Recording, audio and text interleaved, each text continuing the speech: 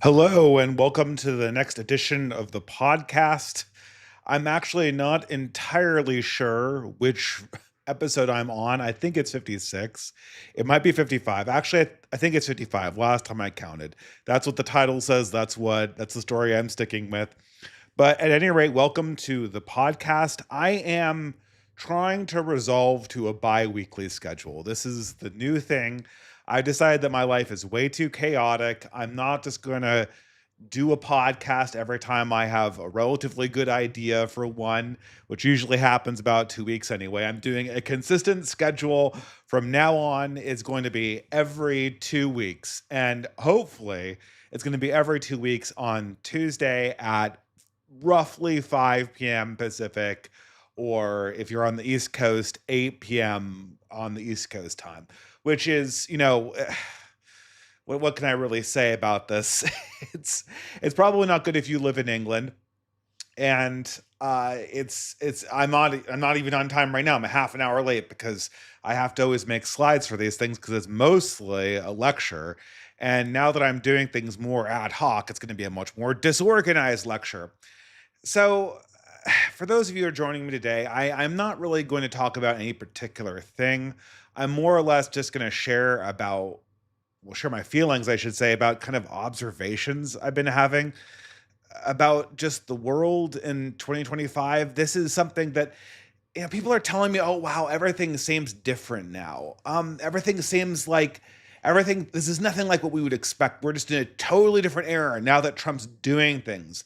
Now that the Trump administration looks like the type of Trump administration people were expecting in 2016. Now it's a totally different world." This is more or less what I was expecting. I had this unfortunate obligation to do a live event basically the weekend before the election. So this was in Portland, and it was, I forget, it was like November 1st or something like that in Portland. So this was the Sunday right before the election. And of course, you get there and you're like, okay, I'm going to do my usual shtick about culture and degeneracy and how to fight it and the need for community organizing and, all the stuff that I usually like talking about. But of course, no one wants to talk about that. No one's thinking about that. Everyone's thinking about like what's going to happen in the next 3 days. And we have a radically different world that we could be stepping into based on who wins the presidency. And, the thing is that I had the sensation that it really like as far as the fundamental things that we care about and we talk about, the election's significant. It changes something. It's a different country when Trump wins rather than when Kamala Harris wins. But it doesn't really change the fundamental crisis of modernity that is the source of most of our problems. Most of our problems, I'm sure, as everyone's experiencing right now, I mean, they're still going on. We are still struggling with this crisis that is the modern condition. That is what the leftists call late capitalism, what right wingers correctly diagnose as modernity. This is the crisis of our age. And insofar as we have solutions for it, they are built up more slowly and from things that we discover inside ourselves and inside our culture. And Trump is in many ways a reprieve from a kind of process that's carrying everything in Western civilization down the drain.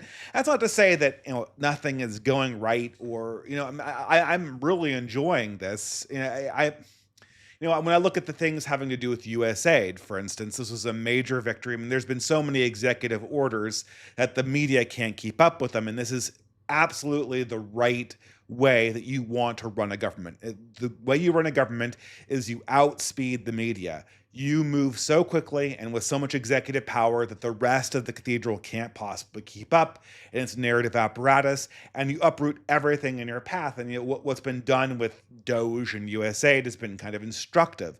We now see, obviously, we already knew this. There was people, I mean, all Aaron McIntyre, an academic agent, and myself have been talking about this for years. That progressivism it's not some kind of organic belief system. It's not some kind of, it is a Christian heresy. It is a type of post-religious religion that a lot of Jews and Christians adopted after World War II. That is what it is, but that's not the only thing that it is. It is also the process of degeneration of culture inside modernity, and it is also, as we've seen from the explorations of Doge into USAID or USAID. Is it pronounced with via its acronym or via its phonetic pronunciation? I can never really figure that out. But at any rate, as you see, is what we've always known this, that progressivism is a religion, it is degeneration, but it is a religious degeneration that is very much part of the United States government. This activism, this belief system is funded. This is taught in schools. This is an apparatus of the US state and the US global empire. It always has been. That's why it is the post-war consensus.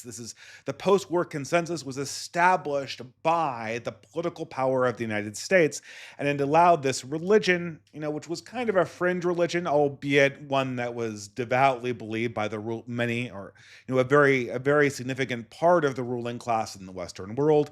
This is what allowed this religion to become primary in the modern world and become the sort of hegemonic belief system, to borrow the Gramscian term, the political formula to go to Moscow. This is what allowed it to become the dominant hegemony or political formula of the modern secular age.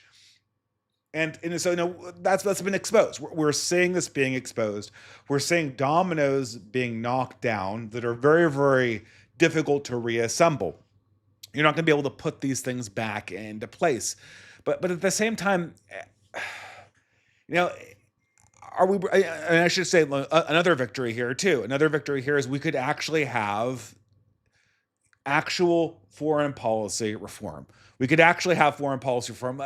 For instance, right now, people are actually talking like they might end the war in Ukraine.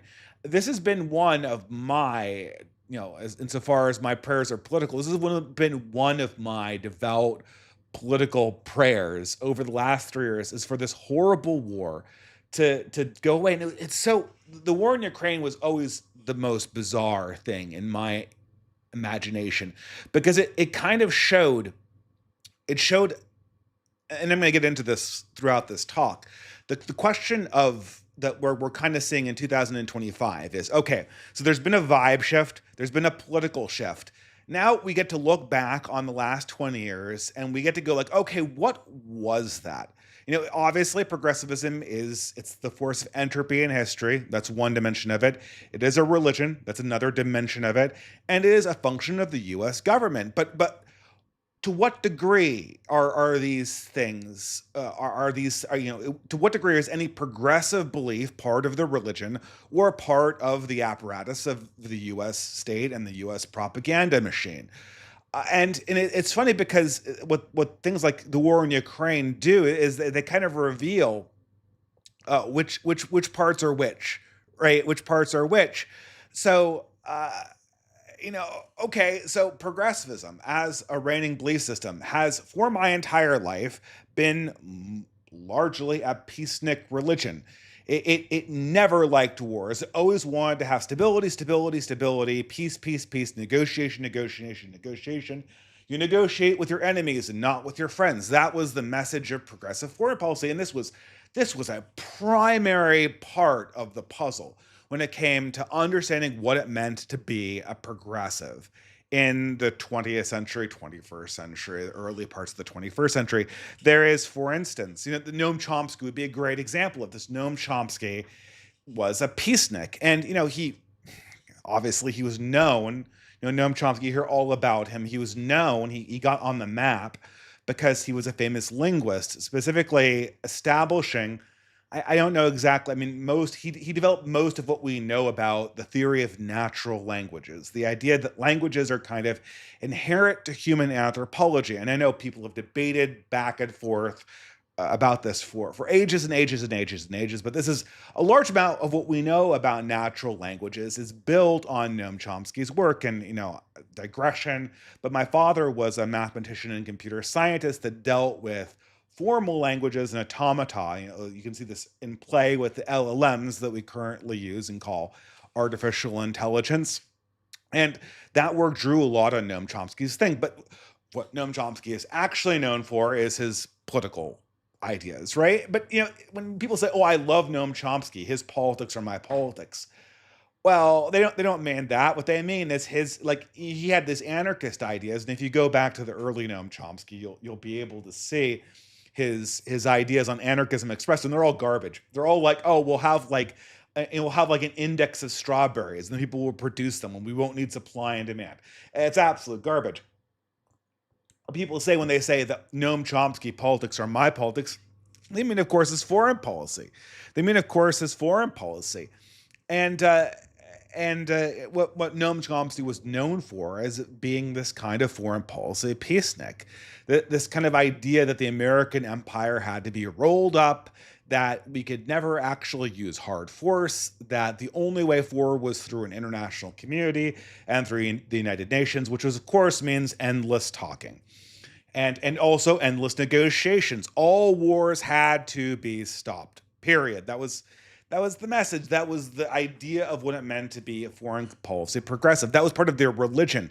And I can't emphasize how core of a part of the progressive religion this was. There's this guy online called Nathan Robinson. He has this magazine called Current Affairs, and he very much is in the pattern of like the Noam Chomsky left. And you can see he dresses like someone like you. He dresses in like an early 20th century fashion. Like, he literally goes around with a bow tie and a vest. I sometimes, when I was like kind of into steampunk early in my 20s, and like I used to go to parties that were like old fashioned parties, and you get like the vest and the bow tie and like the tweed and all this stuff. But like Nathan Robinson dresses in the tweed bow tie thing like 24/7. So like he's affecting this idea like, I'm an early 20th century socialist, blah blah blah blah blah blah. But the thing is that I knew kids like this in high school because I was in a university town, and I always associated the kind of like affectation they had with a particular institution in my university town called the International House. And the International House was, it was kind of like this pseudo fraternity. It was basically just a boarding house where international guests would come and live, and it would be like a house where you could practice your international languages. There would be like language groups there. They would also host events, and this would be kind of the way that the university chancellors and deans and provosts would kind of wine and dine their international guests. And this was to showcase the cosmopolitan nature of the university. And I always associate like the Nathan Robinson angle, like their shtick was kind of like the International House kids. They got their opinions by talking to the adults that were largely involved with these kind of international leftists that hung out at the university, and their opinions were like the right ideas from that set. And what were the right ideas? Well, the right ideas were always peace, peace, peace, peace, peace, peace, peace. But then sometime around the mid 2000s, around like, or 2012 mainly, really the Arab Spring was the turning point. These international peaceniks suddenly got kind of a taste for blood, especially when it came to unseating rivals in the Putin administration that they felt were kind of threatening the hegemony of the State Department. All of a sudden, you'd have like Noam Chomsky and Noam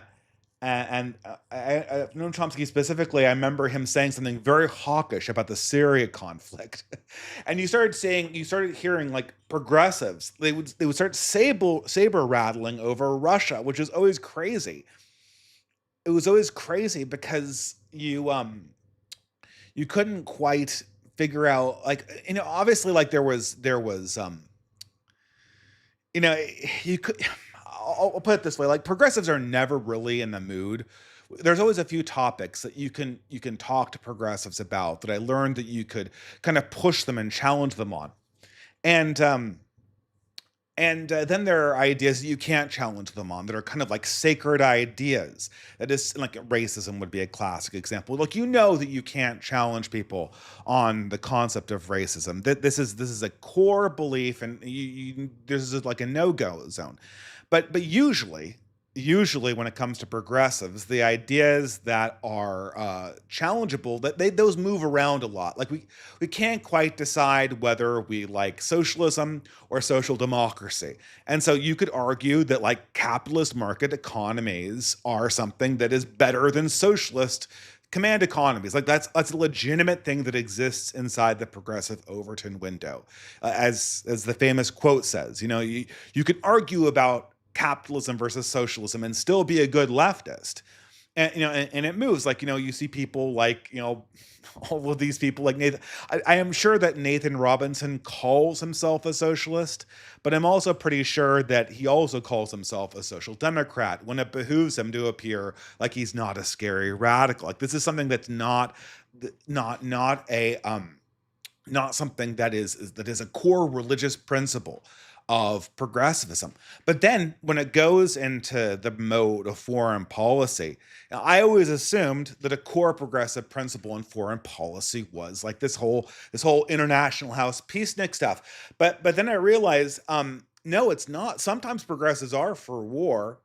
So they'll go from being radical peaceniks, such that if you are pro-war, like, how dare you? How dare you? Like, do you want nuclear war with Russia? Do you want to murder children? Do you want to see Iraqi dead babies pulled out of buildings, crushed by concrete? How dare you ever support war? And then it goes like within 6 months, it goes like, oh, how dare you support peace? How dare you be an apologist for Assad or Putin? Like, how dare you want peace? Or do you really want dead babies killed by the tyrant? Are you really for the blood drinking Putin marching across Eastern Europe? Don't you know that we have to fight the Russians and the commies? I'm sorry, no, just the Russians, the fascists. The Russians are now fascists. So how dare you support peace? In the space of and it really showed itself on in the Ukraine, in 2014, but then even more so in 2022 when the war started off in earnest. This was something that it was a point of opinion that they shifted on, but it wasn't like socialism versus social democracy. The fact that they shifted their opinion nominally did not indicate that this is up for debate. It went from being something that they were, how dare you, to being for, to how dare you being against. This was, and so this is why it's so revelatory, the period that we're in right now, is you get to kind of see what areas, like what was progressivism.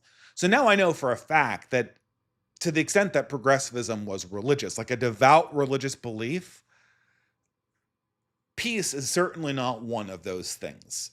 Avoiding nuclear war is certainly not one of those things. Like, it's demonstrated, like the love of peace was, at least for the current crop of progressives, a function of a certain kind of power arrangement and a certain kind of incentive structure. It was because the milieu they were in, the international house, the State Department politics, indicated that being pro-war was bad in the case of Iraq, but good in terms of the Syria civil war, or bad in terms of the Cold War saber rattling, but good in terms of the anti-Putin saber rattling. This was not a religious belief. Progressives were not like Catholics with their ideas about abortion. They didn't see war and have a visceral religious reaction. They were reacting to a certain kind of attitude that was in their social circles. I mean, there are certain things about progressivism that I do think are kind of devout religious beliefs. And like I said, look, what is real politics? Real politics is, and when you get down to it, real politics is power. But real politics, like when we go to collect power, what we fight for our beliefs, our religions, our collectivities, our bonds. Real politics, insofar as what we fight for, we fight over power. We fight for certain kinds of connections, faith, blood, soil, the things that you can't walk away from. Things that you can't walk away from are your real politics, are your real faith. Progressives walked away from peace. So I know that peace can't be part of the progressive religion. It is part of the post-war power apparatus of the State Department. It is, it might be part of human degeneration insofar as that's an extension of these people's narcissism, but it is not part of their devout religious views. This is a different thing than that thing. And there are elements of progressivism. You can see, like, they can't walk away from woke. And I went over this last time I had my stream. Like the great R.N. McIntyre debate over, will they put the woke away? And R.N. says no, and Academic Agent says yes. And everyone like me is rolling their eyes because they know that, like, it doesn't work like this. It's not a binary question, right? There always was going to be a certain amount of putting the woke away when power needed to move away from it. And there was always going to be a certain, we can't put the woke away when it comes to the fact that it was a religion, or because it's part of sort of like the civilizational generation. You cannot undegenerate yourself without effort, right? Like, sliding down the entropy hill is easy. Climbing back up it is hard. And so, to the extent that wokeness was our society degenerating, you can't relearn sexual morality very easily. I mean, people do. People do have moments of redemption. They are able to redeem themselves. They are able to put away their youthful indiscretions. They're able to repent. But this is a hard individual process. It requires energy to do this. And so, that's why it's hard to put the woke away in the same way that it's hard to walk away from a sinful lifestyle. So in that way, R.N. McIntyre is correct. Another way that woke can't be put away is because it's a religious faith. Like, you can't walk away from your devout religious principles. Once you assert a belief religiously, people, again, they apostatize, but you can't walk away from this easily. So you can see in this moment, this is why it's so revelatory. You can see in this moment of revelation exactly what parts of this huge blob that we call progressivism are degeneration or religious, e.g., they can't walk away from it, or power, which they can walk away from. Power will move wherever power is maximized. So whenever you see the cathedral, aka the consensus of our government, walking away from something, sweeping it under the rug, that is power operating. That is the post-war consensus. That is the milieu of the State Department. They have to stay in power, so this idea has to go. Whenever you see them not walking away from something, like certain elements of transgenderism in education, that is their devout belief religiously, or that is them being too weak to walk away from it. It's them saying that, like, oh shit, like, I know this lifestyle is unhealthy, like all drug addicts, right? All drug addicts, all sex addicts. I hate the word sex addict, but all people who get into sexual degeneration of some variety or the other, almost all of them, with a few exceptions, know that this is not a healthy way to conduct their life. This is not going to give them a family life or a community, even though they might have thought that initially when they got involved in it. But they don't have the energy, the path outward. I mean, they can't see the path.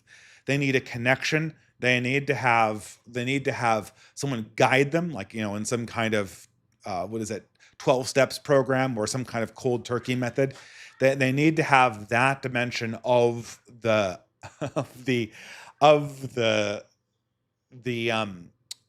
process done for them, because they just don't have the willpower to do it themselves, and they're stuck in that mode of existence. And so, this is why, I mean, I guess I am rambling. This is a complete digression on my topic. This is why the R.N. McIntyre academic agent debate, it was always silly because it was always going to be both. But by seeing what they walk away from and what they don't, you can see to what extent is it monolithic and generated by power, and to what extent is it multifaceted and driven by religious faith or degeneration. And I think you see kind of both. You see kind of both. And that's why, if one of the podcasts I've been listening to very religiously over the last few months is the New York Times podcast. You can literally hear the Cope like just seething off. Like there's this aura of cope around the New York Times, and they're trying to find something to get their political formula to work again, because they know if it doesn't work, they're out of a job. I mean, sure, they can ride out this process. They can ride out 4 years. If they ride out 4 years and the 4 years look like the last 4 weeks, then they are. I'm sorry, pardon my French. They are fucked.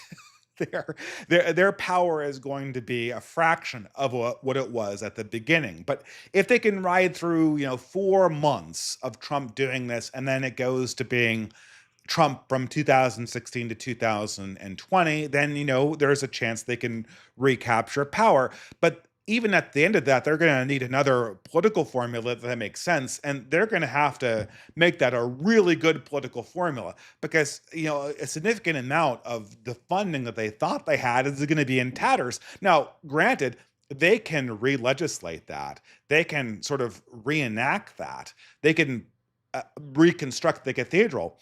But in some case, what Trump's doing right now, I mean, entropy is kind of working in our favor for once, because it's going to take them more energy and more narrative control to set these blocks back up than it would be to knock them down.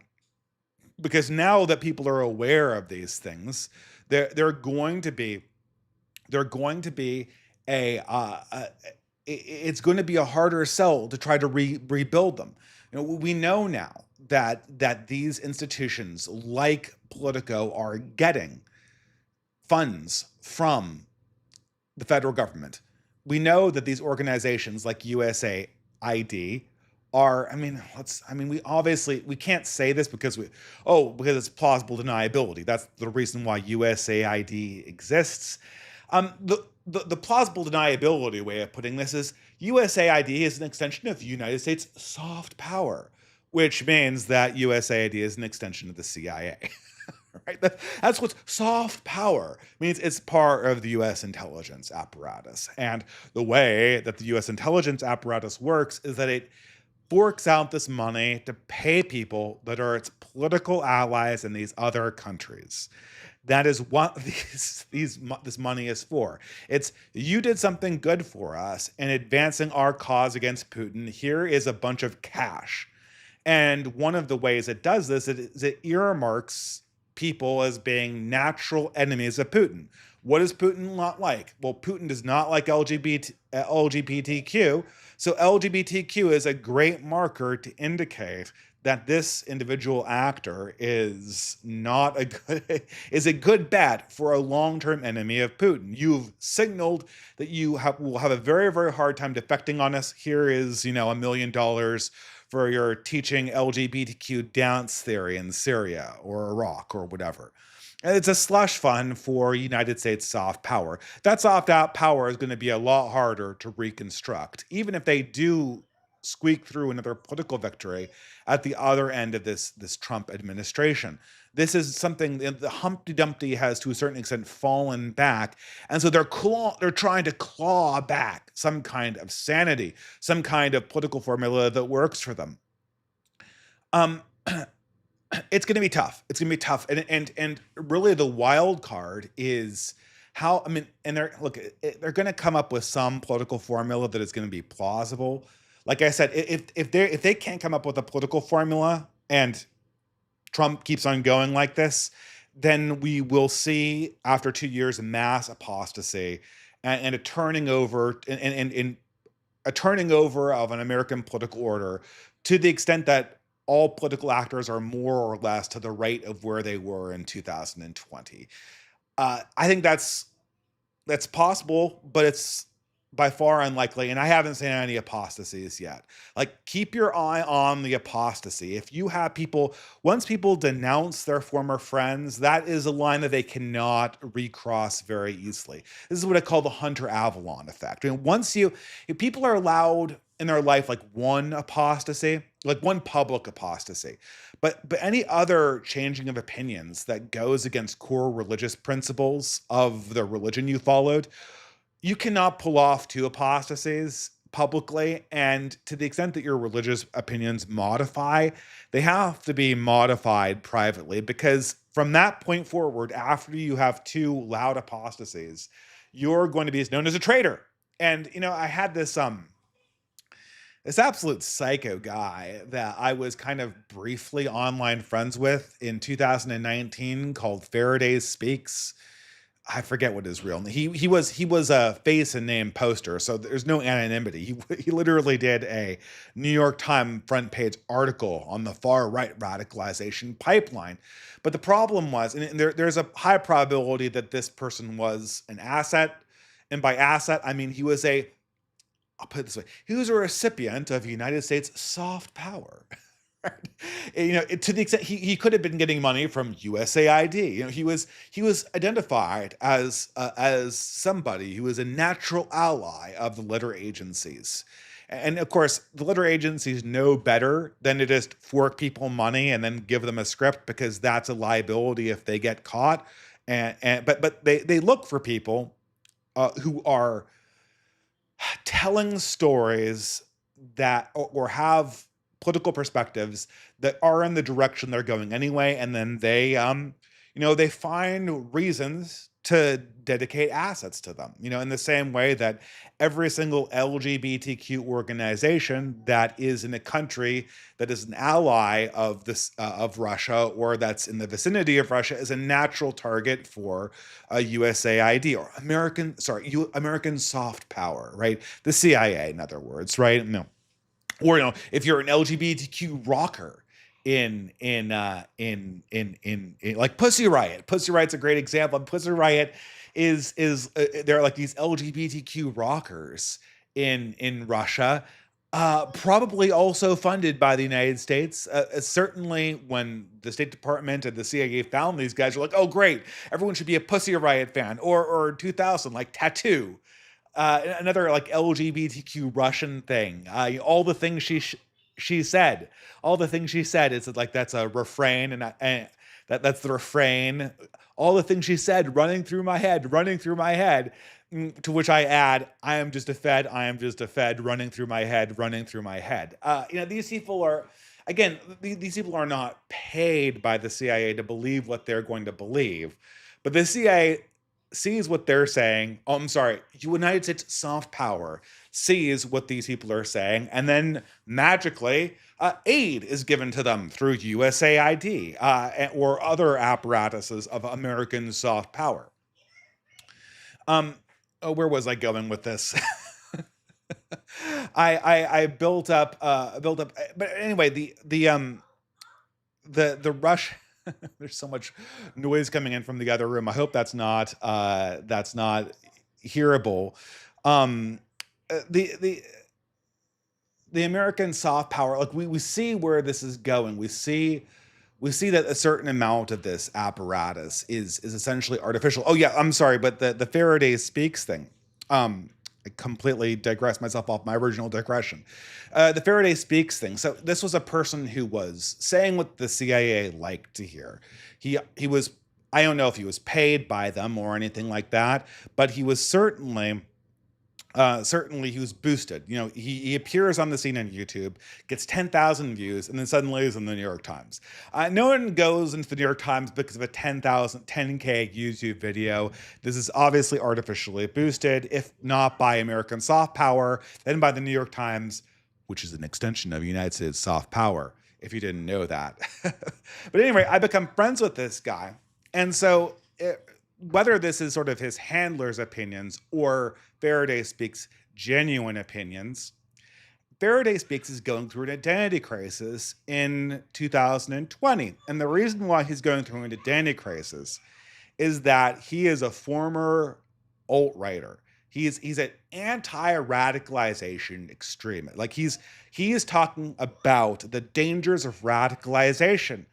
And currently, his Discord is flooded with communists. And they're all talking about revolution, because you don't remember this. In 2020, every single left-winger was talking about how they were imminently going to overthrow capitalism.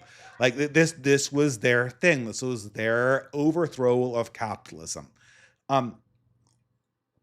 This is something that And so it's like he has all these bread tubers who are swarming around him. He's like, oh man, I'm not really into socialism. I'm not really into communism. Okay, that's great. So what are you? Are you a conservative? Faraday speaks, but of course, all of the leftists, all his trans activists think that conservatives are just iterations of of uh, of a fascist anyway. So if he is if he comes out as conservative, then all of a sudden he is like stepping back into the alt-right rabbit hole. Because as we all know, Matt Walsh is the first step on the path to Richard Spencer or wherever the boogeyman, or Nick Fuentes. Like Nick Fuentes wasn't really a big person in 2020, but he was kind of coming up, right? But now the big boogeyman would be Nick Fuentes probably. And so he couldn't be a conservative. He couldn't be obviously far right. He couldn't be a left wing radical because then he would just be radicalization in the other direction. And he also, I mean, if he wanted to say something, he would say something like, I would just, he couldn't say this obviously, but I felt like he kind of wanted to. I just have the opinions of the New York Times, like the sensible centrist opinions of the New York Times. But everyone would have understood that that would be fake too. And it would be an obvious explanation about why he was picked up by the New York Times, because he had every one of their opinions. This is and so I talked to Faraday Speaks privately, and he brings this problem to me in a Discord conversation, and I say to him, look man, I'm not going to use his real name, I wasn't calling him Faraday obviously. I'm like, look man, you've gotten yourself into quite a pickle, because you're only known as an apostate at this stage. You've completely defined your opinions as, I was tricked by the alt-right into believing radical things. So no matter what other ideology you say, people are just going to say, oh, well, you were tricked again. And if Stefan Molyneux, it's one thing to say, like, I was convinced by atheist arguments, like as I was as a late teen, an early college student, like I was a new atheist before new atheism was really a thing. Because like 2005, no one was really doing that, right? Or 2004. I mean, it was still a little bit of a thing. There was like this whole organization on campus where I was. And I can say like, well, I was convinced by like Bertrand Russell's arguments. And then, here are other arguments from apologetics that I was unconvinced by. Like there's a chain of custody over my ideas. But Faraday Speaks didn't offer any kind of like chain of custody over his ideas. He couldn't explain why he was convinced that the alt-right was right. And subsequently, he couldn't be convinced why he believed that the alt-right was wrong. It was just radical and scary. And therefore, he was de-radicalized by ContraPoints, who didn't offer any arguments, because there aren't any arguments in ContraPoints videos, or weren't when they still made quasi-political videos, not just complaints about being troons all the time. So all he had was a story about how he got radicalized.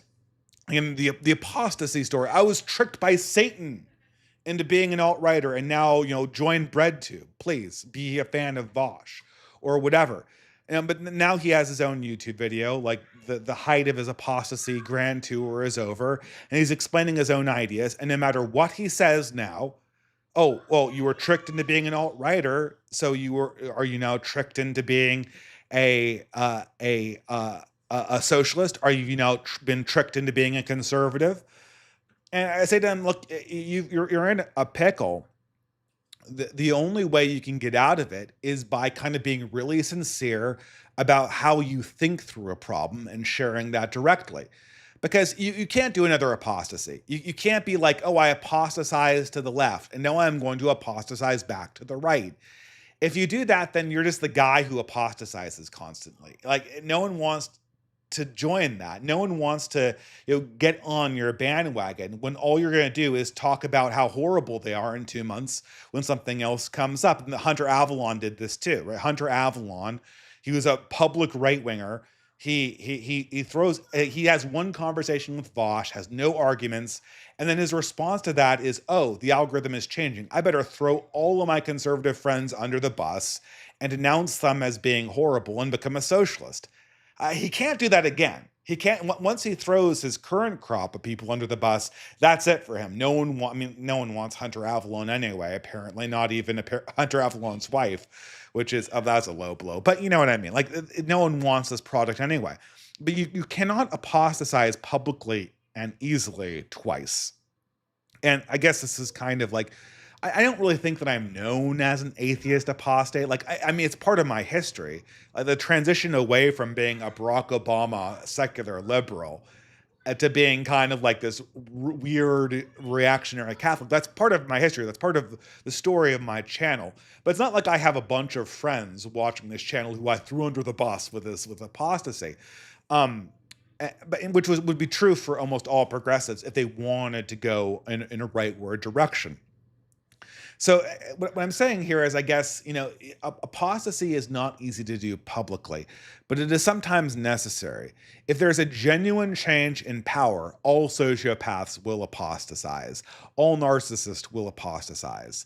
And this is a danger for all religions that are in an upswing motion, is when your religion is genuinely having an upswing, there's going to be tons and tons and tons of narcissists and sociopaths that glom on just because this is the thing to do. And they'll apostatize the second it's not the thing to do. We haven't seen any apostasy from narcissists and sociopaths on the Democratic side. So we know that a large permanent swing has not happened yet.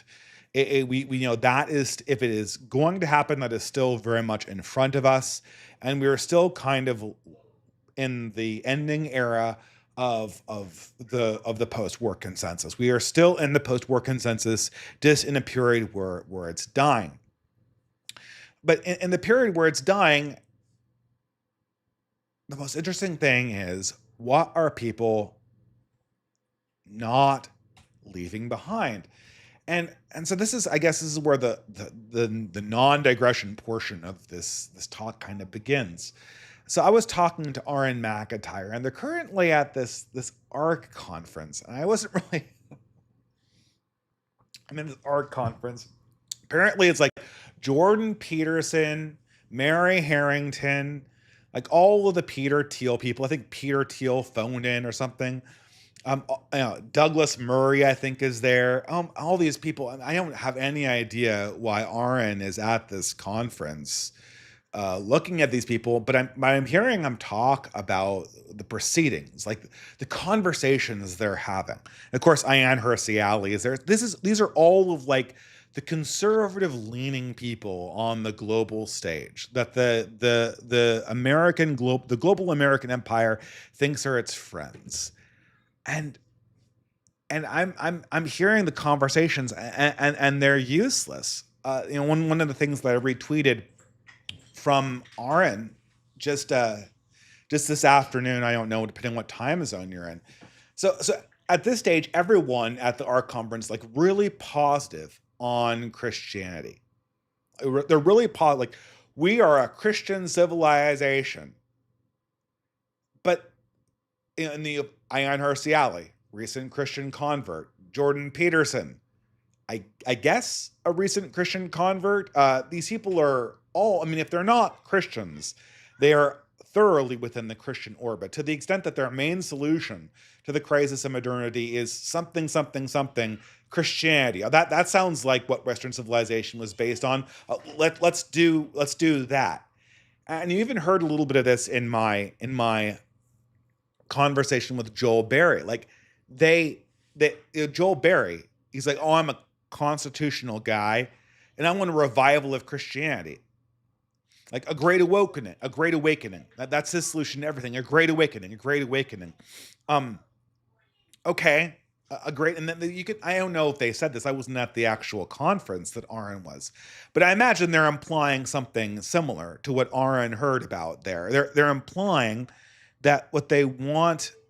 I mean, you even see with James Lindsay too, right? The James Lindsay, like, he spent his entire career as an atheist.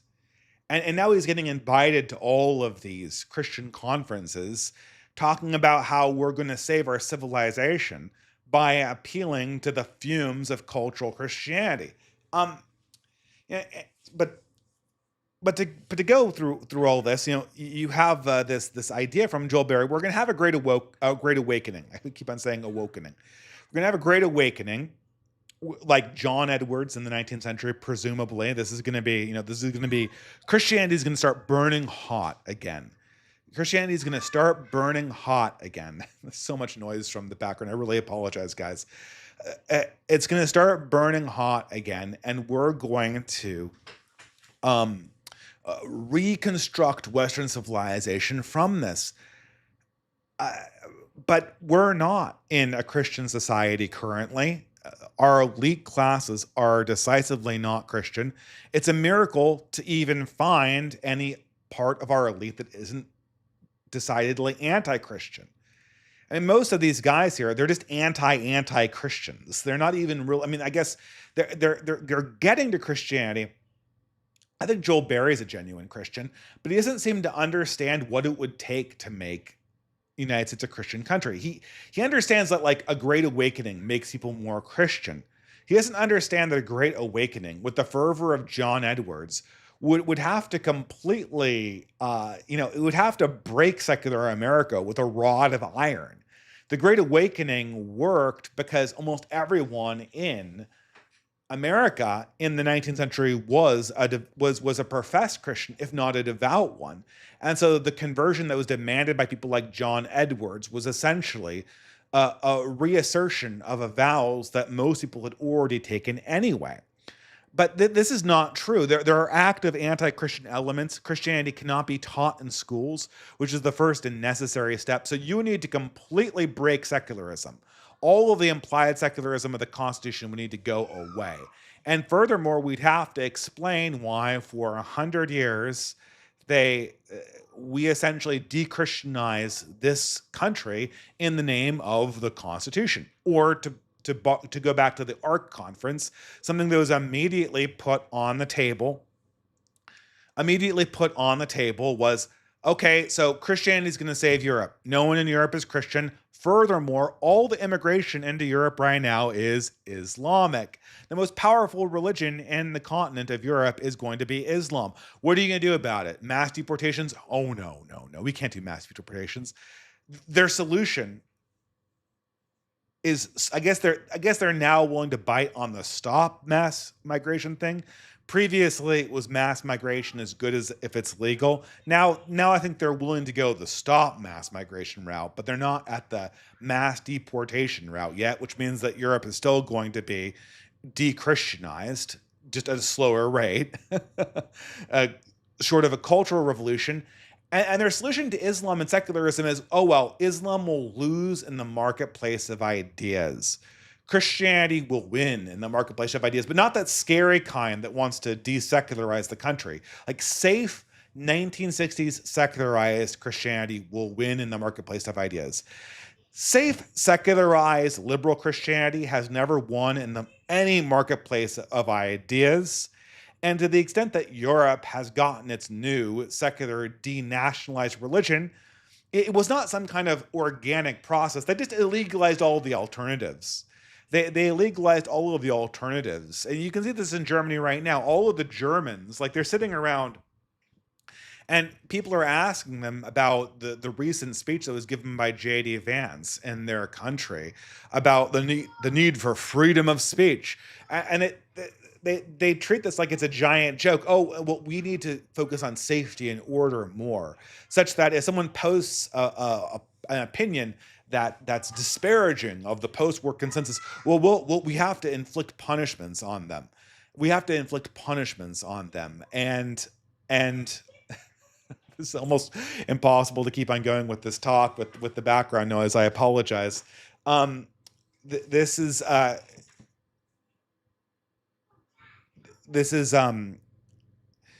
excuse me here.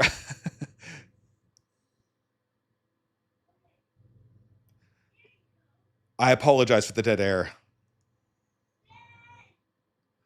Sorry about that. Hopefully we can get this on track again. I'll have to edit this out of the final video. I always say people, oh, you always have a technical difficulty somewhere on these things. Well, that's because they don't really have a dedicated area to podcast. And there's always some problem or interruption that occurs during most of these things. So Germany has no concept of freedom of speech is the takeaway. They think that just midnight raids on people who post mean tweets or who post disparaging opinions about politicians, that's just part and parcel of being a liberal democracy. Well, why is that?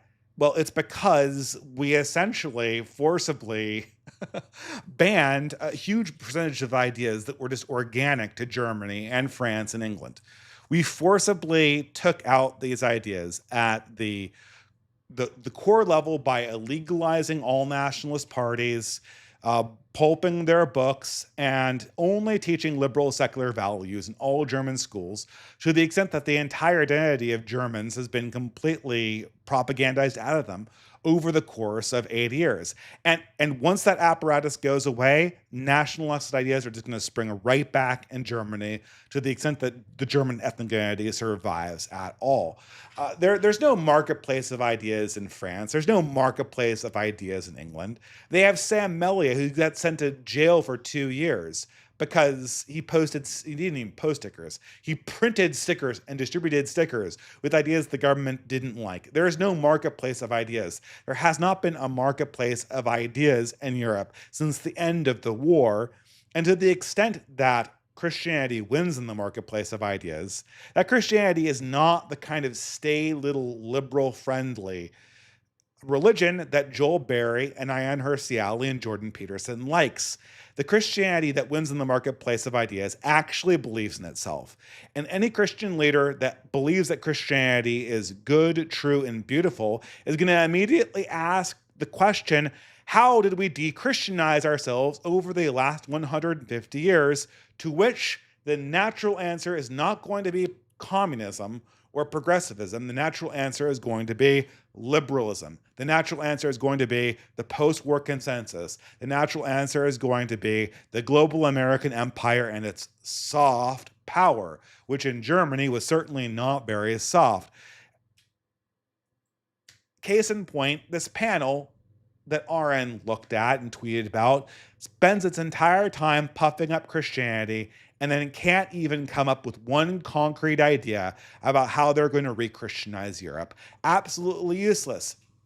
The entire thing is just one boomer cope. It's just one giant cope about how boomer ideas, how the 20th century can go on for slightly longer, how we can continue these practices for a little more time. And it's kind of, I mean, who's buying this? I mean, this is sort of the perspective that like all public intellectuals at this stage are just like this extended boomer cope, for lack of, it's this sort of insufferable amount of, I mean, everyone knows now that these 20th century myths are myths. I did this with Joel Berry over racism, with Neil Shenvi over the exact same topic, with Local Distance, it's always the same set of post-war consensus lies about internationalism, about common sense ruling, about people naturally coming to opinions in the marketplace of ideas. Everyone knows these things are untrue. And now we're sitting around here saying, okay, now that we know these ideas are untrue, what do we do now? And it's like the chatbot has reached the end of its acceptable ideas. Everyone knows that some amount of hard action is required, and none of these people can actually come to terms with that. I guess I'm kind of heartened. All of these things, like New York Times podcast, it's liberal boomer cope. The Daily Show, every one of the talk shows that was surrounding Jon Stewart that essentially took over late night, they're all just boomer cope. And then to the extent that you see people like Jordan Peterson and Glenn Beck on the public stage, look, there's this, I guess the boomer cope on the right wing, like it's a safer place to be a cooping boomer on the right now than it is on the left, because people like Joel Berry and Jordan Peterson and I guess Ian Hersey Ali, who's kind of part of the same crowd, and James Lindsay, and Vocal Distance, and Neil Shenvi, they can all now tell themselves a story. We went too far. Wokeness was the consequence of going too far.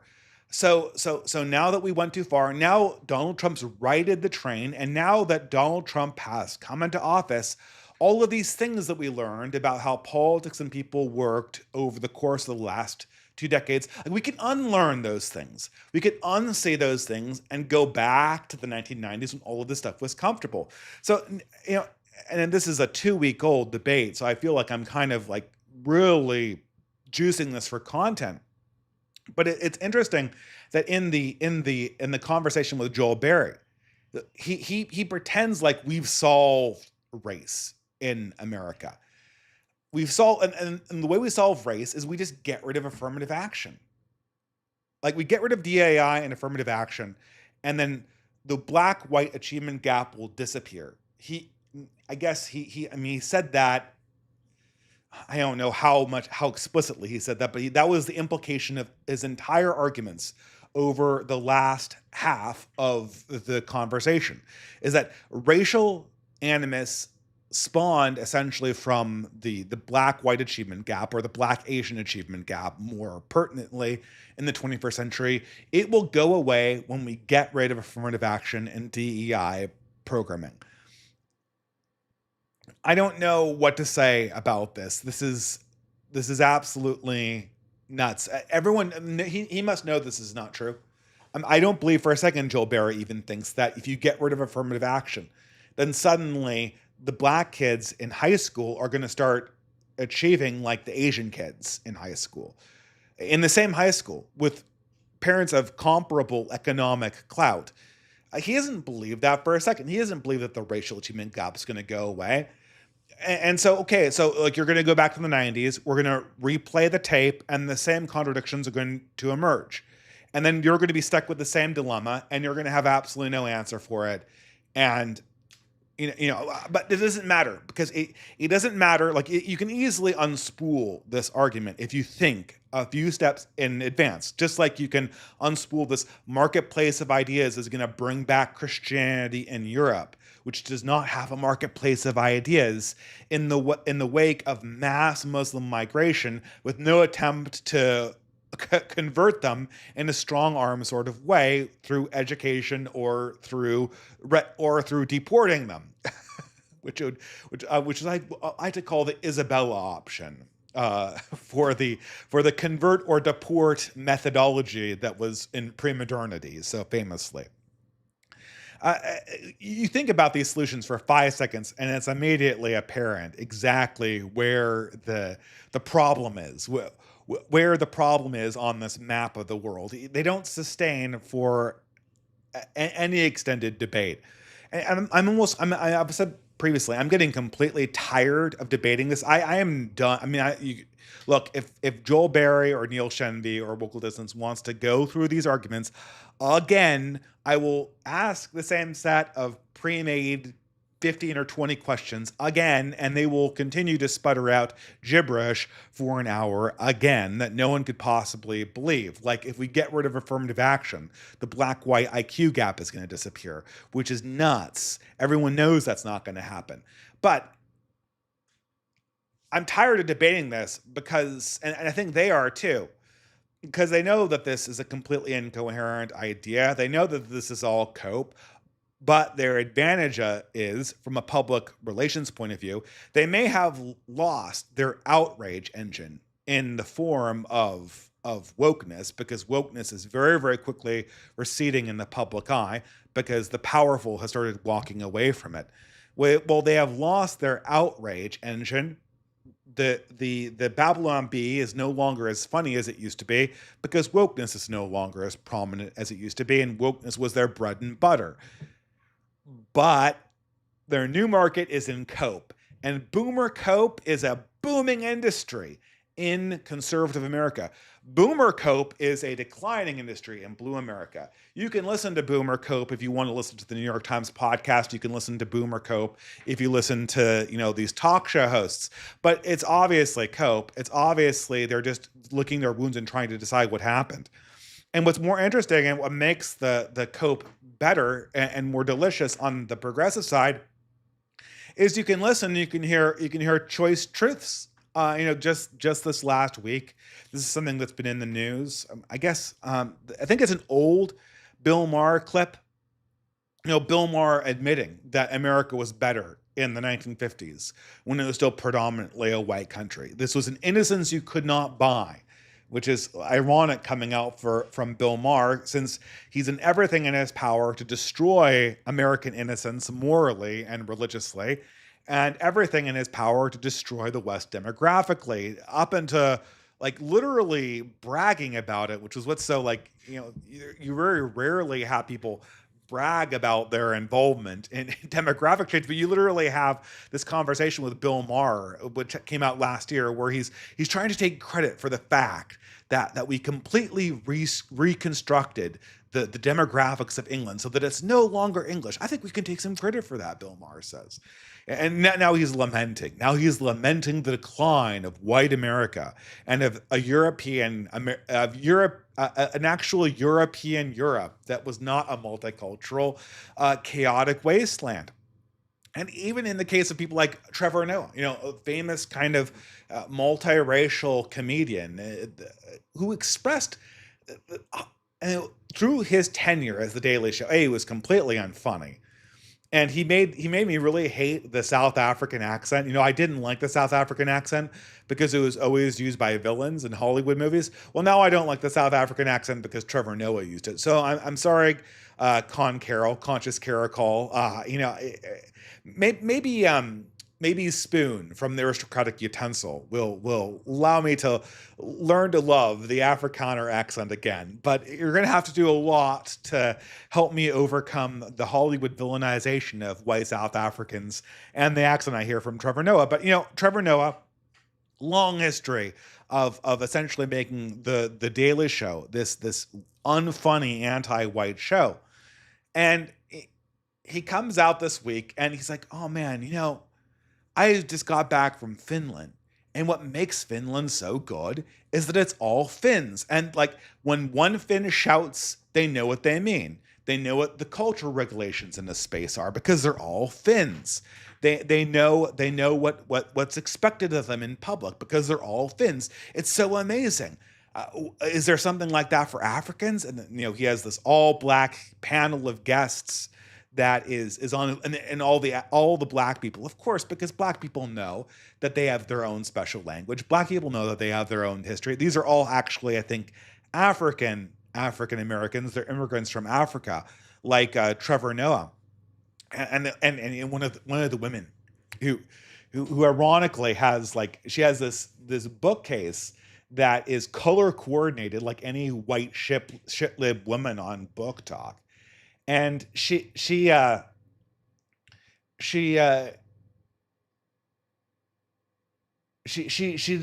doubles down. She's, oh yes, well we think that oppression has to be necessarily integration, but when we integrate, we lose all of this knowledge. We lose all of this folk tradition, all of this folk custom, the understanding of what things mean as Africans that we have together. And everyone kind of nods on. When you're in a moment of mea culpa, when you're in a period of confession, it's this unbelievable opportunity for honesty. I don't think I'm going to get anything honest out of Jordan Peterson in this moment because he's selling cope. He wants to tell his audience that they can kind of go back to sleep because they all want to go back to grilling and doing their hobbies and being boomers. Just when Jon Stewart was during the Biden administration. I guess there was a little bit, he sold a little bit to younger millennials. And so there was still that revolutionary edge to him where he kind of doubled down on the BLM things. But for the most part, it was essentially cope. And Stephen Colbert is pure cope. That's all he ever does is sell the status quo back to an audience that isn't predominantly boomers, but has a very boomer mindset. You can't say anything interesting coming out of this crowd because they're not going to be honest about what the actual problems are. But I can see honesty from, of all people, Trevor Noah. And I'm not even a person that's, a nationalist or someone who doesn't believe in multicultural spaces. But he nailed the core utility of homogenous nations, which is that it is kinship, it is common culture, it is common faith that binds the people together inside a common moral understanding and inside a common understanding of language. The problem we're dealing with right now, and this is so predictable. It's like everyone's like, oh, wow, who could predict that this problem was going to happen? No, and Isaac Simpson, he was, I saw him at the Portland event, and we were having a glass of wine together. And because I never drink, I'm just like, in college I could just put alcohol back like there was no tomorrow. But sometime around graduate school in particular, I completely lost my ability to handle even one more glass of wine. Then, and so we're doing this tasting. And he's talking about his election predictions because the election is going to be in a few days at this basket weaving event. And of course, Isaac Simpson is eternal optimist. He's like, Dave, I know that Trump is going to win. Like, I feel it. I'm a person that really is able to read.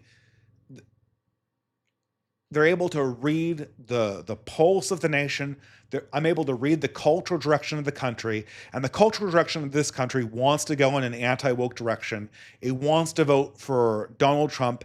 And this is going to be the final sort of coup de grace to the old vibe shift and the reemergence of the new one. And of course, me kind of tilting over. I go, Isaac, you're being too optimistic.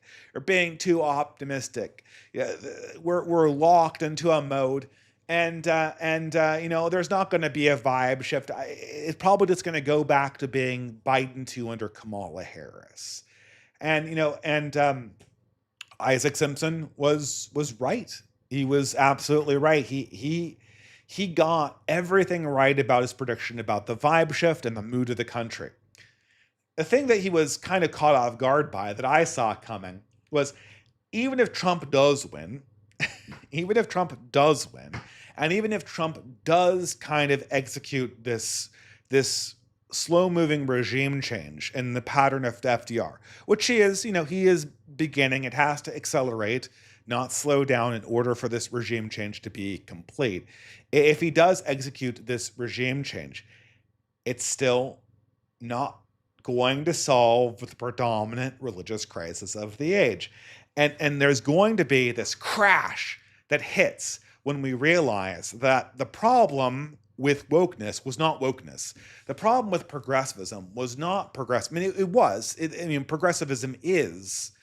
It is sort of the furthest reaching tentacle of this larger problem called the modern condition. And I know I'm over this with my video here. The age of woke is over for now. The age of slop has begun.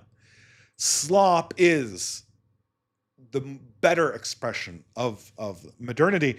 And if we execute regime change in part, the crisis of our age is going to be the crisis of solving the larger issues with modernity.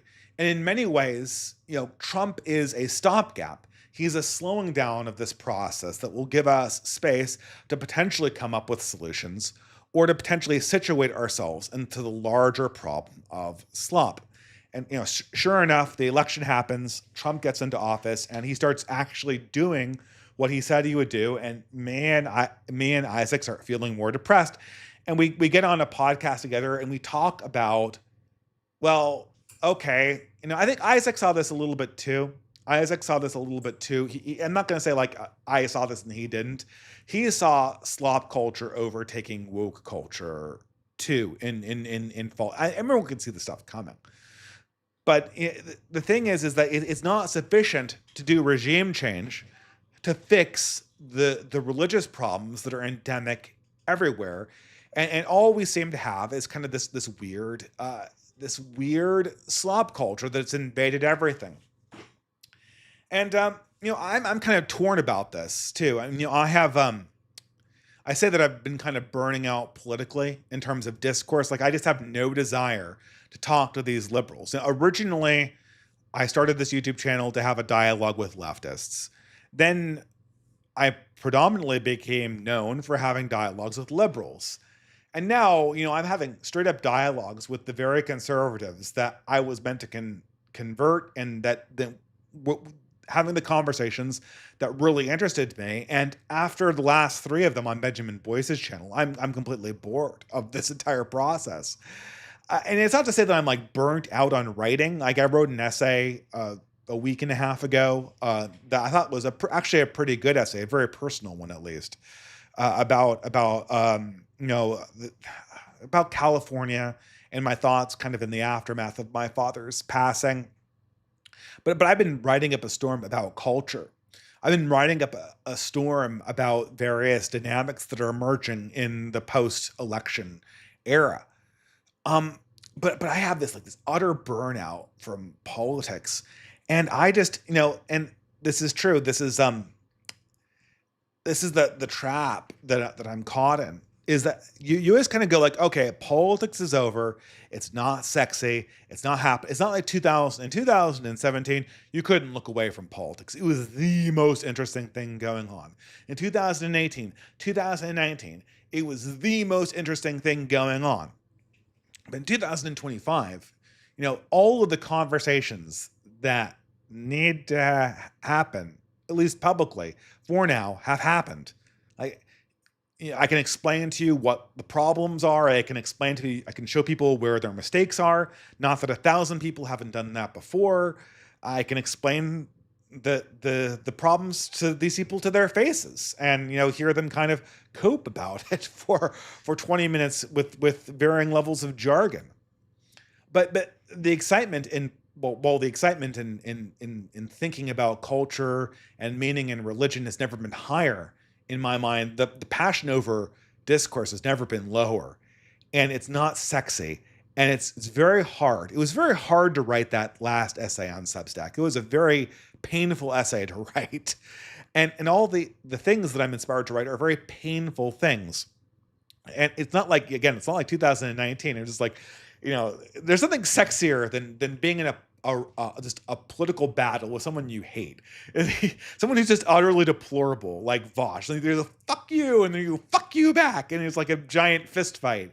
It's exhilarating. You can't look away from it. You can't look away from it. And doing a meditation about culture, even though I'm very driven to write them at this stage, and I'm writing the thousands of words on this right now, as an extension of the last thing I wrote. And I'll probably publish this next one in parts over the next 3 weeks. I'm almost done with it, and it's a 3-parter. But it's not sexy, and it's very difficult. And I constantly want to be like, man, what didn't my parents have it great in the 90s? They could just they could get off of work, and they could just kind of after work, what they had was just kind of like pop culture. Like pop culture was meaningful to them. They could go and see a movie and not have to wrestle with what was wrong with it. They could watch a television show and not have to wrestle with what was in crisis. If you were a younger person in the 90s, in their 20s or 30s, you could go play Warhammer or Magic the Gathering, and these things would feel kind of meaningful. Nerd culture would feel kind of meaningful to you. There would be this magnitude to it. You would actually be thinking, man, I'm interacting with something that's deep, something that has a core to it that's not just ephemeral. It's not just like masturbation. Now I'm like, okay, sure, I'm burnt out on work. This essay I'm writing for my Substack feels like it's literally being written from my blood. It's so hard to put a word on the page without getting melancholic. I'm going to paint a Warhammer miniature to cool my brain down. And you paint this thing and you're just like, this is slop. This is absolute, like, this is like, there's no meaning in this hobby. I mean, I guess, we could talk about bringing meaning to this stupid hobby. I never play this game, like, and when I do go out and, like, when I, in the rare occurrences when I get free time that's not consumed by blogging or family obligations or work or, or writing, I've gone out once or twice to play with, to play one of these nerdy board games with people, and I think to myself, like, this is absolutely the most meaningless shit. Like, every comic shop is kind of like this giant nostalgic temple to what these IPs meant in the 1990s. I kind of appreciate it for what it is, but I can't shake the idea that I'm participating. It's not like as bad as masturbation, but this is a simulation that I am in. There's not any broader echo of meaning that could come out of this. This is put in front of me so that I can cope with the supreme meaninglessness of being a modern person. And my form of cope as a millennial is to participate in the entertainment products that were popular in the 1990s, and to pretend that these entertainment products have meaning the way they did in the 1990s. And sometimes, but they don't they have become slopified. They have become drained of meaning. They have become a problem. And I bring this up, and this is a very older millennial thing. This is something that that you communicate this. This happened first with Star Wars with me, and I was a Star Wars fan in the '90s, and so it's kind of funny because I'm an older millennial, and my wife is a mid to younger millennial. She is about 4 or 5-ish years younger than me. So there's this dynamic between the old millennial generation and the young millennial generation. And as a younger millennial, she's still connected to Star Wars. And I noticed this, not really talking, I don't remember exactly how, I think my wife's opinions modified on Star Wars when we were dating, because we literally watched the sequel series of Star Wars when it was in the theaters, and that kind of drained the remaining romanticism out of the series, even for her. But I noticed when I originally met my wife, and when I talked to a lot of other millennials that are younger, or even some Zoomers, they'll be like, "Oh man, the prequel series were still good." And they'll defend them. Maybe not as good as the original ones from the 70s and 80s, but still, these are good things. And you argue them and you say, like, okay, granted, they're not as bad as the sequels. Granted, they have their moments, unlike the sequels, which are just confused garbage. But do you realize what a step down in quality the Phantom Menace was for the series? What Star Wars meant in the 1990s. Like, the Star Wars was a mythology in the 90s that was aspiring to be like this operatic piece of culture that connected all of us. And what came out in the form of the entire prequels series was, while defensible in parts, a step towards the rendering. It was a step towards taking something that had deep symbolic meaning and slowly divesting it of its meaning in part, such that the product afterwards was just obviously worse than the product before. And younger millennials and Zoomers go, "Oh no, Revenge of the Sith is like, that's as good as episode 1. It's as good as episode 4. It's as good as the original 1977 Star Wars." And you could, and they're not entirely wrong about that. They're not entirely wrong. Like, if you just looked at the scenes, because there are a lot of mistakes in the original episode for A New Hope Star Wars in 1977. Like, you can count them on the screen. There's a lot of special effects that don't hold up. There's a lot of hokey acting. It's very a boomer movie. But I tried to explain to them, and then of course the counter accusation: you're just old. This is just you being a cynical old fuck, and you don't see you are your cultural perceptions are bad. Like, there is no decline from the original series and the prequels. That is just your nostalgia speaking. That is your perception. The decline actually didn't happen until we got to the woke era. I think once we hit the woke era, most of the Zoomers, at least most of the male Zoomers and younger millennials, they won't even try to defend the Last Jedi, which is kind of a blessing. But when I talk about the slopification of culture, I'm not exactly talking. I think, I'm kind of showing my hand here. Wokeification is part of slopification, but it's only the leading edge of it. The decline happened much earlier. It was a process that occurred over the 20th century. This is true of the South Park thing. South Park did this episode, one of the last episodes of South Park that I watched before I stopped watching the show, was this. It talked about Stan getting older and then seeing all of the pop entertainment as like shitty, which of course in South Park form, like literally people were spewing shit on the screen, and the answer, like in the South Park people, they're like these deplorable status quotarians. Anything that threatens the libertarian order is kind of dismissed as being stupid and affectation. The idea was that this perception that culture was getting worse was either you becoming a cynical, old fuck. I'm swearing a lot, but forgive me. It's either you becoming a cynical old fuck, or it's you just being older and you're looking at the past through rose-tinted glasses, and and it'll happen to you, as Grandpa Simpson said. This is absolutely not the case, and it is absolutely not the case. How can you prove slop is? I mean, I don't know exactly how I want to approach this. Maybe I'm gonna skip ahead here in the slides here.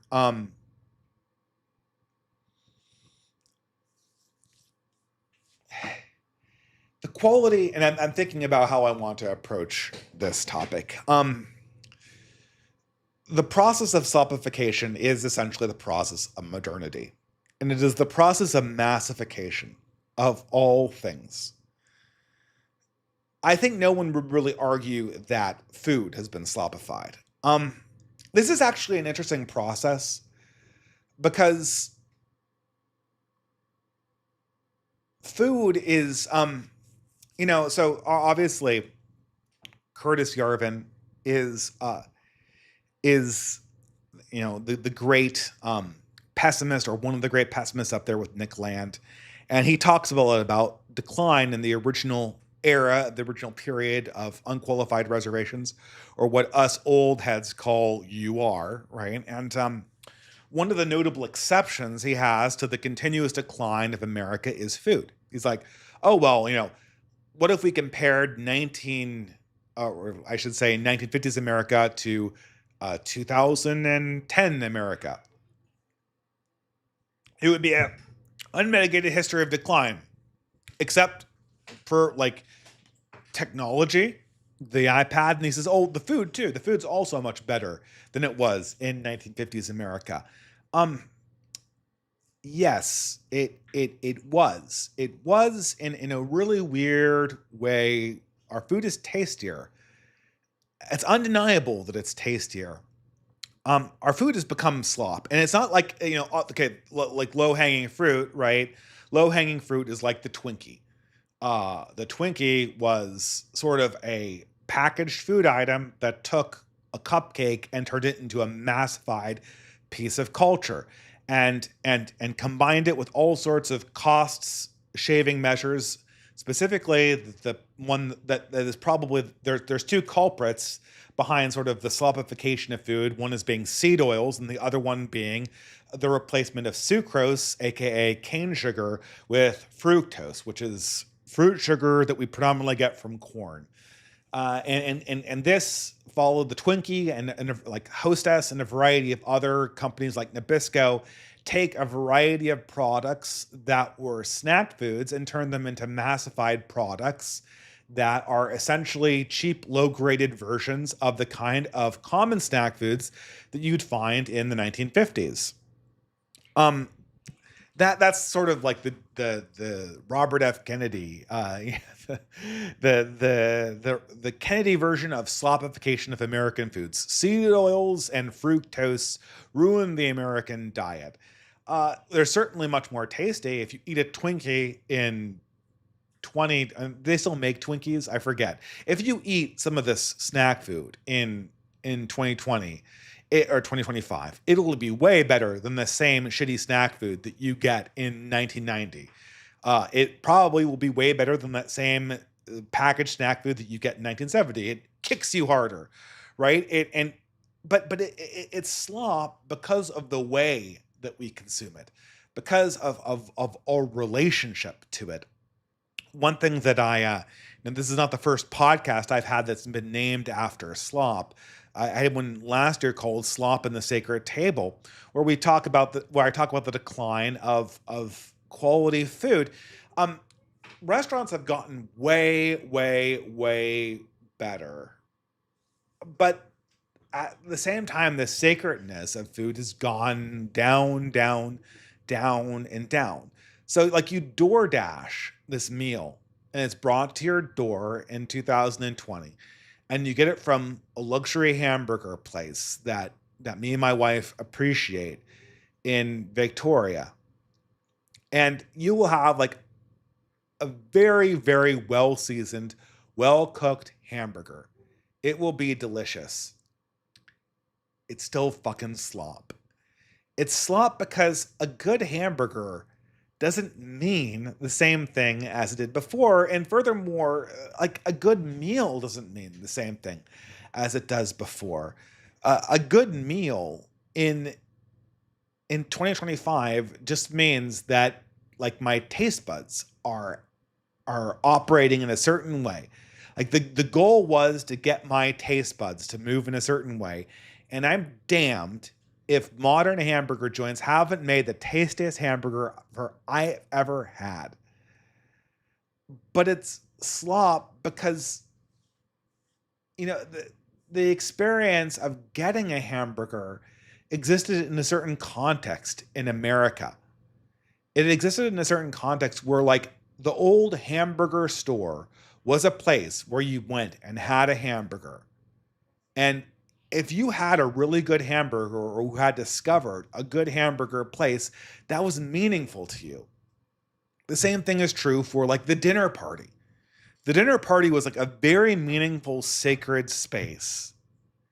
And now everyone just like downloads like the latest recipe off of Etsy or Instagram, and they cook a damn good muhammara, a damn good chickpea chili, an amazing mango chutney, a phenomenal schnitzel with probably fancier than my grandmother cooked it. But it's just like this hipster product that they got online. There's no understanding that this thing is connected to you in any way. The quality food is itself been slopified. Slop music. I mean, I can't really express this either, right? One of the most notable things in my own life, the declines I've seen, is just the decline in popular music. I can't express to people who are younger than my generation specifically. I think my wife is the youngest person who probably understands this on a deep level.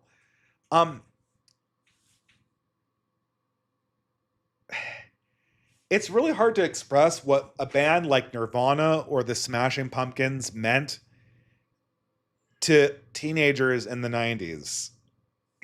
It's not like there aren't popular musical acts. It's not like there aren't popular performances. Like Taylor Swift is just the most popular pop star of all time. Uh, but Taylor Swift does not mean anything. Even next to a very similar pop star like Madonna. I didn't even really like Madonna, but Madonna meant something. Madonna had like there was a thing that Madonna meant that was bigger than the music.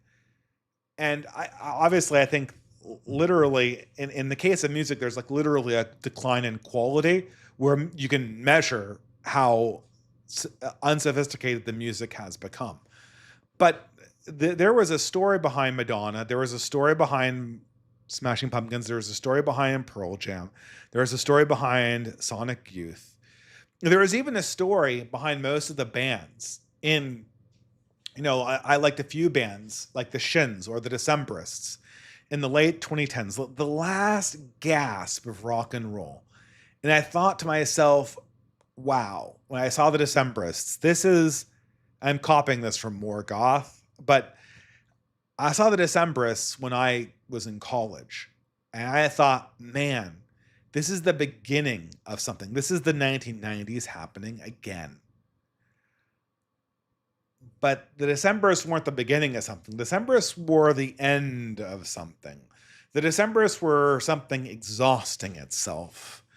And the same thing is true to a much lesser extent to the revival of bluegrass, which I was super into, and of folk music. There was a revival in the 2000s of bluegrass and folk music that went from "Oh Brother, Where Art Thou" all the way to the Great Awakening. It was essentially a 15-year period. I'm extending it a little bit further into the Great Awakening because I think it died late, where there was this idea that, okay, we're going to have a new folk culture renaissance the way that there was in the 1950s and 1960s. And we can talk about that folk culture renaissance. And the idea is like, we're going to rediscover the kind of spirit that Bob Dylan had. And you kind of did for a while, but then it just kind of ran out of energy. It's like the Decemberists and the Shins were sucking out the marrow from the kill that was the 1990s, and it just faded away. And the bluegrass revival, and I want to emphasize this: the bluegrass revival in the 2000s to the 2015s. These were some talented kids. Like, I'm thinking of Chris Thile and Crooked Still and all of those bands. First of all, they were all of these like classic music nerds. That these people came out of Juilliard. These people came out of like these Berklee School of Music. They were like from Massachusetts and from the California Bay Area, and they played their instruments with virtuoso quality. And the skill that a person like Chris Thile had at the mandolin was just beyond what almost any mandolin player would have had in the 1960s. Maybe Sam Bush notwithstanding. I mean, there were a few of them that were really good in the 60s, but this was just a skill that, very few classic bluegrass musicians would have. And, he was an amazing songwriter too. His early instrumental work was just amazing. But the ability of that movement to capture meaning in a way that was sort of life-giving, it caught it in the beginning. But then it's like, okay, so what do you have to say? Oh, nothing. And then the air kind of just flows out of it. And all you have is these people who can like create these incredibly well put together pieces of folk music. But then you're sitting there going like, okay, so what is this for? And that question kind of like, it kind of evaporates this. Books. I mean, this is probably a no-brainer for this audience, and I'm writing an entire essay on this. This is probably going to come out in like 2 days. But I mean, this is kind of a freebie because like if you walk into a modern bookstore, it's completely colonized by Chicklet. Chicklet has completely copied everything. There's even like stands for books that are popular on TikTok or Book Talk, and there's this tiny section of literature. There are no serious books. There's no modern Jonathan Franzen that I'm aware of. There's no modern there's no modern, Ernest Hemingway or David Foster Wallace or even a Michael Crichton. These are all kind of like romanticy, easy read contemporary fiction with like their pastel colors and the corporate Memphis art and their social media links. And you can tell that this is going to be like something that's designed for social media. None of these books mean a damn thing. None of these books they're designed to be forgotten. They're designed to be part of this like uniform process. And you know for a fact that the quality of these books is beyond reproach. They have nailed the beat internet internet storytelling. I'm skipping ahead to this one now. Probably the best example of slop culture I can think of is in movies. And maybe this would be a better one coming off of the discussion of slop music, because a friend of mine recommended that I see, what was it? Complete Unknown. Complete Unknown is a movie about Bob Dylan with my least favorite actor, Timothy Chalamet. And this person was was a relative, not a friend, who recommended this movie to me. And they said, okay, well, this person literally was alive in the 1950s, and I guess this is sort of a personal thing, but my father was also alive in New York in the 1950s, and they said, "Oh, this movie, Complete Unknown with Timothée Chalamet, they did such a good job with it. They nailed what the 1950s looked like, and of course, what it sounded like because they had Bob Dylan records." And I'm like, okay, so they nailed I'm really glad they nailed the 1950s. Uh, what's the point of this movie? Like, what is the point of this movie? It's not that I love Bob Dylan.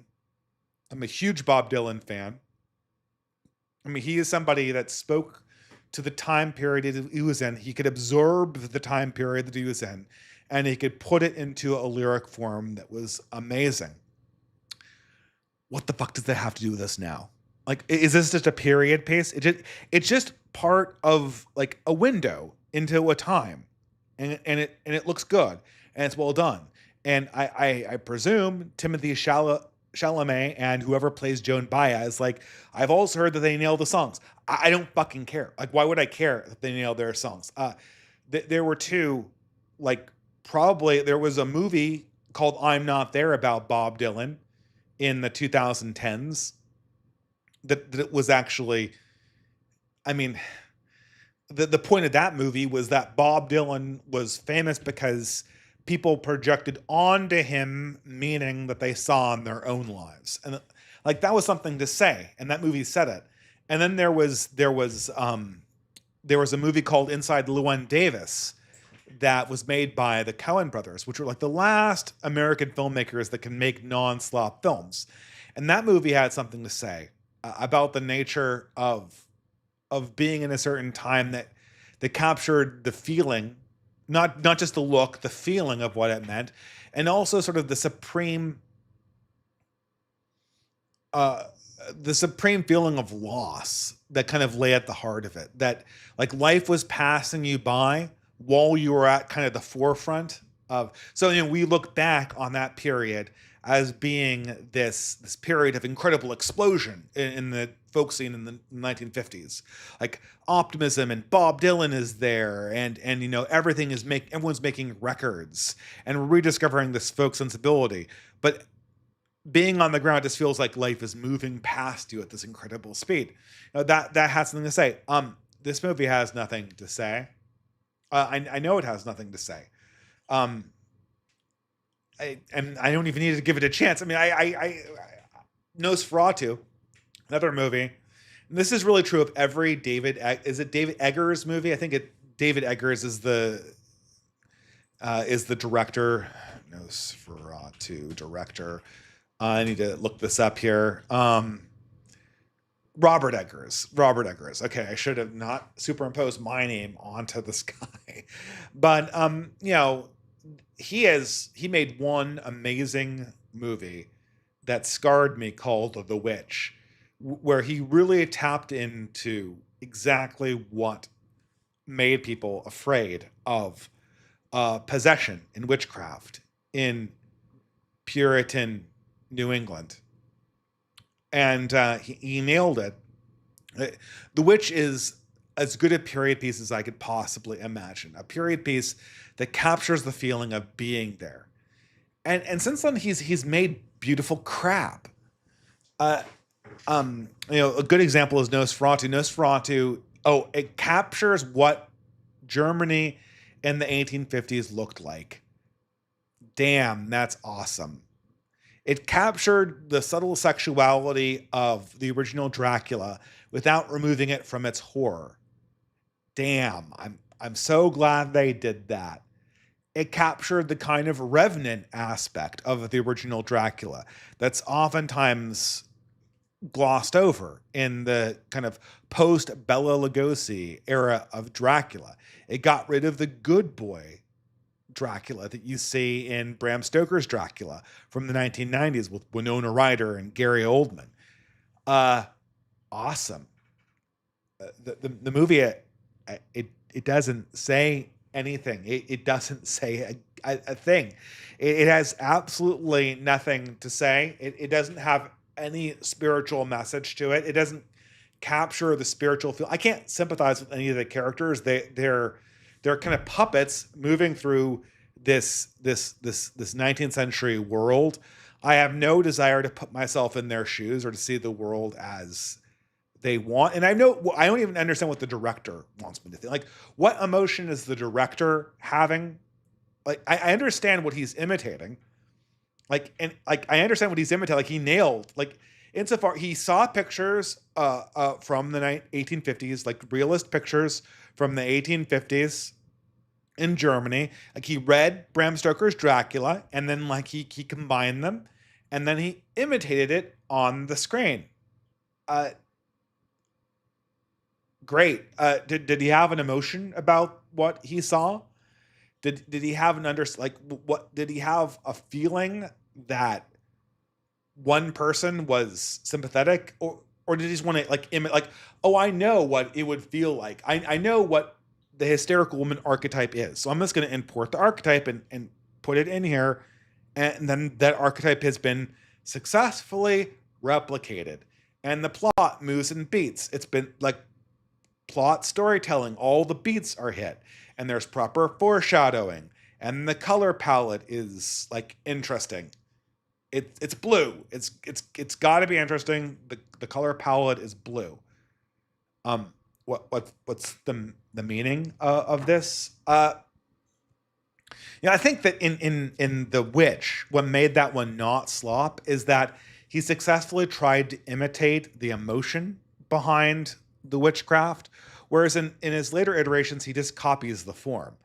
Not that I think like copying the emotion is particularly good, because then you just become like, there's nothing there. A good example of a person that has, true emotion behind his movies is David Lynch, recently deceased. I mean, who knows what is meant by Mulholland Drive, but I know what the emotion is. I know exactly the emotion that all of their characters are feeling in every scene of David Lynch's Mulholland Drive, and almost all of David Lynch's movies. It's gut wrenching. I don't know how to integrate that into a plot. I don't know how to integrate that into a message that I could say in so many words, although I could give you some theories if you wanted me to. But I know what the emotion is. My favorite example of the Robert Eggers movie that exemplifies this is a movie that I think tricked a lot of right wingers, especially on the pagan side. And the movie is absolute crap. And that movie is The Northman. Um, it's Hamlet with Vikings. In case you're worried about a spoiler alert, I guess I spoiled it for you there. Not that you wouldn't have gotten that from any reviews, because they all call it Hamlet with Viking helmets. But okay, so what does the movie portray? Like, if you're here in a green room, like, I'm going to do a Viking movie. Great, there's been dozens of them. There's even an HBO show called The Vikings, where you get the Vikings, like the horned hats and the pillaging and the longboats and all that. And you can see he pitches, oh, I'm going to make it realistic. I'm going to make it brutal. And I'm also going to incorporate pagan themes into the actual movie. Okay. Great. So what you get is a very brutal depiction of the Vikings. You get a very harrowing view of what Iceland would have looked like and felt like to an extent in, what was it, the 9th century, 10th century? I think it's 10th century. Okay. Good. You get a depiction of like the pagan worldview. Well, what am I supposed to feel about? This is my critique of the Northman. What am I supposed to feel? Like, I have no idea what I understand that you're depicting this. Do you want me to feel hatred towards the uncle? Even in the original scene, I can't feel hatred towards him. Something about the way that it's cast makes me so deeply alienated from the people involved that I can't particularly get like angry at the guy. It's too alien to me. It's too alien to me to get angry at the betrayer. And I can't sympathize with the heroism of the protagonist because he's betrayed similarly in a brutal fashion in many of these raiding scenes. And then we go over to the main plot line. Love interest. It's, Anya Taylor-Joy with her, fish eyes or whatever before she got that horrible plastic surgery. No chemistry. I know I'm supposed to appreciate that she looks weird. I know I'm supposed to appreciate the fact that the pagan imagery is alienating. But I know that pagan imagery is alienating. I know that if you look at pre-Christian societies, they feel like space aliens. But you need to tell me, like, I'm looking for like why my soul is invested in this spiritual struggle. Like, I have pagan ancestor memories just like the next guy. I have on occasion when I read something like Lord of the Rings, or even when I read something like Gunnar's Daughter, or I guess, God, I have a knack for talking about pagan literature literally written by Christians, or even Beowulf, also literally written by Christians. Man, all the best pagan literature is all written by Christians, guys. I'm sorry, what am I going to tell you, right? But I absolutely resonate with the Norse symbolism from the first person perspective, but you got to bring me into that and not just make me feel like I'm witnessing like an alien movie with Viking helmets on it. And okay, so fine. Like, if I watch the entire movie and it's very evocative and it's very brutal and it's very colored. I can't emphasize how much like the frame colors are called out in Eggers' movie. Oh, what's the fucking point? I'm watching this movie with you for 2.5 hours, 3 hours. It's brutal. It's harrowing. I feel sick. It can't be that I'm condemning these people, right? If the lesson is, oh man, these guys were brutal aliens. Well, congratulations. That's the progressive view on Vikings. That's the media literacy take. These people are brutal aliens. I feel no connection to that. And I don't want to watch a movie that's like, oh, these people were brutal aliens. That's not useful to me. That's like, you go to some ancient cannibal tribe and, you put a camera in their face. I'll believe they're brutal aliens. Now, in Heart of Darkness, like, is this Heart of Darkness, right? Is this Apocalypse Now? Like, Apocalypse Now is actually what the Northman feels like. except that it's just all Conrad Kurtz. It's just all Conrad Kurtz all the time. Heart of Darkness, Apocalypse Now. Like, but the point of Apocalypse Now or Heart of Darkness is certainly that it's like the H.P. Lovecraft theme. It's like, this blood flows in my veins, and now I'm disgusted by the fact that the savage lives within me, and it could hatch out at any time to be brutal. But am I supposed to be disgusted that the blood of the Northman flows in my veins, as as some kind of Northern European, or at least someone who has fractional Northern European blood? Mostly, if you can't tell by my features, it's mostly probably Central European. I got a lot of Roman admixture in here, right? It's am I supposed to be like Shadow of Innsmouth, disturbed that this brutal Viking savage could hatch out of me and burn down a village or something like that? No, that's not supposed to be. It's not supposed to be that. I'm not supposed to be like shocked by the brutal human nature of the thing, because they emphasize the cultural dimension of it. So, and I don't think even at the conclusion of the Northman, I have to just conclude that the director has no idea of the emotion that he has towards any of this stuff. He's just kind of like copying it. Like, he's hoping that if he copies things from the past, like something somewhere will hit somebody in a certain direction. And sure enough, it did. Like, the pagans see this movie and they're like, oh, based. He's burning down a village and butchering the children. Based. He's murdering his own relatives in their sleep. Based. I actually, the fact that they respond to this leads me to believe that their own reactions are less authentic. You wouldn't see any of this stuff in real life in the way that it's depicted and think that it was based if there was not a Nordic veneer on it. If the exact same story was told, but they swapped the races to be African, and they changed their spears to be made out of something that looked like it was vaguely Bantu, then the exact same story would read to you as if it were just alien. And I say that saying that I have seen movies and I have heard stories where I've deeply resonated with the person from a radically different culture than my own. I guess I shouldn't say something like Musashi or Journey to the West or whatever, because that would be, I guess Asian culture isn't that far from my own. But I'm kind of blanking on anything necessarily African that I've seen that would be kind of like a deep connection. But I think like the Epic of Gilgamesh, like the Epic of Gilgamesh is something that I deeply resonate with. And it really doesn't have any connection to my culture. But the whole thing is artificial. I know what the director is doing, and the director is not having an emotional experience about these scenes. I know he's not, right? Maybe I can go through the other ones. The other ones, well, these are all hard ones. Slop art. Slop art. Most people think that modern art is all slop art. Indeed it is. Most modern art is slop art.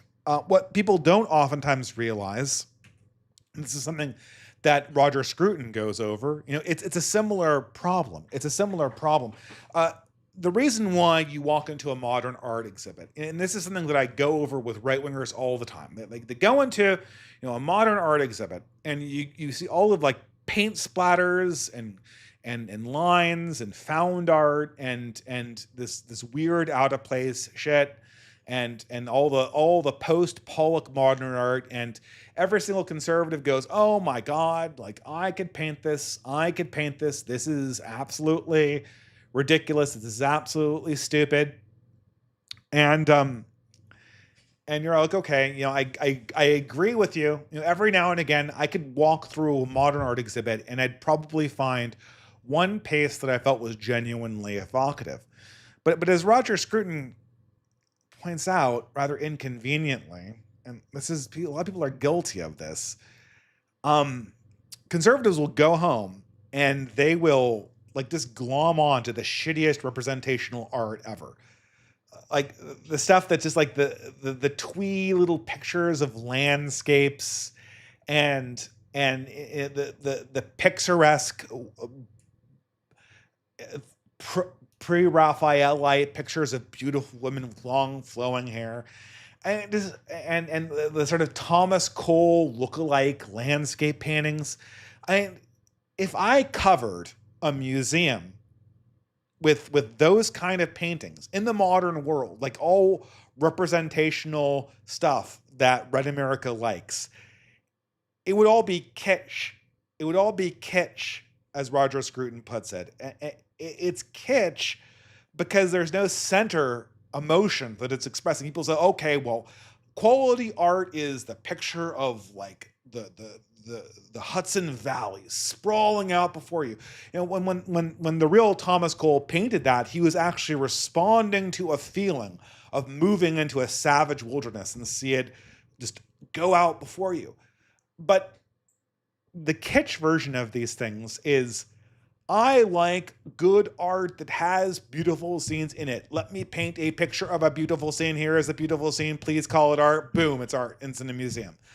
Modern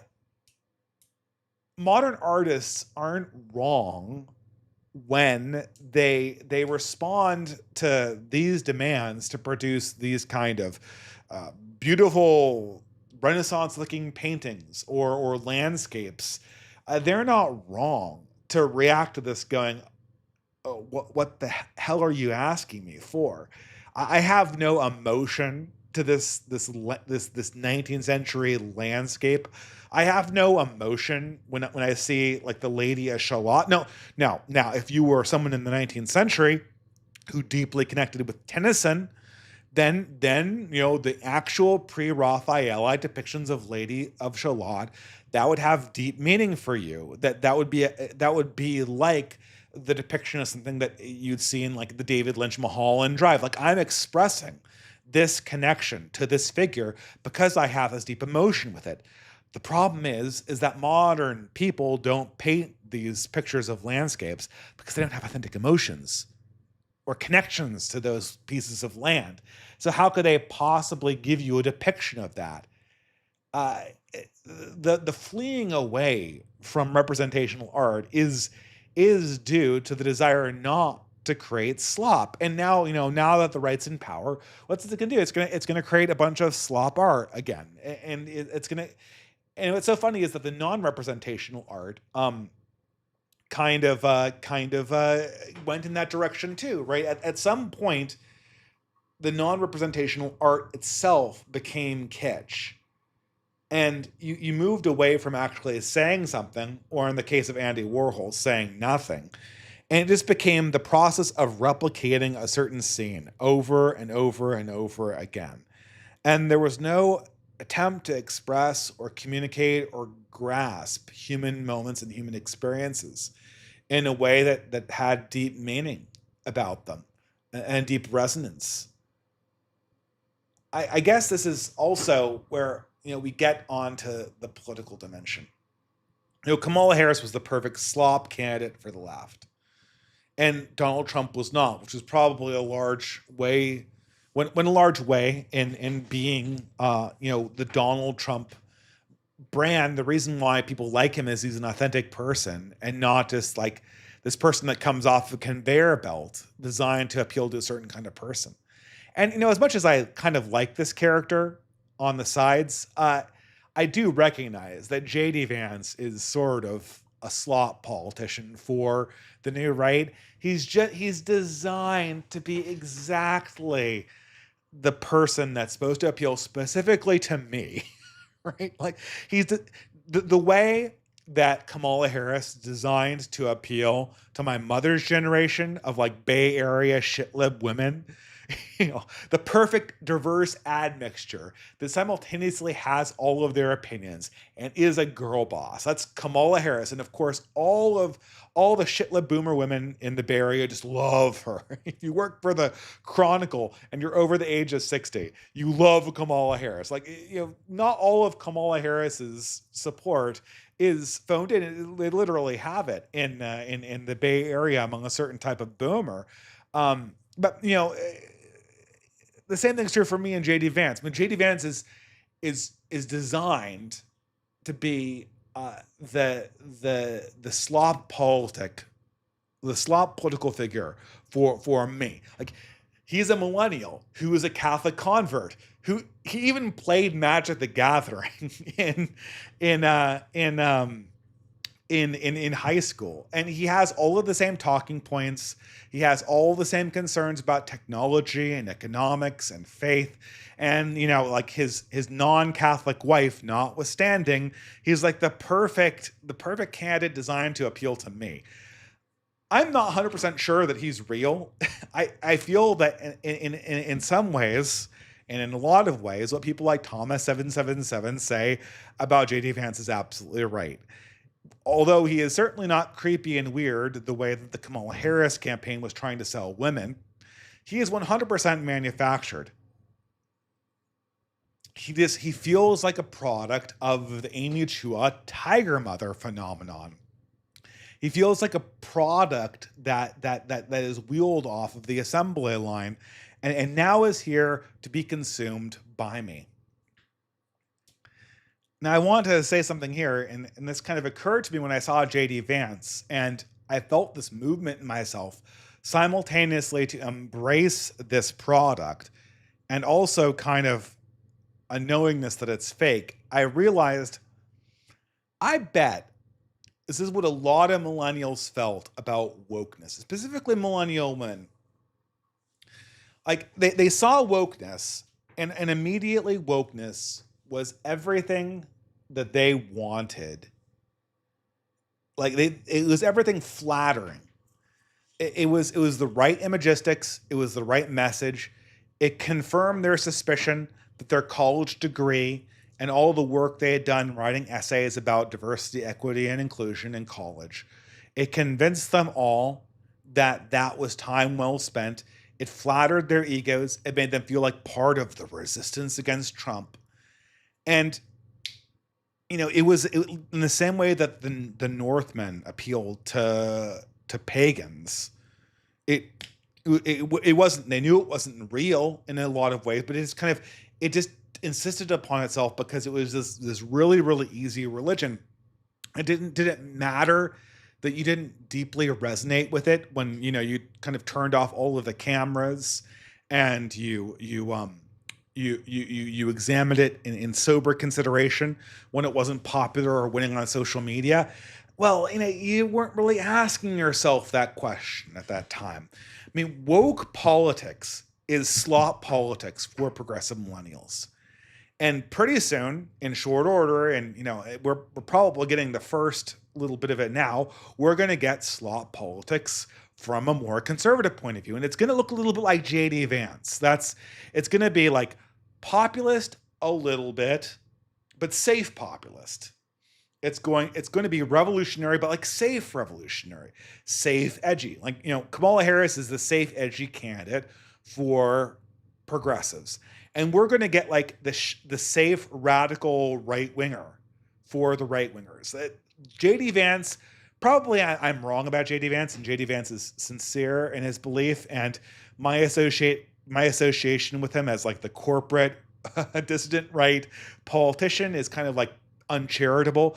But I assure you, if this formula keeps on winning, we're going to get the fake version of it. This has to happen. If a political formula works, the narcissists and the sociopaths are going to duplicate this formula, and they're going to sell it back to us.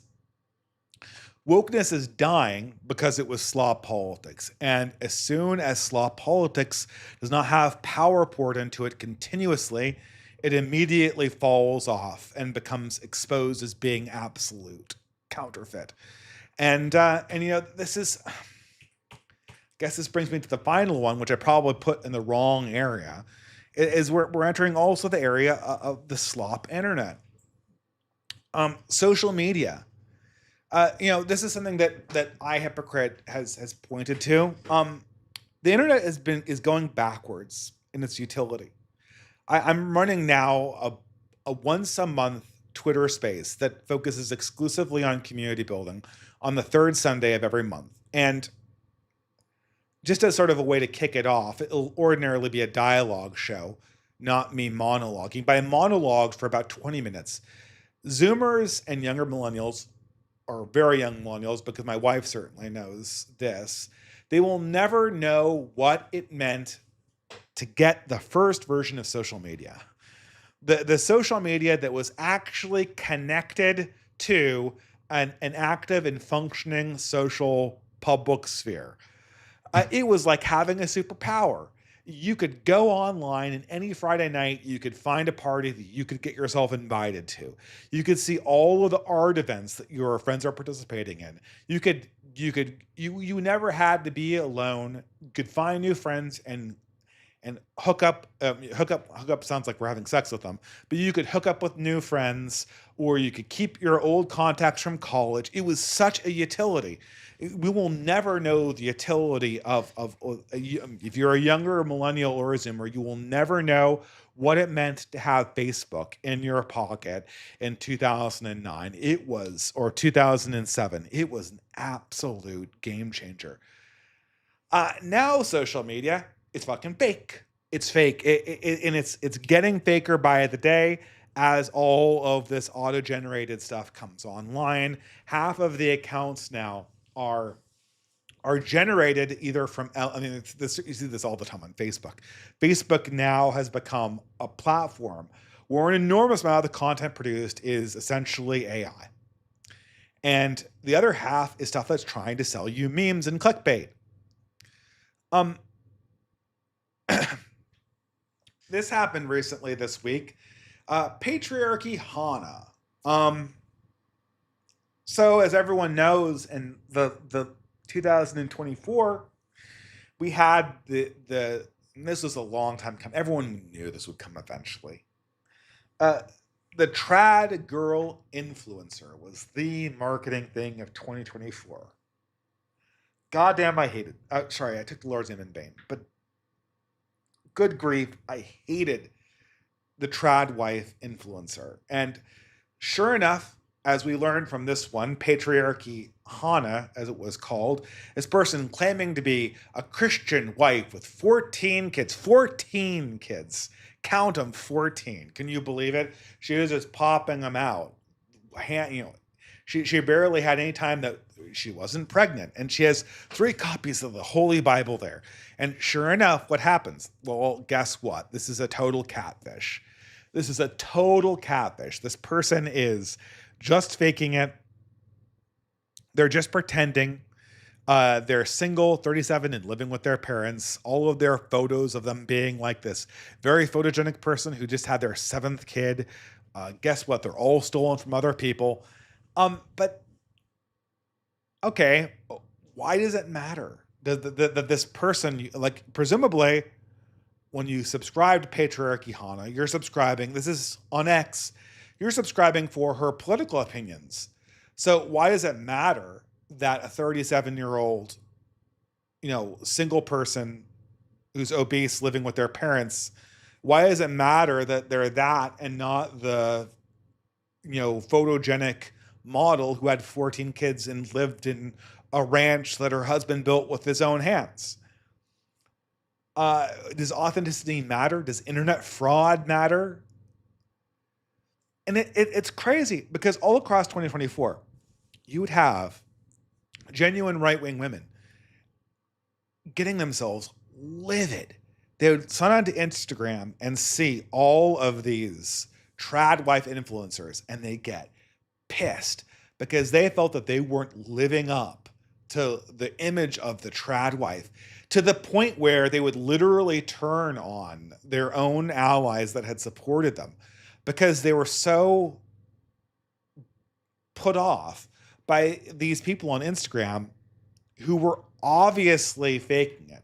Like these people like Ballerina, I guess Ballerina Farms isn't a complete fraud in the sense that she genuinely has a ton of kids and she genuinely is a homesteader. But if you think that Ballerina Farms is organic, you must know that her husband is like rich and she has a staff that helps her do all this stuff.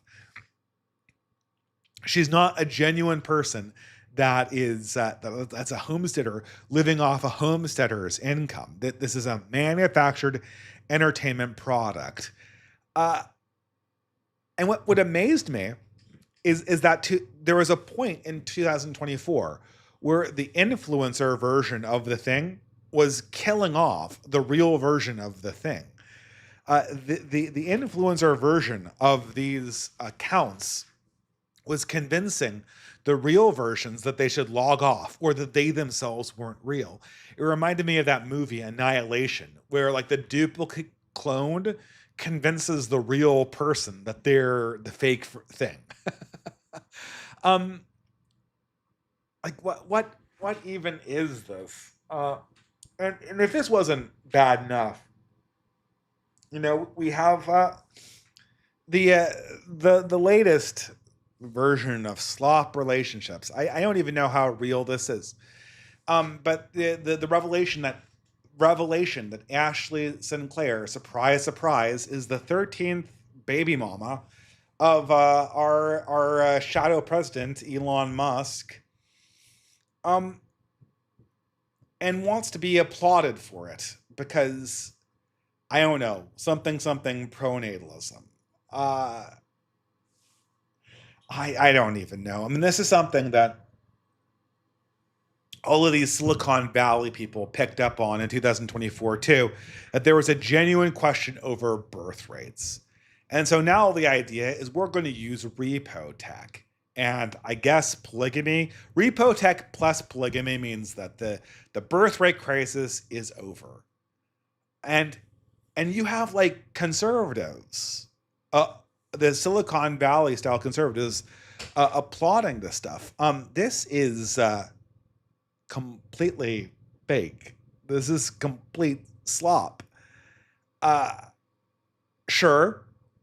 I mean, I guess men have always had harems in one sense or another, but were they applauded?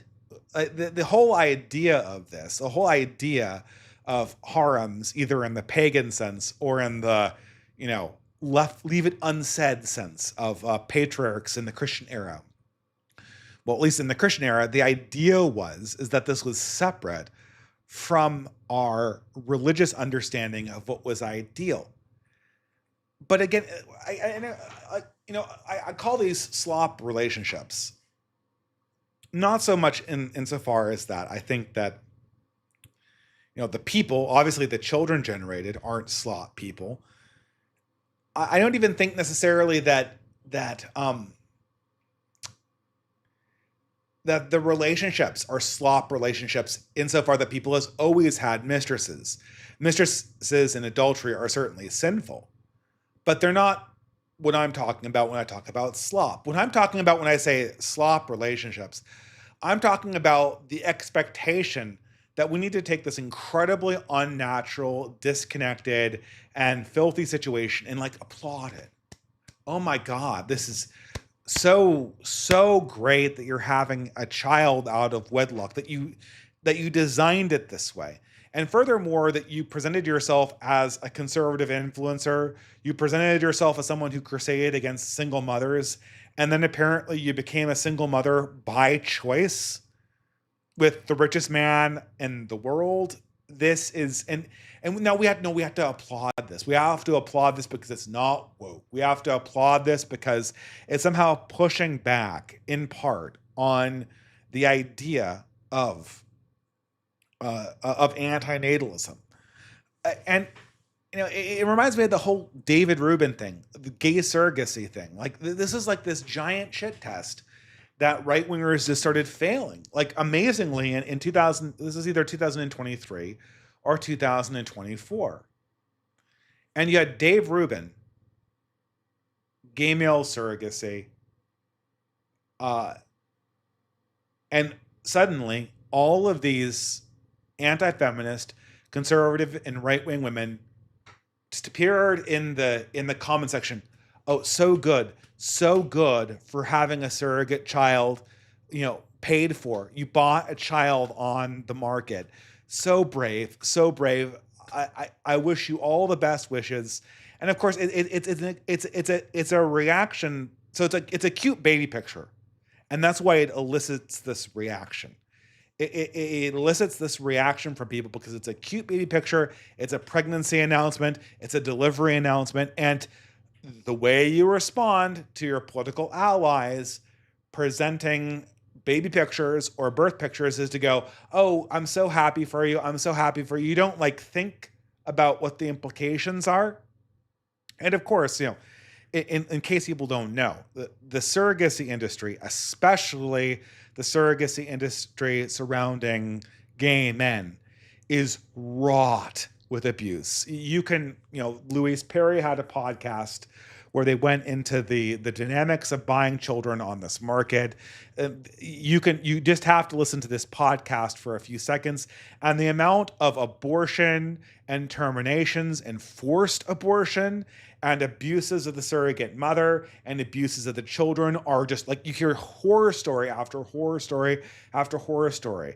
And the results of gay male adoption are bad to begin with. Like, you can look at them insofar as we have numbers at scale and high end values to compare with.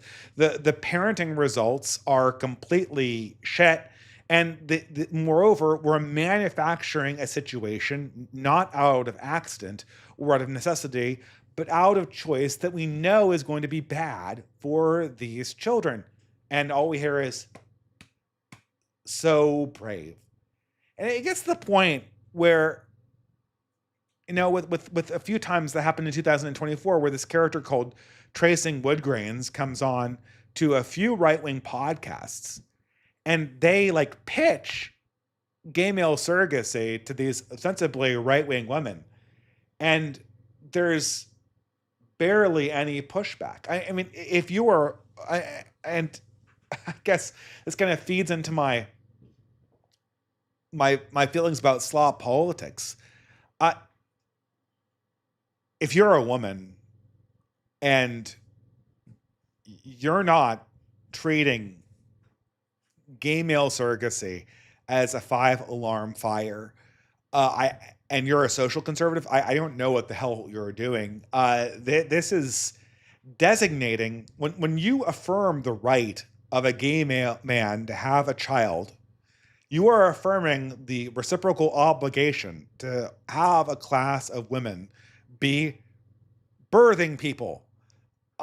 That is the necessary consequence. Or to also say that children born intentionally without mothers, either through a birthing mother or some Matrix-style fetus harvesting machine, that those are as good as children who are born with a connection to their mother. I mean, the children are as good, I'm sure. But the experience is obviously not. But we affirm it because that's the role we were given. That's the role. Like, we're participating in this process, and the process is that, like, the social media posts come up with babies and you applaud them. The movie is made about Vikings and you consume it. The properly spiced food is given to you on a plate and your taste buds go, and it's good food. The social media feeds you dopamine hits and it's good social media. And no one's asking, like, what's the context of this? What's the meaning of this? What's the connection to the broader life that I live? And then so we consume all this slop, this mass produced shit. And like, we're wondering why there's a meaning crisis. I mean, you're affirming essentially intentionally destroying the nuclear family in the name of conservative values. And you're wondering why your conservative movement seems soulless. Ashley Sinclair works for the Babylon Bee. Joel Berry and Seth Dillon's organization. The last time I talked to the guys from the Babylon Bee, they were hoping for like a John Edwards style, like a revolution of Christianity to take this country. And we're now the public advocates for corporate polygamy. I'm not like an optics cuck or anything. I'm a political realist. But are you wondering why people are looking at these the professions? Joel Berry assured me that we were going to get tough on immigration and black underachievement if only we got rid of affirmative action. All of a sudden we were going to transform ourselves into like these merciless Christian moralists that were just going to seek and destroy all sin in the public square. The next minute, one of his co-employees at the Babylon Bee is advertising the effective end of the nuclear family and then demanding that we all celebrate this. Uh, why? Because slop, I guess. Perhaps like the best example of slop politics I can think of, and I know I was like this low hanging fruit. We talked about James Lindsay, like the James Lindsay, wherever I see him, like James Lindsay is as artificial a character as they possibly can be. But I've been fascinated. Then there's a plausible argument that James Lindsay is the recipient of American soft power, the favors of American soft power. There's a very, very plausible case that he's on the receiving end of American soft power.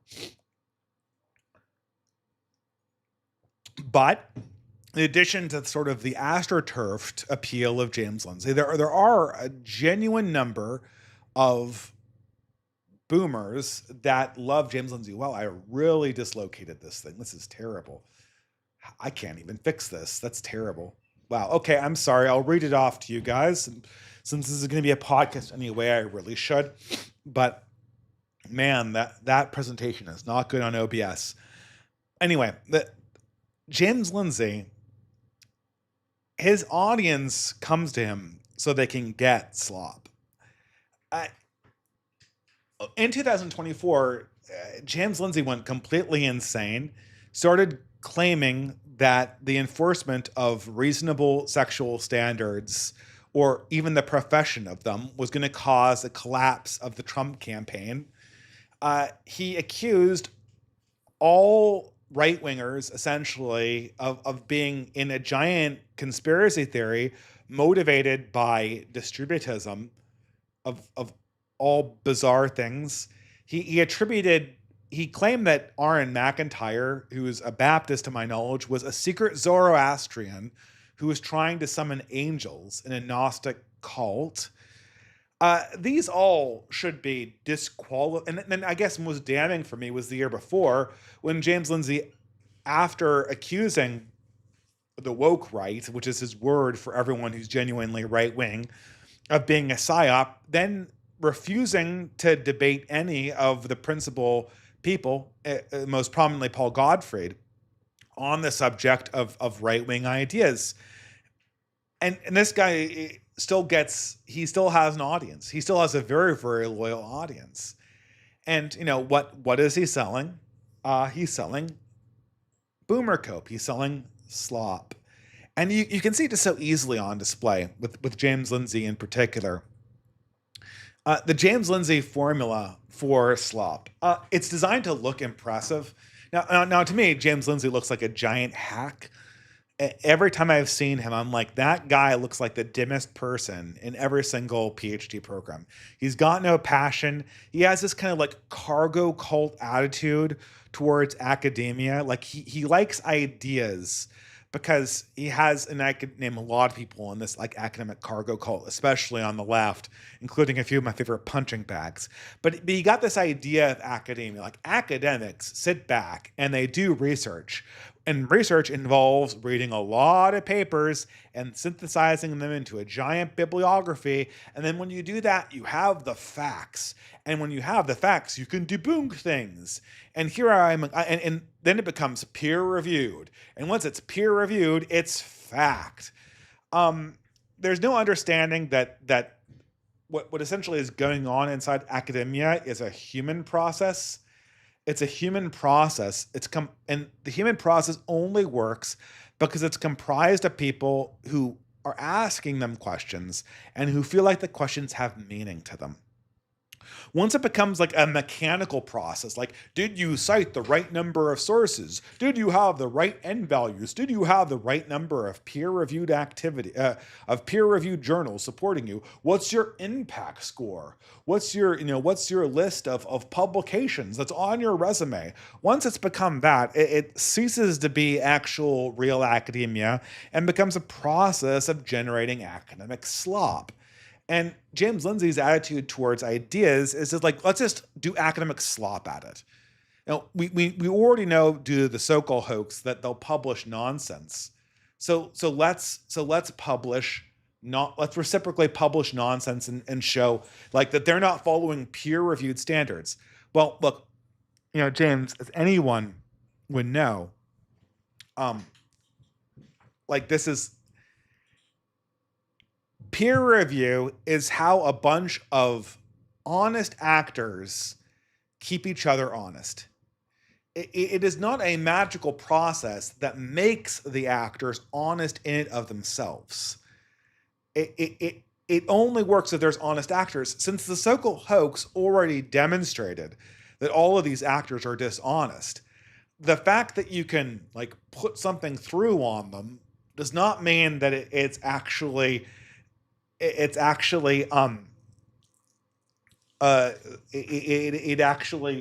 demonstrated anything once you already know the actors are honest. Here's a good example, right? A lot of the early scientists made their pronouncements on conjectures, on theories, on like just screwball stuff. Like they didn't have they didn't have any proof. They just thought, oh, that would be an interesting idea. Very famously, Einstein's theory of relativity. It was almost all pure speculation when it was published in 1905. It was very well done speculation, but there was no way to experimentally verify it until decades after he had written it. Although people recognized it as genius. Galileo, for instance, when he argued that the Earth revolved around the sun, heliocentrism, he had no proof for that, and he lost debates because it was essentially just a speculation at that stage. It wasn't until years later that the physical evidence came in to demonstrate that this was actually the case. So so does that mean that it was right to be censored? I think it's exaggerated how bad that was on the part of the Vatican, but that's part of this mythology of academia that James Lindsay believes in. The censorship was bad of Galileo because he was being sincere, not because he had proved his point or even had evidence on his side. The reason why the belief should have been respected because it was part of a sincere examination. Simply gathering bibliographies together and making citations and creating chains of causation, when this is part of a dishonest process that does not have the motivating curiosity behind it, it becomes slop. Words actually mean something. They are not just the form. And James Lindsay has this idea in his head that words are just like, they're just like, you could swap out the meaning to the outside world as long as it has like the form of an academic paper with the introduction and the citations and the peer-reviewed study and the end values and the conclusion, labeled conclusion at the end. Then it is science, because it has the form of the science, even though most science that was done in the pre-modern world and even the early modern world did not have this form or anything approaching this form. This is cargo cult. An idea of how this is cargo cult thinking that James Lindsay is engaged in. And case in point, this is the James Lindsay slop test. James Lindsay takes the Communist Manifesto and he swaps out like capitalism for liberalism, and then he submits it to a right-wing publication. Like the first paragraph, he heavily modifies the Communist Manifesto, but he takes out all of the nouns and verbs and replaces them with different verbs so that the meaning of the passage has been completely modified from the original Communist Manifesto. And he sends it to a right-wing publication who publishes it. And he's like, oh, I got you. Oh, I got you. Right-wing publication. You published the Communist Manifesto. And the editor just turns around and says like, oh, really? What did we publish from the Communist Manifesto? And it's like, well, you see, it was the same grammatical structure as the Communist Manifesto. It had the same form as the Communist Manifesto. And the editor of the American Reformer said, well, yeah, but the words are taken out. So now all the sentences say something completely different than the original meaning of the Communist Manifesto. Hence, it is not the Communist Manifesto. And James says, oh, but no, but the form is the same. It looks the same. It has the same outward appearance. And therefore, it shows that because it has the same grammatical structure, you publish the Communist Manifesto. This belies like this childlike idea of materialist meaning. The meaning of the Communist Manifesto lies in how the grammar is structured on the page. And all of James Lindsay fans seem to kind of believe this. Very ironically, it's a very Gnostic idea. Like the words themselves create the meaning. And so you'll have James Lindsay fans, sincere people, and they'll accuse like the Pope of being a Marcusian. The Pope Francis has many flaws to him, but he does not like believe in Marcuse. Like that's not the motivating. That's not how he came to his ideas. And they're like, no, but it's got the same form as those ideas. Yeah, but it's not the same. So there's a certain formula though that the slop has. So it looks a certain way. It looks like the thing that you want. It has the qualities of form that you like. Okay, so then once you copy the form, like a Robert Eggers movie or Food Slop, you have the form of what a good book or a good movie or an intellectual argument would be.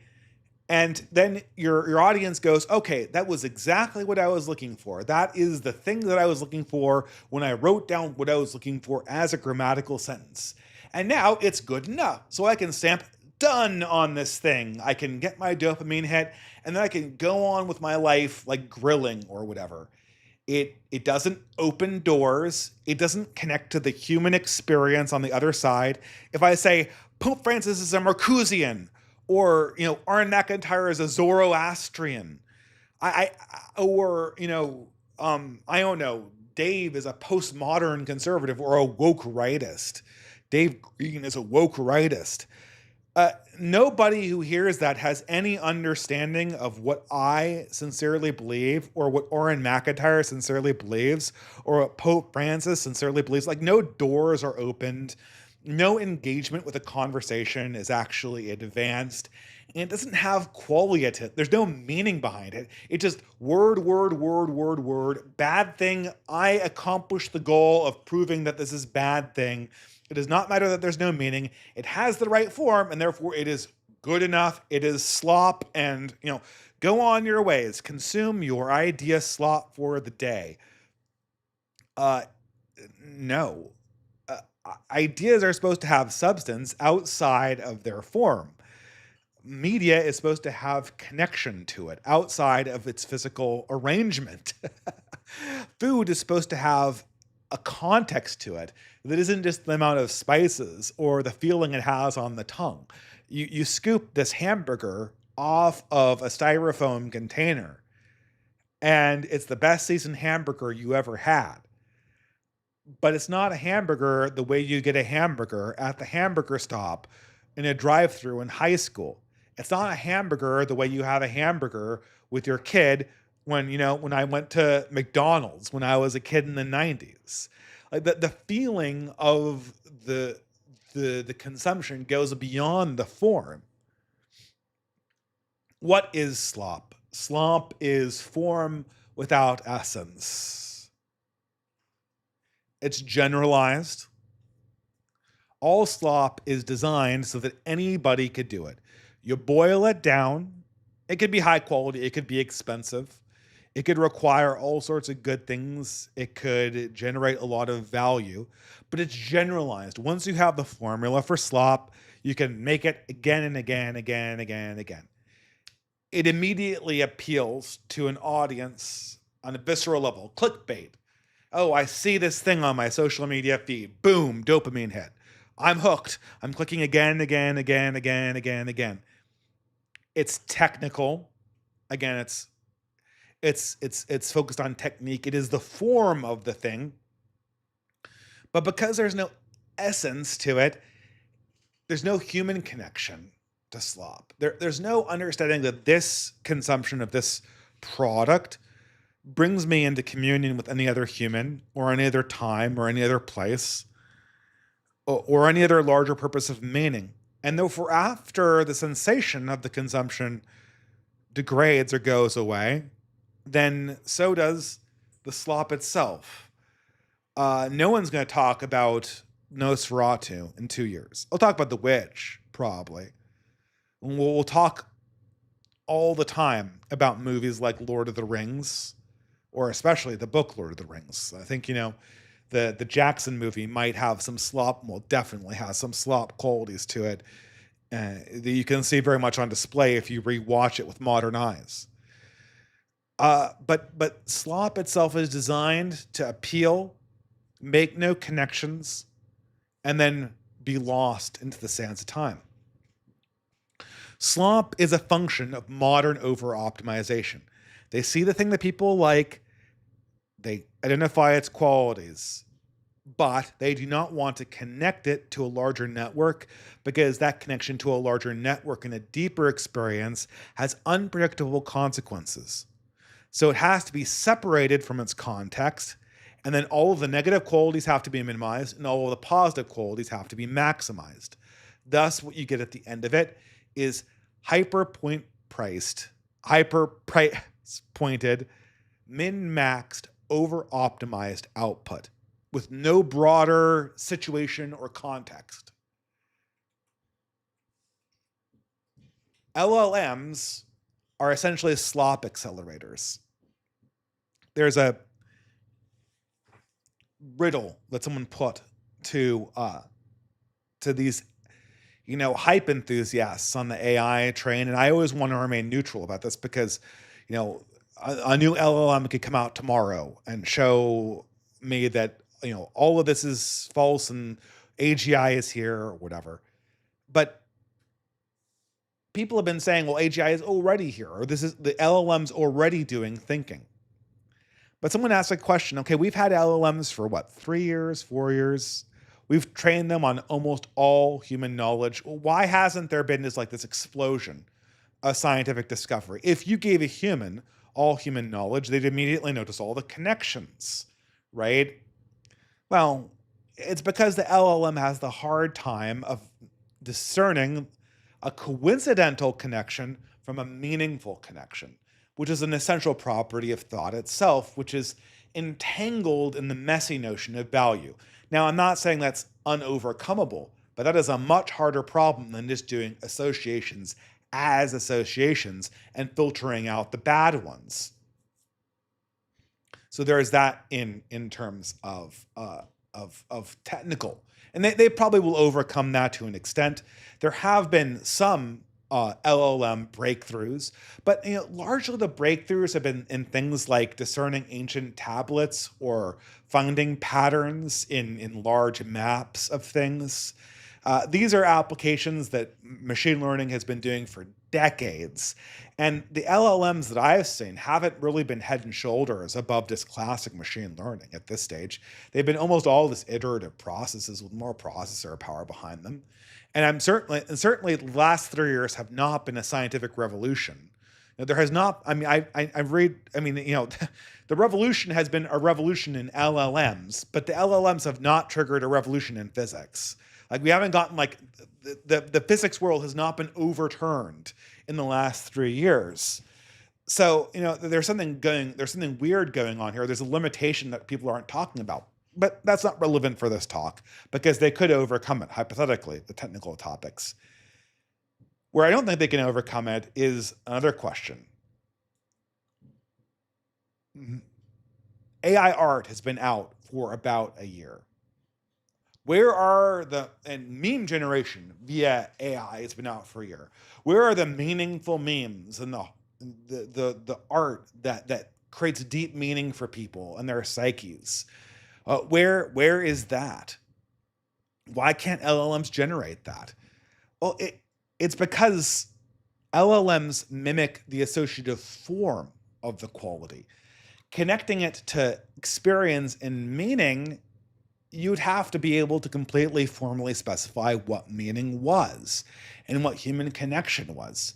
And once more, once Slop tries to connect itself to a deep situational context, it loses the qualities that it has, that ordinarily well-made material has. And so what LLMs do is they just accelerate the rate of the forms. They accelerate the rate of slop.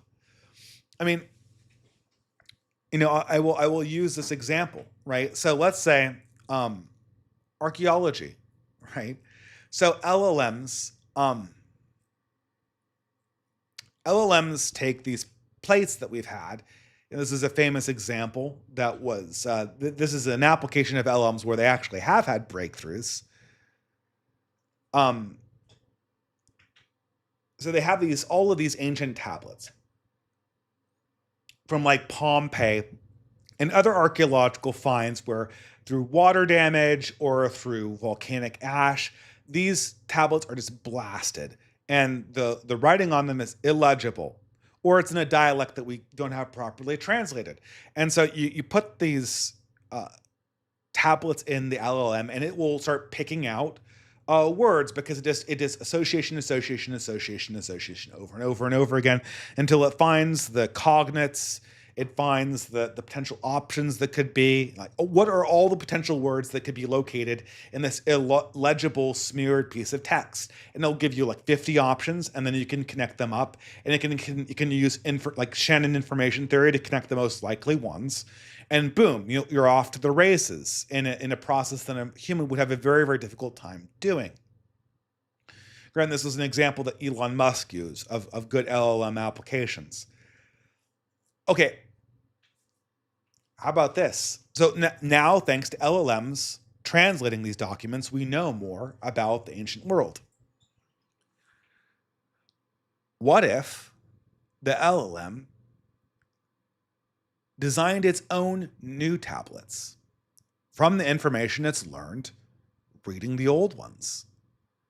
It could, we have one tablet, one scroll that we've resurrected from Pompeii. The LLM reads it. It translates it because it's so burnt. It internalizes it because it can speak Greek. Man, if we had an entire library of these scrolls, we could learn all sorts of stuff about Greece, about Rome if it comes from Pompeii, since a lot of a lot of the documents were in Greek. We could learn a lot about Rome if we had a whole library of these scrolls. We only have 2 of them. But thanks to the magic of LLMs, we could just generate a whole library of artificial scrolls. Would we then know more about Pompeii now that we have 200 artificially generated scrolls? We'd know less. We know less because the data is still 2 scrolls.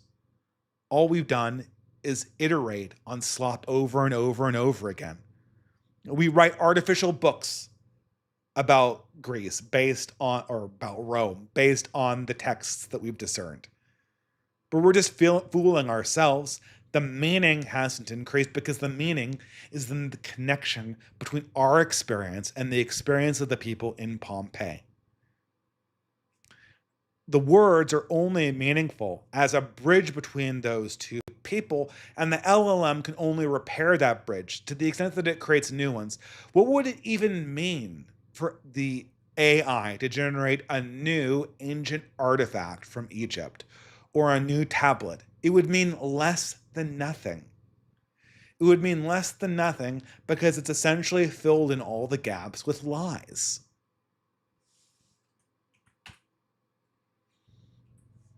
What is the alternative to Slop? This is one of my favorite tweets out of the week. Bill Kristol, arch neoconservative himself. Politics as slop, if ever there was slop, is neoconservatism. The iteration of the liberal order past the logic of the liberal order that it originally intended. The iteration of Trotskyism past the logical relevance of Marxism that was its motivating ethos. It doesn't really matter what we're iterating in the neoconservative's mind, be it Western civilization or Trotskyism or capitalism or democracy or liberalism. All that matters is that we iterate it. And we don't like woke because woke looks like it's gonna make the iteration process unstable. But you know one thing that we like a lot less than woke, and that's Volk. Volk. What is Volk? Volk. This is going on long. Wow. Okay. Volk is a word that was. I mean, it means people, obviously, in German. But it's also one of these words that has like a very, very poor translation into English. Another one of these things is like Kultur, like the way that Germans use it. It means people. It also means much more than people. It means like a deep cultural connection. Although sometimes in English we say volkishness, and sometimes when you heard about folk in the 1950s sense and in the 19th century sense, some English speakers would mean what a lot of German speakers meant. Deep cultural connection, deep situation, deep territorialization of knowledge. Folk culture is essentially the anti-slop, whereas slop is deterritorialized, divorced of meaning, divorced of connection, divorced of essence. The thing that's contained in volkishness is the collective, is the thing that's meaningful, is the thing that reaches outside of itself and tries to go beyond what it is.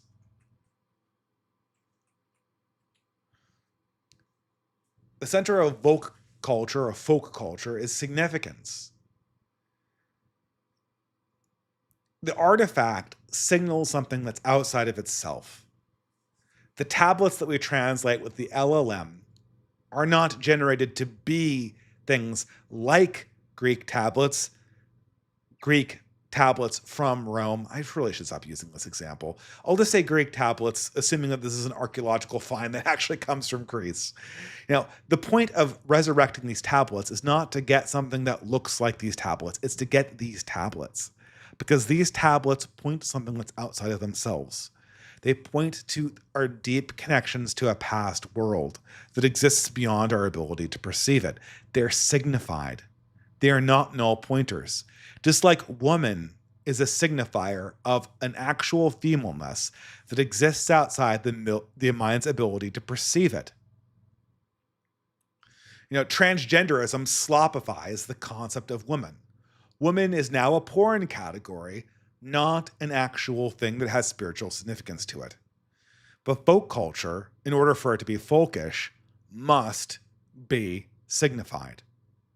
It must have the ability to point to something outside of itself that is greater than itself, that has relevance to the perceiver of that thing.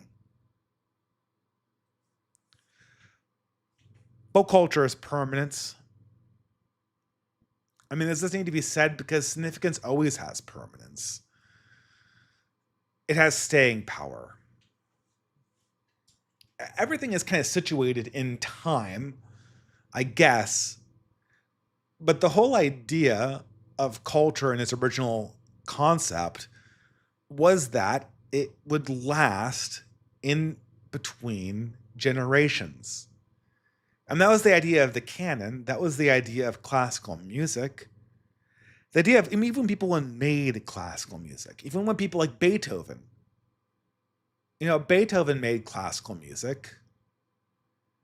And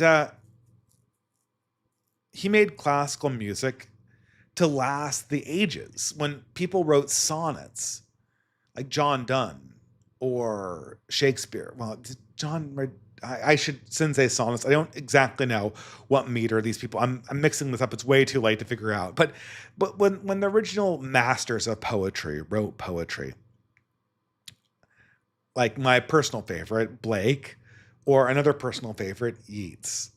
These people intended this thing to be something for the ages. This would be a poem that people would recite and memorize because it would connect people to an experience that lasted from place to place and from time to time. When people say that music, had this eternal quality to it, they weren't expressing like a magnitude of the emotion. They were expressing a certain relationship. Like when I say like, oh, this music has the eternal quality of the divine in it. What they mean is like this music is a connection to something that is larger than myself, that lives for longer than I myself exist. The verse that's written in the sand persists outside of the ability of the sand to maintain my words in it. And this is something that like pop culture, as we move through the 20th century, pop culture is a slopification of culture. And it's interesting to see how the history of this works.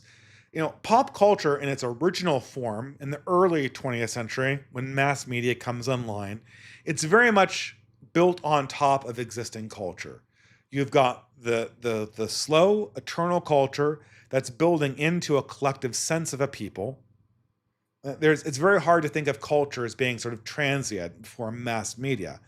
And then you have things like jazz and fashion and modern culture. And the modern culture is kind of built on top of the eternal culture. And then as pop culture moves into the 20th century, there's kind of like pop culture gets bigger. It sort of becomes like this canon of pop culture itself in the Western world, right? You get to places where you are in the 60s and 50s, the 50s and 60s and 70s, and you're wondering, like, the sensation is that pop culture is going to become, it's going to kind of be integrated into culture. Like, it's not this dirty thing people do on the side, but it is an organic movement of the culture itself. And pretty soon we'll be looking back on rock and roll and jazz the same way that we now look back on Beethoven. And we'll be looking back at Star Wars and, The Matrix the same way we look back on things like Dante or Hamlet. And that's the consensus in the late 20th century, that this is, that this is an organic movement of culture. But that's not what happened, right? Like the permanence and essence and meaning did not move into the more slopified version of the culture. What happened, Star Wars did not become Shakespeare. Shakespeare began to displace the location that we had reserved for Shakespeare. Until now, fewer and fewer people care about Shakespeare. And Star Wars resembles Shakespeare less and less. The slop was devouring the culture. The culture was not moving organically to turn what had previously been considered slop into culture. And this is what essentially created the acceleration of the slopification of culture in the 21st century. As we realized, Star Wars is not becoming more meaningful. Star Wars is not becoming more like Shakespeare. Shakespeare is becoming, like, our perception of Shakespeare is becoming impoverished till we can only understand it as a previous iteration of Star Wars. Things were more massified. The connections to meaning were severed. The symbolic collective ability to assimilate this information into a broader world of meaning was destroyed. And as such, Shakespeare became a pop culture fixation from the past. And now everything is a pop culture fixation. Everything is just the form of the thing. And there's no reason for anything to have permanence, because having permanence makes it more difficult to be massified. The more permanence it has, the more connection it has to complex systems that are organic, the harder it can be to uproot and put in a different location, and the harder it is to essentially manufacture through associations and through rules. which means that everything now becomes impermanent because it's attached to meaning. The pop culture revolution has become complete.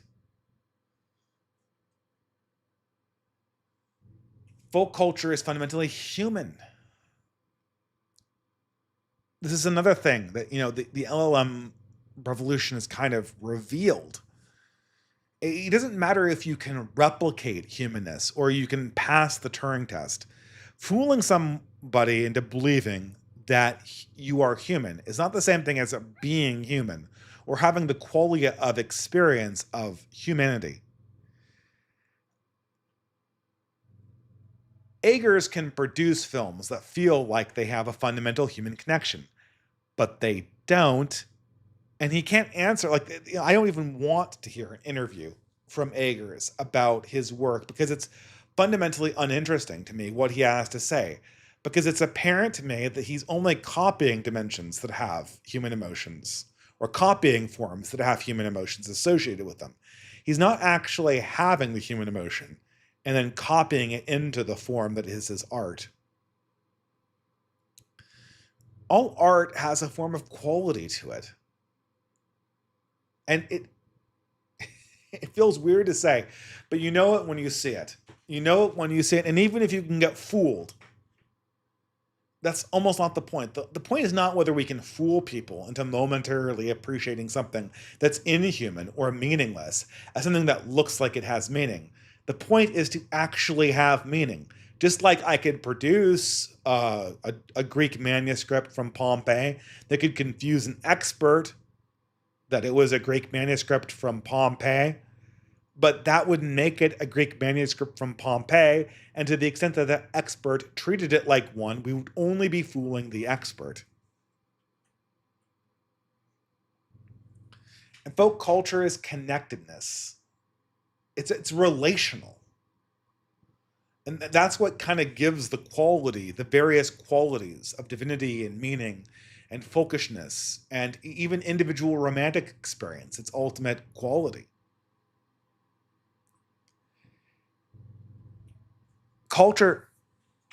All culture, in order to be meaningful, should break down the barrier between our experiential spirit that we have in our emotional state, the collective folk consciousness that we share, and then our transcendental religious calling. What media has done that recently? It felt like, man, I'm experiencing this emotion in the theater, and I know everyone else is experiencing the same emotion. And this emotion that we have, it's numinous. It's an experience of the numinous. A numinous is also one of those things it's a word that's impossible to explain. It can possibly be translated into as like spiritual greatness, the kind of emotion that you would, if someone told you there was an incredibly powerful spirit in the other room that might be benign, there would be this spirit that might be benign, it might be hostile. But there's a powerful spirit occupies the room that's next door. There would be this kind of feeling of humility and powerlessness that came over you. And you would be struck by an emotion that felt like fear, but was not. That's how C.S. Lewis described the feeling of the numinous. But it is that feeling of the numinous. What was the last time you had that feeling? I have an emotion. Everyone has that emotion in this room. And it's pointing to something that's deeply human, that's outside of ourselves, that other people in the past also felt. I feel that in The Witch. In The Witch, I felt that I'm having an emotion right now that is exactly like what my ancestors felt when they felt that someone was being possessed by a witch or a demon. This is exactly the emotion that they had. Exactly the emotion. And I'm feeling it now again. I think we get the feeling of the numinous a lot in horror movies. It's one of the last places where the human beings are able to connect to spirit that they truly believe in. Because all of the other emotions have been broken down by deterritorialization. That would be the necessary component to non-slop culture, that feeling of connection. I should have put this as the last slide, but that's why real culture binds. Real culture binds the people who look at it and perceive it to a greater reality, a greater sense of purpose and meaning beyond them. Slop culture does not. Slop culture is consequenceless. You scroll past it and your life does not change. Anything that isn't slop can be described as an artifact. Anything that is not slop can be described as an artifact. I have a book of Lord of the Rings. It is the book that I read to my wife. It is an artifact. It is a unique piece of culture that belongs to me, that connects me to somebody else. You know, my wedding band is an artifact. It is a meaningful thing in and of itself. Even things that are reproducible as media, your experience of them is an artifact because the experience contains a piece of that meaning that is the emotion that you imbued it with. That was the connection that drew you into the larger feeling of the numinous. I'm going to write about this in my next essay a little bit, but I'm way over time right now and I want to end this live stream. So I will say that in order to overcome the culture of slop, we have to start focusing on smaller elements of culture that contain these qualities that we can kind of bring into ourselves in a meaningful way. And I think that begins with things like poetry, with things like collective experience, like a live performance of classical music or a live performance of Shakespeare. I think that would still contain the numinous in it. I think, and if we experienced it in a live setting and with other people, I think that those pieces of culture could sing again. And once you have those experiences of the numinous in the real world, they can become the seedbed for other experiences. When everything is virtualized and generalized in a social media feed, that cannot transmit the experiential relations that would lead you to some kind of deep relationship to an artifact, not just a text, but an artifact having some kind of uniqueness to it in time. And it also applies to politics. Like, what is slop politics? Slop politics is generalized, repeatable, and technical government. But government can only be government if it's under human control, and under a human control that has a moral dimension to itself, that is mutually comprehensible to the people that it governs over. Human control over government is the right-wing idea of government. The right-wing idea of government that is essential and must become a reality for humanity. This is the only way for humanity forward that is not some extension of self-termination. And it is the de-slopification of our political process. This is the de-slopification of our cultural process has to begin in earnest. And in turn, both of them are driven by the experience of humanity, the experience of the world, and the experience of belief. With that, I think I might end the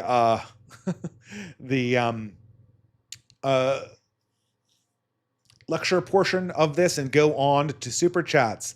I'm going to have a brief intermission because I want to stretch my legs, but I'll be right back for an hour and we'll go over the super chats.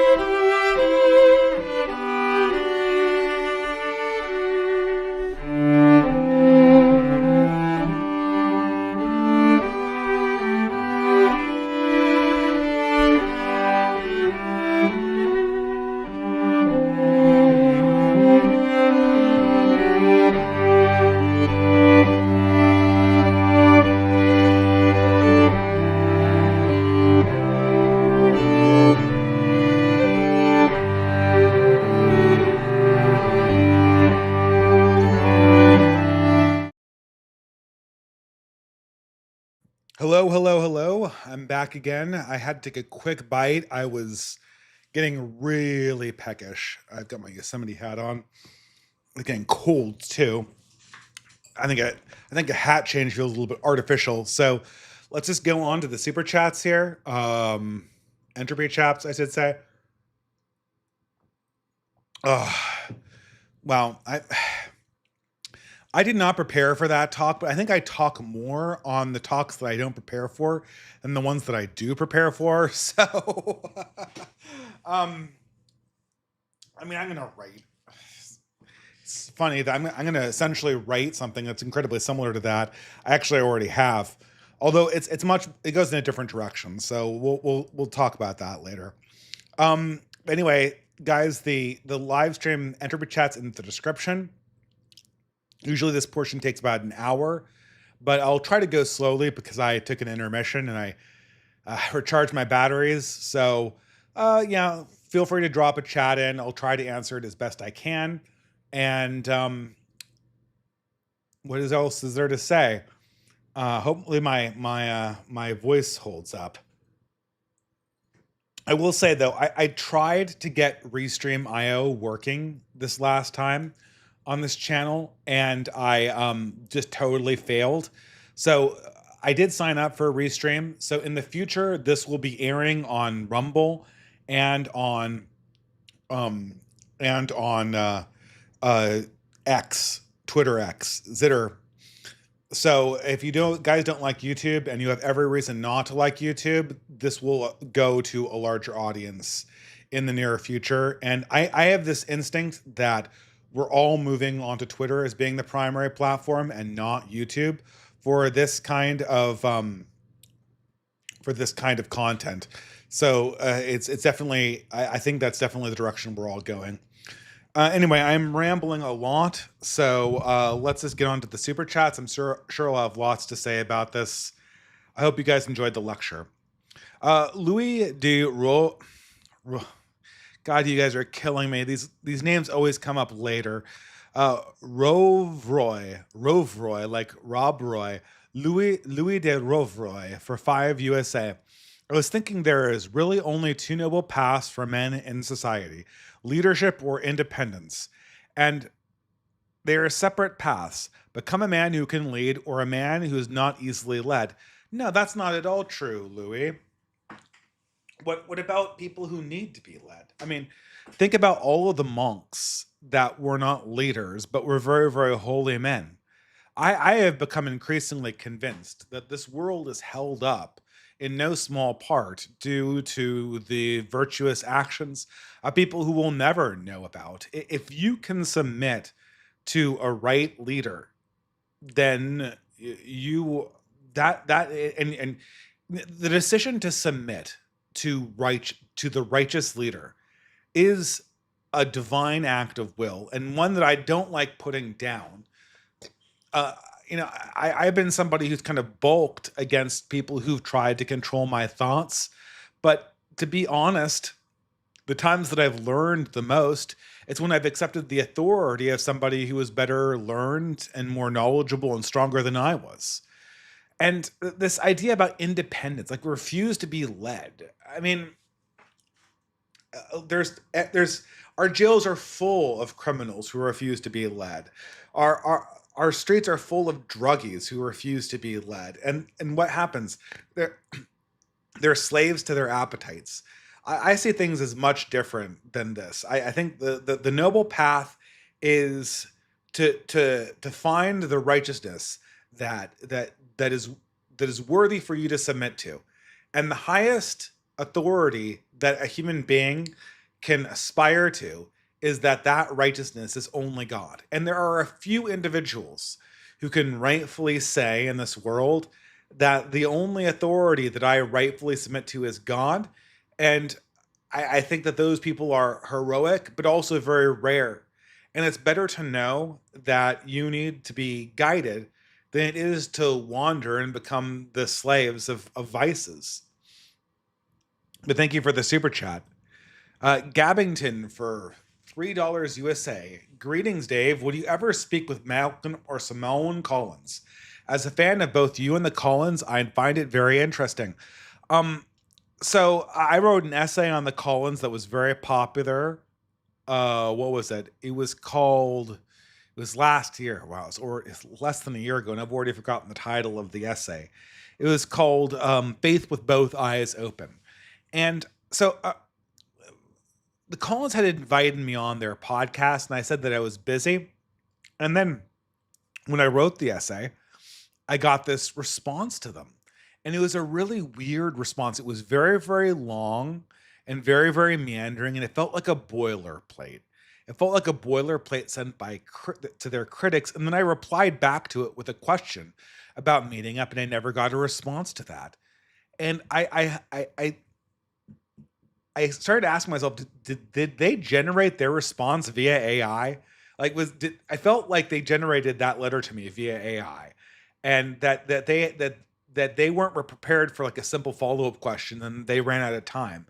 That's kind of like really, I don't know, man. I mean, I have no problem talking with the Collins. I certainly have made my criticism of them very well known, but I have no problem talking to them at all.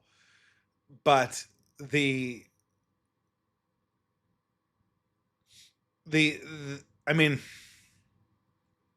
I'll be clear. Their aesthetic really puts me off. Their aesthetic really puts me off. It's desacralized. It's technocratic. It's designed to turn religion into slop. It's saying like, okay, we have religion. Let's isolate the qualities of it that make it important, and then like replicate it as fast as possible without thinking that the possible consequences might be down the road. And then they also do clickbait. Like, okay, sure. So they have so if you see on all the Simone and Malcolm Collins videos, they're all designed with like clickbait titles. And Malcolm Collins says that he's doing that to jam the algorithm so that the algorithm will give him more clicks.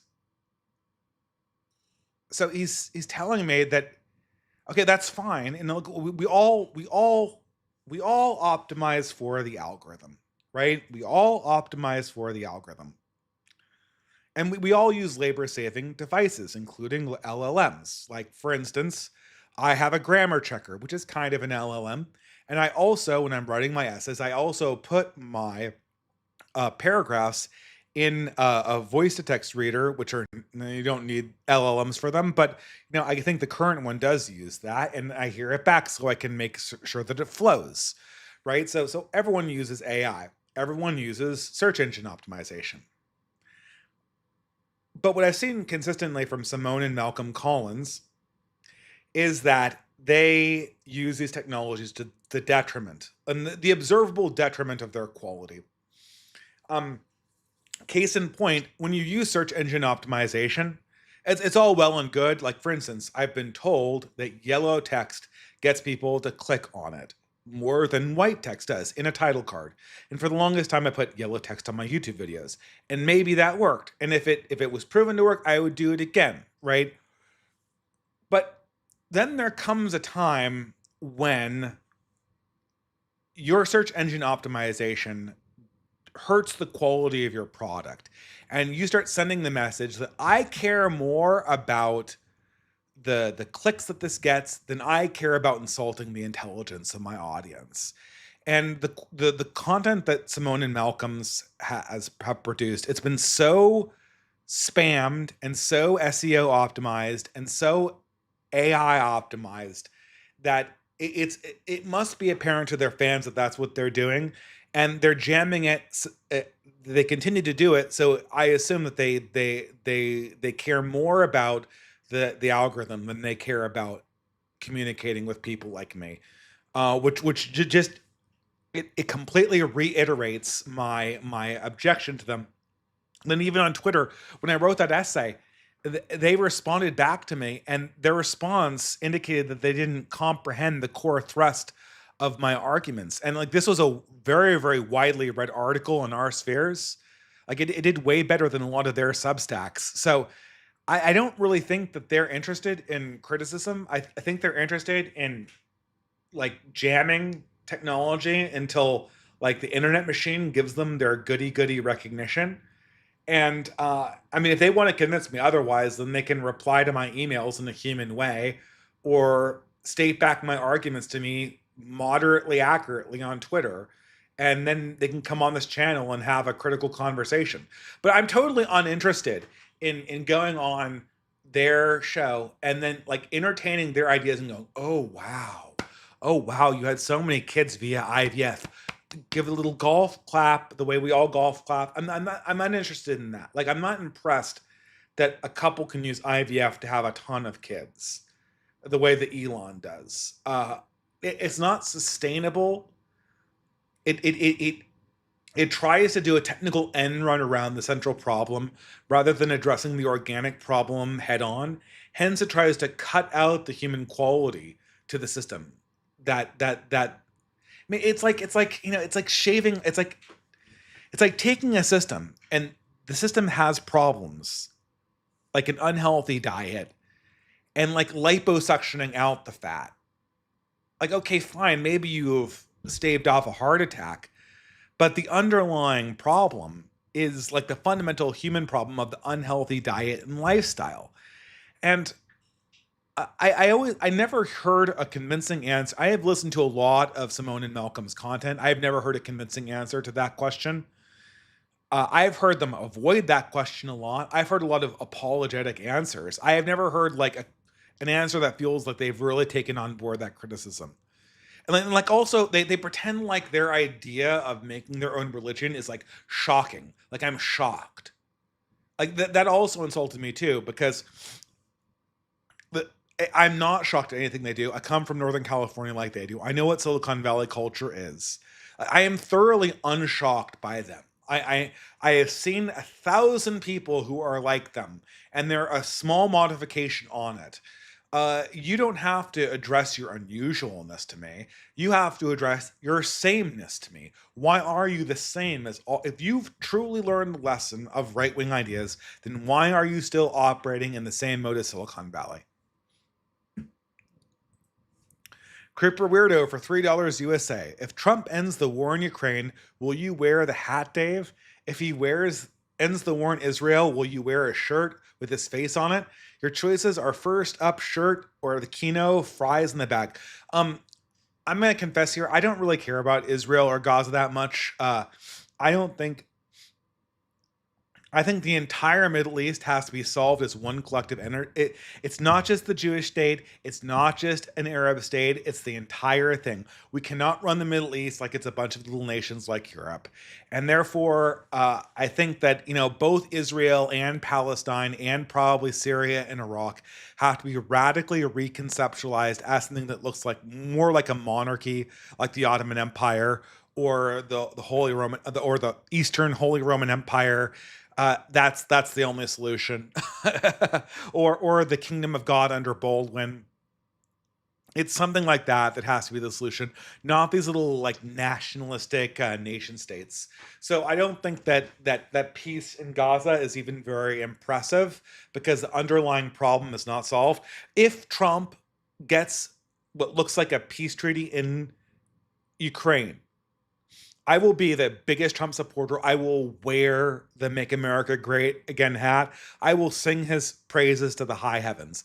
If Trump gets a deal in Ukraine that looks like it's going to secure peace plausibly for the next 2 decades, he will go down in my book as a historical president and worth all the effort we put into his campaign.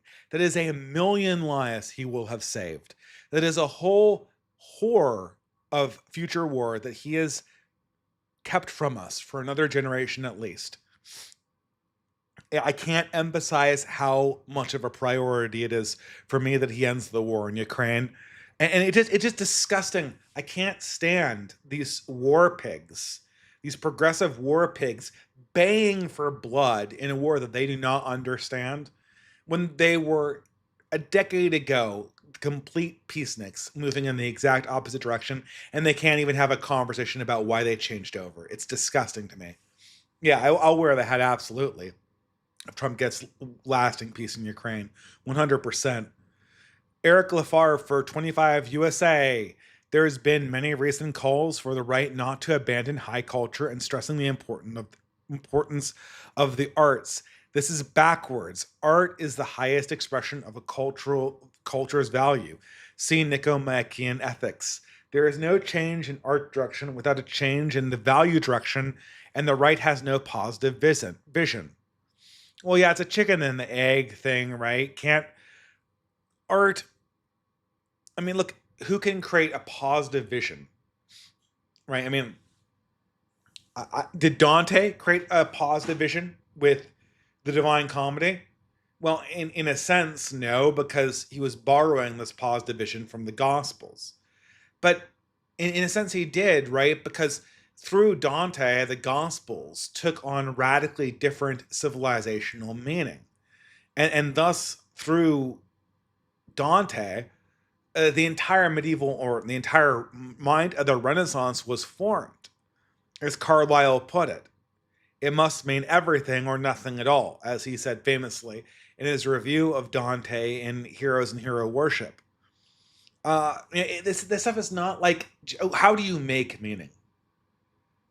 Through great acts, through art, through religious devotion. Oh, well, how do you have great acts or art or religious devotion without meaning to begin with? Well, look at this as a process. You take what meaning you have, you put it into prayer and acts and art, and then you hope that through your effort, like a farmer planting a seed, that meaning will grow into greater meaning. Now, like a farmer planting a seed, does that mean that you are the author of that meaning? No, God is the author of that meaning, but through your actions and through your prayers and through your attention, you are molding that meaning. You are the steward of that meaning in part, like a person who procreates. And so, like, trying to find the ultimate beginning point of a chicken and the egg process is in some sense meaningless. We are part of an organic process that must take power and turn it into culture and turn it into politics and politics and turn it into power and blah blah blah blah blah blah blah, right? Or we must take the meaning that we have, that we see scattered in the small areas, and try to blow it into something larger. Now, that does not mean that we control the process. This is not like a video game where you put the correct inputs in and correct get the correct outputs. It doesn't work like that. But thank you, Eric. Nerve AMV Maker for $15 USA. I think the right could make a contribution to high culture by making an animated production of the Wagnerian ring cycle, a fantasia for the 21st century. If done well, this would give them a lock on high culture because it would become the way people experience this epic since the live versions are so rare. Yeah, I think you're thinking in the right way, Nerve AMV Maker. You are absolutely thinking in the right way. The right way is to take old pieces of culture and then to give them new form in a way that looks entirely different. Don't do like a Miyazaki copy of the ring cycle. Find a different art form, a different way of presenting it that is entirely unique, and then use that as the mechanism for your art. And that is what is needed. That is what is that is the opportunity. Now, I would push back on the ring cycle. I think the ring cycle is a particularly bad choice to animate and to use in this way. The reason why it's a particularly bad choice is that it's stereotyped to hell. It is it's sort of a joke of right wingers with like the flight of the Valkyries and the pagan symbolism. I think that the ring cycle needs to wait a few generational cycles before it's kind of safe to re-excavate in a non-kitschy way. If you wanted to do Wagner, I would much rather see Percival or the Flying Dutchman. I think Percival or the Flying Dutchman would be much more interesting to have. I mean, the Flying Dutchman's hard because it's just like so thoroughly romantic and I think Percival might be the right one. But you could probably do something else. Or Tristan and Isolde might be also good. I just love the opening of Tristan and Isolde is one of it's one of my wife and mine's favorite pieces of classical music, the overture to Tristan and Isolde. Asteroidal Assassin for $5 USA. You mentioned progressives' true ideology. You can be certain that being anti-racist isn't something they really care about. My proof is this. You never see progressives responding to Twitter racists being mean for no reasons. They only focus on LGBT. Being nice is a core religious principle of progressives. They have a hard time being mean or being seen as being bullies. But being anti-racist, oh man, they care about that a little bit. They care a lot about specifically Africans being kind of integrated into a new world. But if that's not something that you can cash at as an individual, they will be incredibly rude to like Thomas Sowell or any other black conservative you can think of, as they have pointed out by all normie cons constantly since the 1980s. They're Clarence Thomas would be another example. They're plenty rude to they're plenty mean to black people, but like the vision of the post-racial society, that is what they believe in. The vision of John Lennon's Imagine, that is what they believe in. Eric Lafarge for $50 USA. I take hope in the current flop that is the Final Fantasy VII Remake. Oh, that's a great example of slop, isn't it? I've just seen trailers of it, and I know that it's slop. I remember the old one being left-leaning, but the remake takes the shit library to a whole new level. While not on the level of BioWare, it's still there, and it's not selling. There's no less a market for the leftist LARP of Avalanche. Like Avalanche is so in the weeds of like nerd culture. But Avalanche is like an environmental terrorist organization that is like the initial good guys of the Final Fantasy VII series. It's never fleshed out very much because the series plot quickly moves on. And, this is, it's really only sort of a MacGuffin to get the plot going. But the idea of Avalanche always was that it was kind of a LARPy, futile organization, kind of like an Uncle Ted kind of. Like it had noble visions, but it was fundamentally futile. And while the Shinra Corporation was bad, they were worse. Final Fantasy VII suffers from a much, much worse problem, which is that it doesn't really understand what made it good. It starts off with the form. The Final Fantasy VII was an anime. These characters weren't supposed to make sense as realistic depictions of themselves. Once you take anime characters and make them realistic, then the plot starts demanding a level of realism that the anime world can't possibly generate. They need to stay like discernibly cartoon characters or anime characters, like Final Fantasy Tactics cell shading. The second thing is, there needs to be an understanding that traditional relationships are. This is always what modern progressive versions of culture struggle with so terribly. Is there needs to be an understanding that there's like a wholesome family connection to folk and people that is operative in the world. And if you have like radical deviations from that in terms of shit library, it's very, very apparent. Like this is very hard to express, as you can see me struggling with it right now. But okay, so the question is like you take Final Fantasy VII, and Final Fantasy VII plays with place and time. So there's a city that's like cyberpunk and alienated, but then there's like towns that have like more wholesome human relations. It needs to be apparent in fantasy that for most of the world, in order for fantasy to be, effective, it needs to be apparent that people exist in this world in deep familial, intergenerational connections. If this is a world where everyone's their own little star with colored hair and they all have radically different identities and blah, blah, blah, and there's no connection to a broader history, then the fantasy can't fall properly. And especially in something like anime, where anime kind of carries this implicit wholesomeness to it, in the event that the anime belies that it exists inside of like a cynical modern framework, which is what the realism will naturally push it towards, then all of a sudden the wholesomeness is immediately recognized as fake and surface level and slop. Charlie, $20 just has a super chat.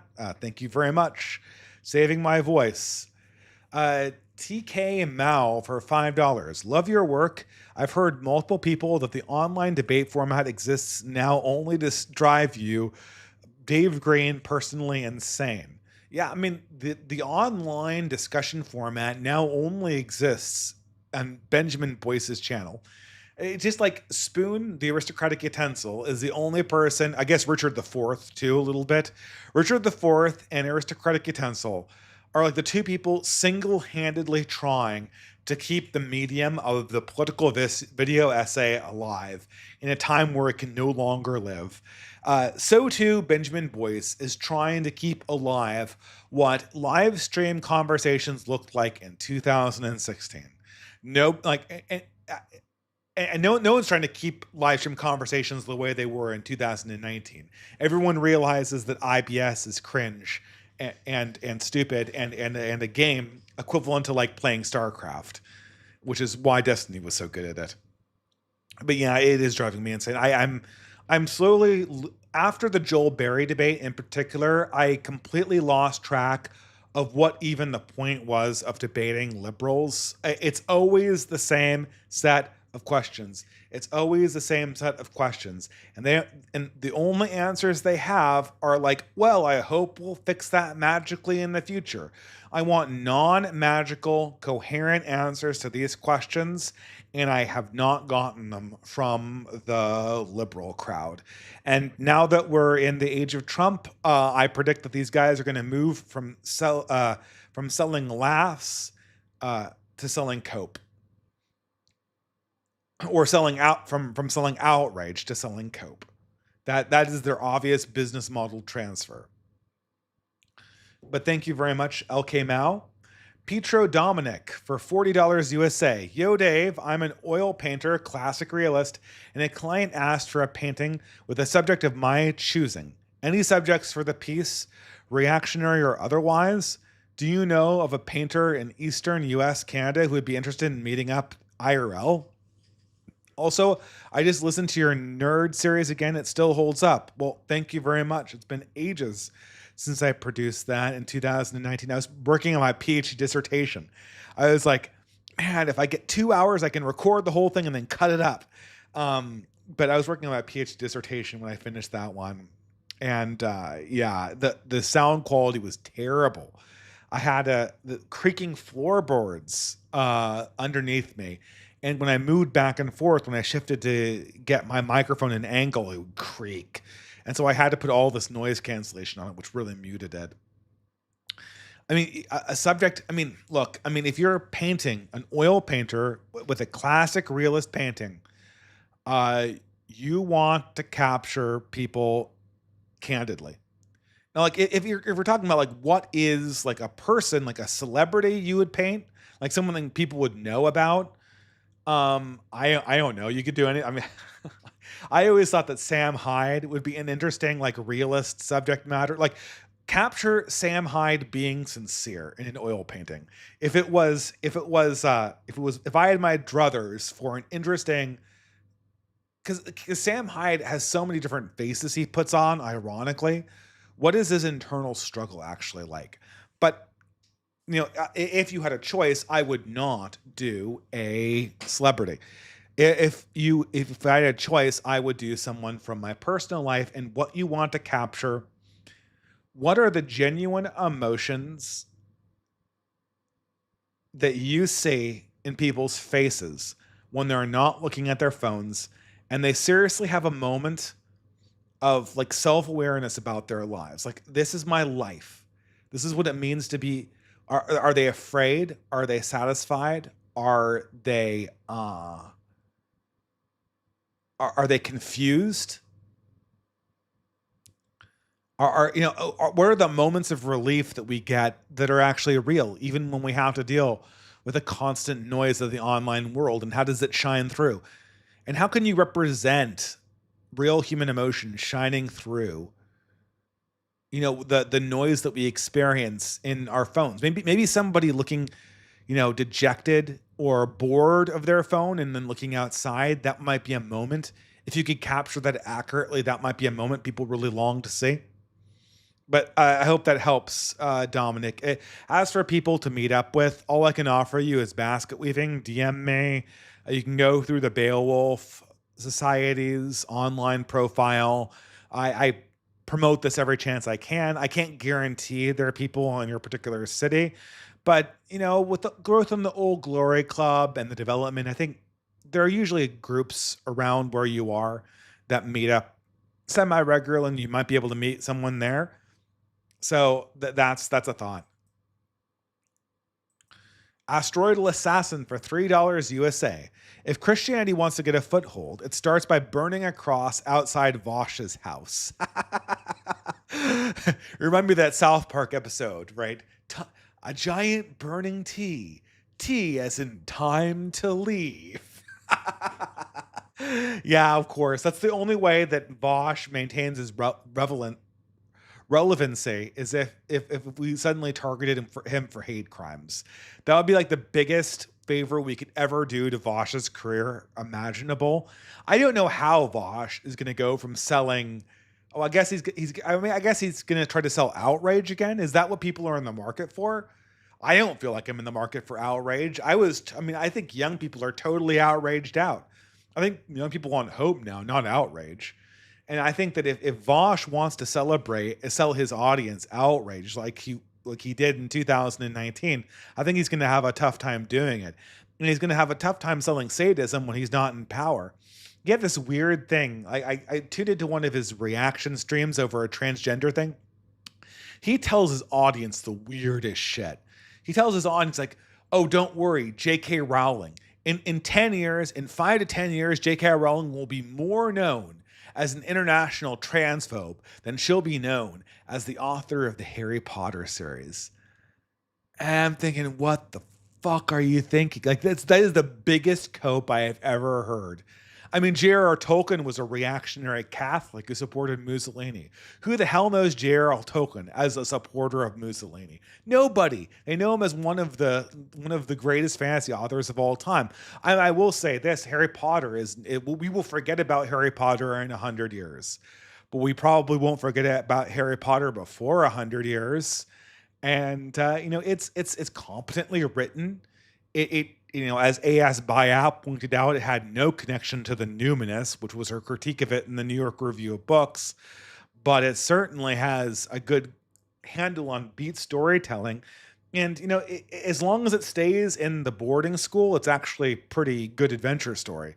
Her last book was notably shit because once Harry Potter leaves Hogwarts and has an independent adventure, the whole structure of the story falls apart and it becomes, you have to kind of count on the internal logic of the universe, and Harry Potter has no internal logic of its greater universe, which is why it never makes any sense in the 7th book. Nerve AMV Maker for $10 USA. It's interesting that these recent Christian converts can't look to any historical Christian political leaders for inspiration. You will never hear anyone like Barry praise Cromwell. The semi-secular Washington is what they truly want. A warrior with real spiritual conviction terrifies these people. I don't know about Barry, but Barry's audience is an older liberal audience. Jordan Peterson and Ian Hersey are old people. They don't want to shake the boat. They don't want to create a huge upheaval. We do need a huge upheaval, but they want to. They're too old to affect these changes. They're too old. They don't have a stomach for the kind of changes that are needed. I don't think that we need a war, or I pray there's not going to be a war or a disaster. But minimally, in order to get the civilization to restore itself, it's going to need sort of radical acts of sainthood and radical acts of political power in order for the ship to right itself. There's this one author that a lot of people want me to critique called Paul Kingsnorth. Now, he's kind of vaguely right wing, but he's more notable as a Christian convert from Buddhism. And he did this article in First Things magazine where he talked about how Christians had to abstain from politics. Now, I really, really, really disagreed with it. But I'm not like falling over myself to do a critique, because Paul Kingsnorth wants us to move back towards a concept of monasticism and mendicant Christianity. And so while I think he's wrong in the technical sense, his broader aesthetic preference is in the right direction. And is tugging at something that's much, much, much, much more interesting than like the minor, easy to prove ways that he's wrong that can be disproven through history by looking at past Christian leaders who have participated in politics. So sometimes people can be like right in, it's kind of the opposite of the Collins, where I feel like Paul Kingsnorth is kind of right. He's kind of wrong in an obvious way, but he's right in a subtle but interesting way. Whereas the Collins are right in an obvious way. Like they're obviously tugging at the issue of the 21st century. They're 100% right in that. But then they're wrong. They're really deeply wrong in a subtle, hard to express way. So my instinct is, even though the Collins are more correct than Paul Kingsnorth, I like Paul Kingsnorth a lot more, and I'm more interested to hear what he has to say in the future than I am in the Collins. Especially since I always feel like I'm kind of being, I feel like I'm being gamed by the Collins. I feel like I'm being optimized, and I don't like being optimized. I like being treated as a human being, relationally, building a human connection, and not as an element of a parasocial network. So, there's that. Ben White for $3. Why isn't it appearing? That's weird. Okay. Are we still streaming? Okay, I'm going to reload the entropy stream. Uh-oh. That is not a good sign. Are we still streaming? Okay, I'm going to assume that we are still streaming until I'm told otherwise. Okay, it looks like it corrected itself. Okay, thank God they came back. Oh God, entropy, don't do that to me. I would never live that down. Where was I?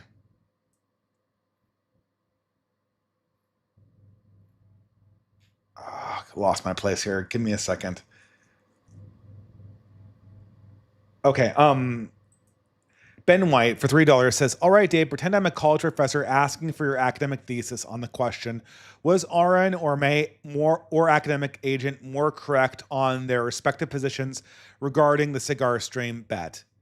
Well, dude, that's a cop-out, because everyone knows that nobody succinctly answers a yes-no question in a dissertation. The point of a dissertation or an academic thesis is to spend as much time blathering on about the various avenues of the question in a giant bibliography, and then make a little bitty little claim at the end. But I will do a better thing than a college thesis and give you my answer. Since I'm on this thing about correct in uninteresting ways and incorrect in interesting ways, academic agent is correct in the uninteresting way and incorrect in the interesting way. And R.N. McIntyre is correct in the interesting way and incorrect in the uninteresting way. In the interesting question, R.N. McIntyre is correct. And the uninteresting part of the question, academic agent is correct. The more important section of the equation is the R.N. McIntyre equation. The most important thing to look for now is what they can't put away. A lot of things are going to get put away. As soon as something gets put away, you know that that thing is not an important thing. When they can't put something away, that's when you know that it is an important thing, which is why R.N. McIntyre's focus on what they can't put away is more important than on what they can put away. So no question can be answered without acknowledging its relevance. And if there is a yes in some ways and no in other ways, then you have to address the value of the two questions. Your eyes should be on what they cannot put away. Regardless of how small it seems, it is not small. They'll try to make it look small. They'll try to make it look, the cathedral will try to make it look like whatever they don't put away is small and unimportant. But that is the opposite of the case. Whatever leftism they do not put away is the most important part of the equation. And that's where all our eyes should be focused right now when they try to do this little magic trick that they're obviously trying to do. What are they not walking away from, and how can we attack that? We do not say that we've won until we get one thing: apostasy, apostasy, apostasy. Apostasy, until they apostatize, you haven't won, because this is a war of belief. And you want to see how they're trying to smuggle their actual religion out the door, and that religion's contained in the things that they cannot walk away from. Bolero 393 for $5 USA says, Bill Maher lives to be edgy without being poor. He said we were cowards for bombing Islamists, and they were willing to die in 9/11. A maverick by shitting on white Christians for years. Now he's acknowledging the 50s were great to own the woke. Yeah, I mean, he's a total opportunist. Don't believe a thing he says. I don't have the time of day for Bill Maher. It's just pointless. Ben White for $5 USA. It says, man, funny you bring up Faraday Speaks. I remember him in President Sunday when I first discovered your channel in 2019. Wow, the two psychos. I had found out that the director of BioShock was Jewish, Ken Levine, yeah, of course, and I wanted to look up the influences of Jewish thought on the plot of BioShock. Well, now that's kind of interesting that, BioShock had two targets. The first one was Ayn Rand, and the second one was Brigham Young, and indeed all progressive Christians in the early 20th century. Well, I mean, it's kind of a contradiction because Brigham Young was certainly not a progressive, and he certainly wasn't a Christian.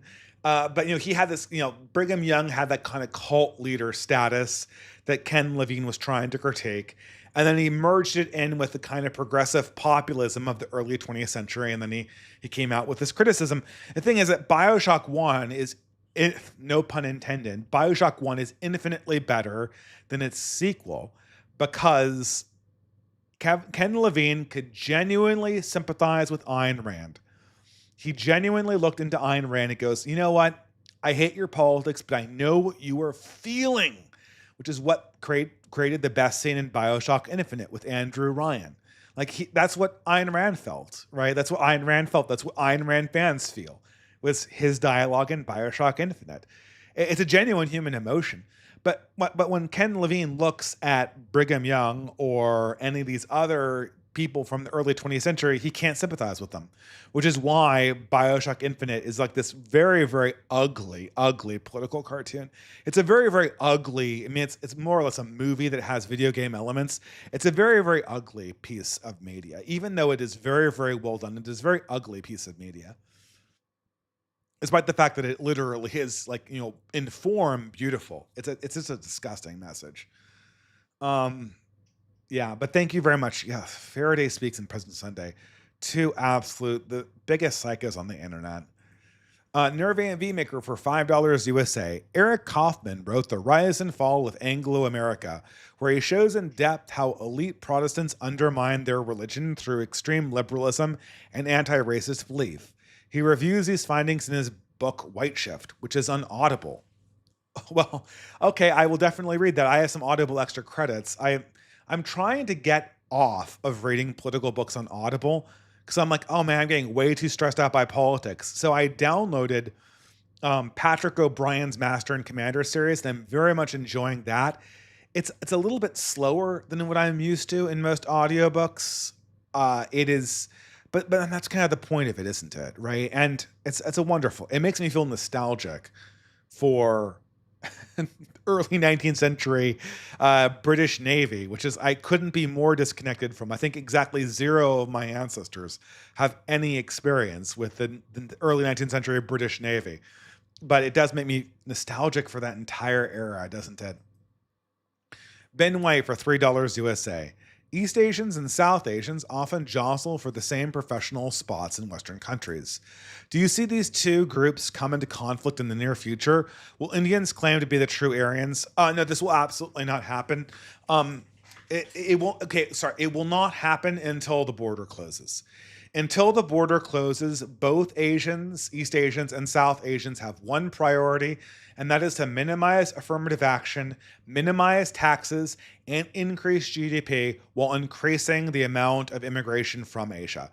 There's no way that the United States is going to have a different immigration policy from East Asia than it is to South Asia. So, for the time being, their communities' economic prospects both rise and fall in the same breath.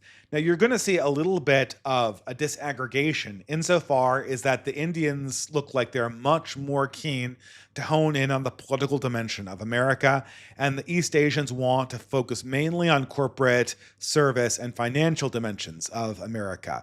And insofar as the political class of America comes in contact with the corporate and financial sectors, there'll be a little bit of conflict, but the community leaders will downplay that absolutely positively until mass migration from Asia ends.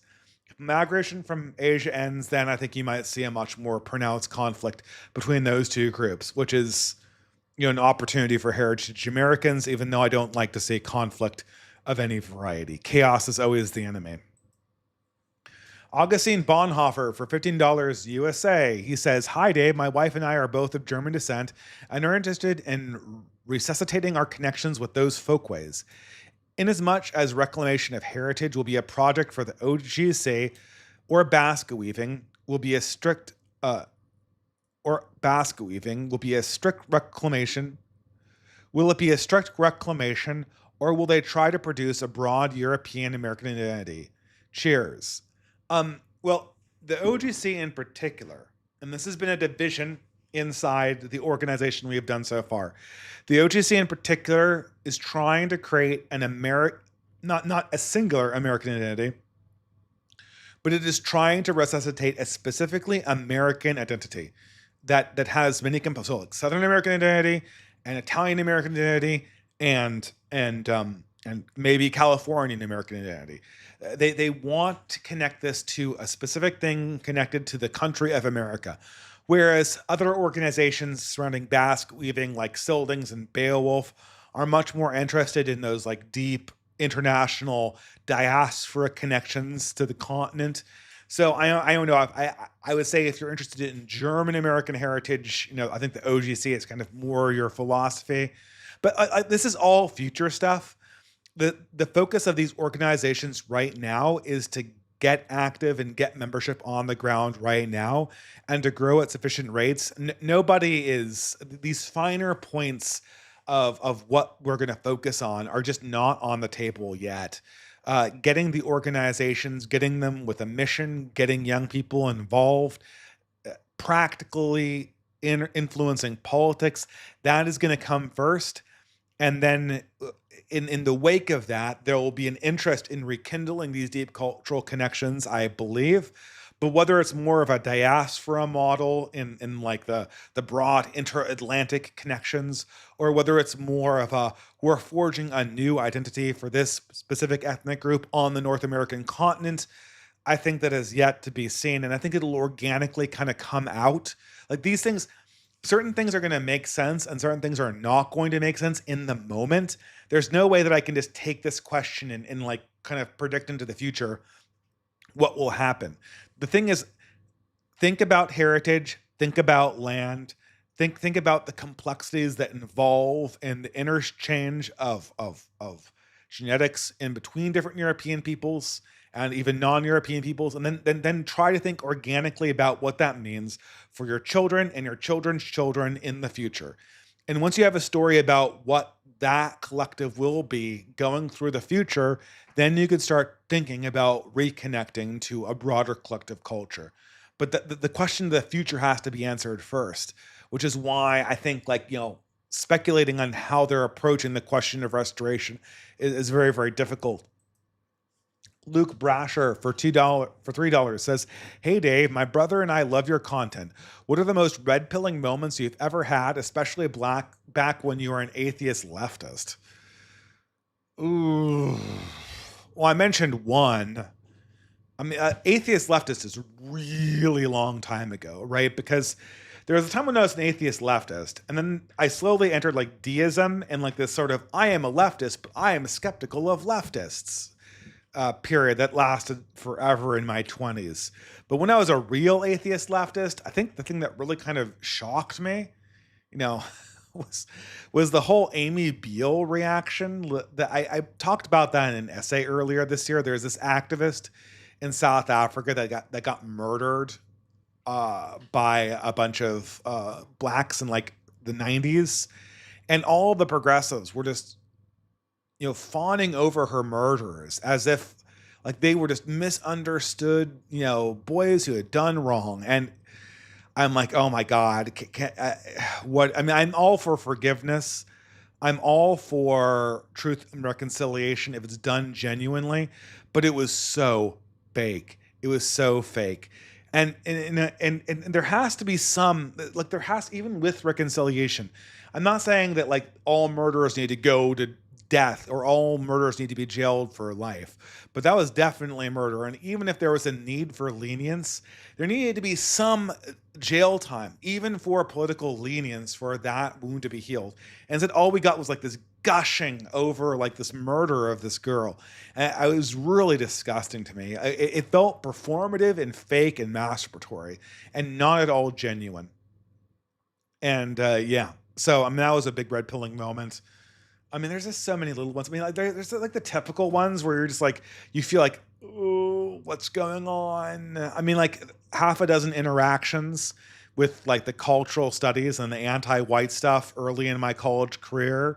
Like they didn't cause me to change my political perspective, but they alienated me from the liberal arts, which is where my initial passion lay, and they kind of directed me towards engineering. So there's that. Yeah, it's too many to count. But I talked about Amy Beale in my last essay, so that's the one that's coming to mind with that very, very early period of my life. Sarah for $5 says, my question last stream focused on Destiny, on the Destiny LS of, okay. Pardon me. Sarah for $5 says, my last question on the last stream focused on the Destiny Lauren Southern affair as the least shocking thing about the recent leaks. What are your thoughts on the worst leaks indicating Destiny is a full-blown sex offender who could face jail time? And then she continues saying, are there any insights behind the male feminists or rapists meme? Well, I don't know what to make about Destiny. The biggest thing about Destiny is his ability to capture the imagination of autistic young men who were previously enthralled with sort of dissident ideas in the right wing, and then kind of carry them back to some form of orthodox leftism. Now, the question is, so much of his appeal is parasocial. So, like, if he gets taken out, I mean, he'll have a certain number of fans that stick with him no matter what, no matter if he's convicted.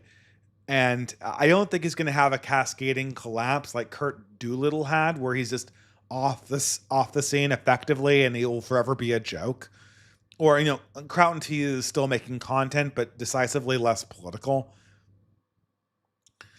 So I mean, he might become a figure like Crown T, but there's no real lesson to this. We always knew Destiny was a creep.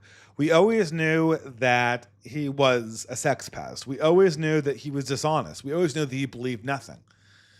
The only thing I think the end of Destiny might be the end of debate bro parasocial political culture and the beginning of people who want to examine politics in a more deep way. And that I think is going to be good for us in the long term. But the problem is that you're trying to kill an idea by discrediting a person. And the problem is that rarely works except in very specific circumstances. And I think that I don't know. I mean, my instinct is that the Destiny fans will move on. So I'm not expecting it to capsize internet political culture. But the thing is, if it capsizes internet political culture, Destiny's fans are going to go back to watching video games. So it's not like I'm not even sure that Destiny is in charge of a fan base that's even worth getting. For instance, I was interacting with this channel called Adam and Sitch. Adam friended and Sitch from PSA Sitch, the channel. And so I had a series of debates with them. And the first debate, I did really well. It's all. I asked the exact same set of like 15 questions that I ask all liberals that they never can answer effectively, and the answers weren't particularly good. But at the end of the stream, like a lot of the fans from Adam and Sitch's our audience, like really got angry at them and left. And then the next stream I did with them, Adam and Sitch were way more hostile. They were obviously angry at me. But what I noticed in the next stream is, although less people watched it, all the people took Adam and Sitch's side. So all the people who took my side in the first Adam and Sitch conversation left that community and essentially became right wingers or right leaning people properly. But the people left in that community were just a bunch of committed shitlibs that didn't even care about the questions that I was asking and thought that they were irrelevant and stupid. And so like, why do I want a bunch of shitlibs, centrists that don't even care about the substance of the questions that I'm putting to them? I can convince them that I'm right, but I can't convince them that what I'm talking about is relevant. And they much more were concerned about like video games and freedom than they were about posterity and continuity and morality and all these deeper things that I think were sort of the real thing that was missing from their perspective on the world. And so that's why this is so Destiny's audience is probably going to fade away. Is it worth recruiting? All people are worth recruiting. All people are valuable, but Destiny fans certainly are not in the top of my list of wants, because they're highly distractible, autistic retards. And I don't say that saying autistic people are idiots, but I don't think Destiny people are the brightest. And they also have a tendency towards nihilism, so that also means that they're very weak. I don't think that's very. It's not a community I'm really interested in getting. If I had to order the communities I was interested in getting, the communities that I'm most interested in getting are ex-progressives like Angela Nagel, like I don't know, like a lot of the moderates who switched over to Trump, and I'm blanking on all of the what was that? The guy from Brazil that I'm blanking on this. I'm interested in getting the moderate boomer aligned Gen Xers that have seen the light and understand that things are radically changing and want to get in a new direction that is not what the left has on offer. Those are the people that I'm interested in actually appealing to. The Destiny crowd will find its way over to our side when it's comfortable. Creeper Weirdo for $5 USA. I got an older brother who is a total NPC. When he isn't ranting about Trump on Facebook, he's simping for Star Wars. How do you deal with a family member with a woke mind virus? It's not as bad in person, but on Facebook, I wouldn't engage with that. I would try to if you're using Facebook, try to focus on things that are more meaningful than Star Wars. Like, talk about Tolkien. Like, post your own memes about Tolkien, and then maybe he'll interact with those Tolkien memes and then open up a broader conversation about Tolkien or C.S. Lewis. Or just think about like what is like Star Wars but is deeper, that connects to something on the outside, if you're trying to appeal to him that way. I mean, if he's your older brother, then try to just talk to him like your older brother and just forego politics altogether, and then just kind of confess your beliefs as they're stated, and then just kind of be very, very honest and very, very sincere. And I think that obviously woke people are very, very notorious at ostracizing friends over political disagreements, but this is you have to your relationship with your brother is more valuable than your politics. Let's start with that. Like that is so by all means, do not like start a political debate and alienate your brother. It's not worth it. Your effectiveness at convincing him is going to be far less. And you probably can't even convince him, especially if you're the younger brother. But if you're looking at a way to communicate your values, try to do it through pop culture elements that touch on elements of Star Wars. Touch on things that are like things that he likes, like Dune or Lord of the Rings, which are, two primary influences of Star Wars that have very, very right-wing dimensions to them. And that way you can kind of confess your beliefs in a way that feels safe for somebody who has a very pop culture way of viewing the world. Luke Braxter for $3. Hey Dave, have you been able to overcome cultural differences with your Asian wife in your marriage? And what advice would you give to others in that regard? My Asian wife? My wife is very not Asian. Are you assuming that I have an Asian wife because I said that JD Vance is like the literally me, a mainstream politician? I did not actually marry an Asian woman, South Asian or East Asian otherwise. My wife is Caucasian. She's Canadian. Did you assume that because she's Canadian that she was Asian? She is certainly not. We are very ethnically similar. I make the joke that even though I crossed a border to marry her, our ethnic composition is remarkably similar. both kind of like partially German, partially British Isles with like fractional Middle Eastern, like in the 3 or 4%. I won't specify that 3 or 4% more thoroughly, but you get the idea. But yeah, I don't know how to give you advice on having an Asian wife because I don't have one. But thank you. Asteroidal Assassin for $3 USA. Finding out you don't like the prequels is like back in 2023 when I found out you drank. I drink very sparingly, Asteroidal Assassin. I am not a big drinker. Revenge of the Sith is literally the peak fiction. Well, this is what makes you a younger millennial. You think that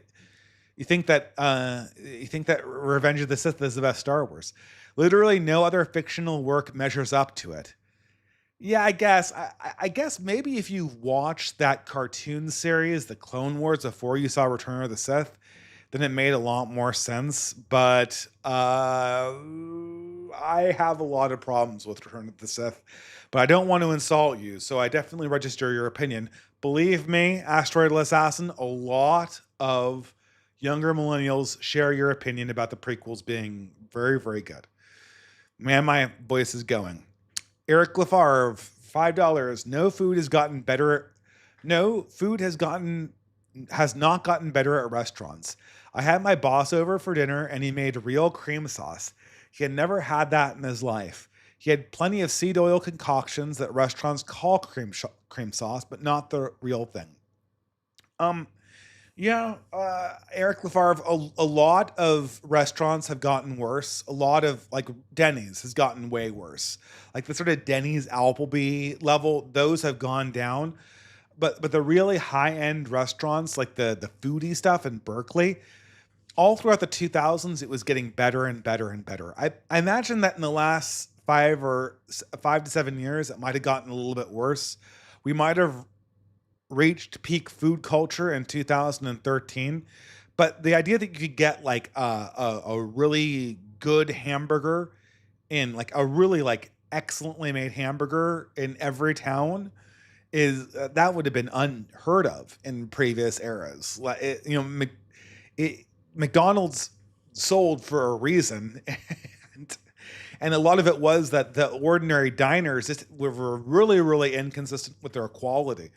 And if you could find a diner that made a good hamburger, you'd remember that diner. Like people would tell stories about it, which actually, in fact, made the experience less cultural slop. But I don't know. When it comes to like blind taste tests, I think the high end food has gotten better in my lifetime, even if it's dropped off in the last 7 years.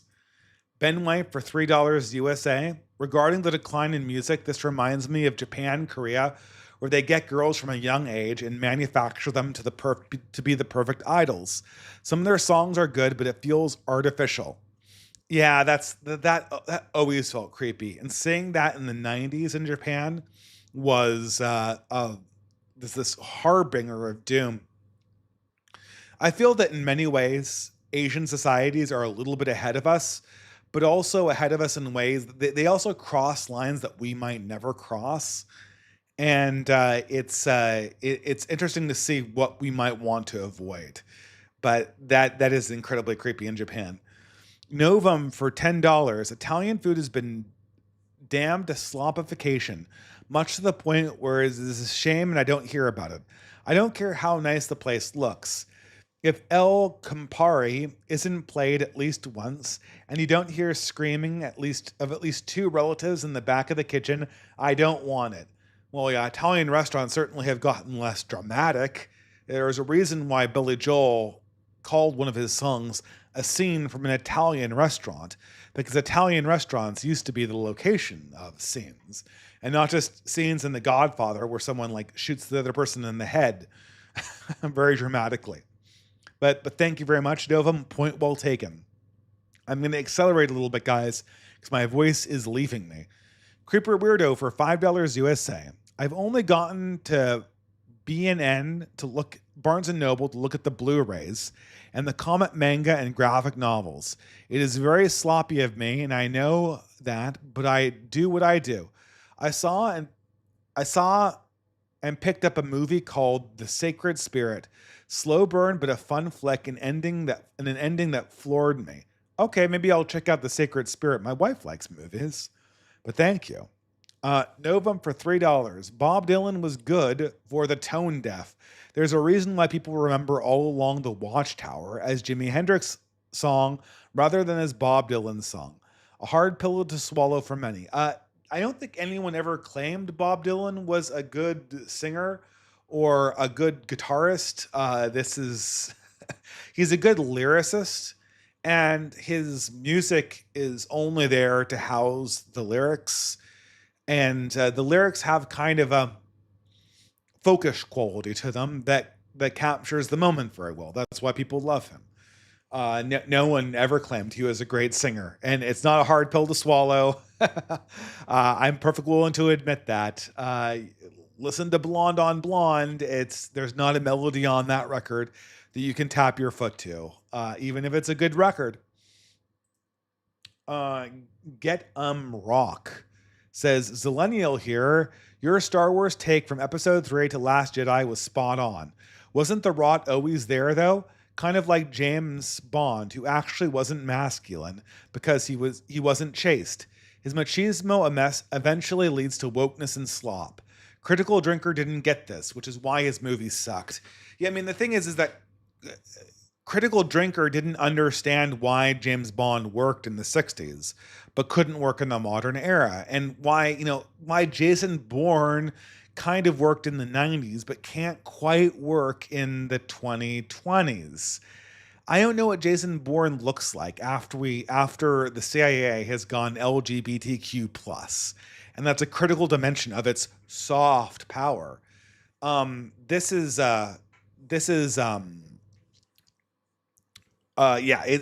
Things have certain time periods where they work in, where their signals are proper. If you wanted to do a genuine intrigue or spy movie in the modern world, I think you could do a good one, but you'd have to radically reconceptualize what was going on and who were the belligerents, because I think it would play out a lot differently, and it would definitely kind of like smack differently.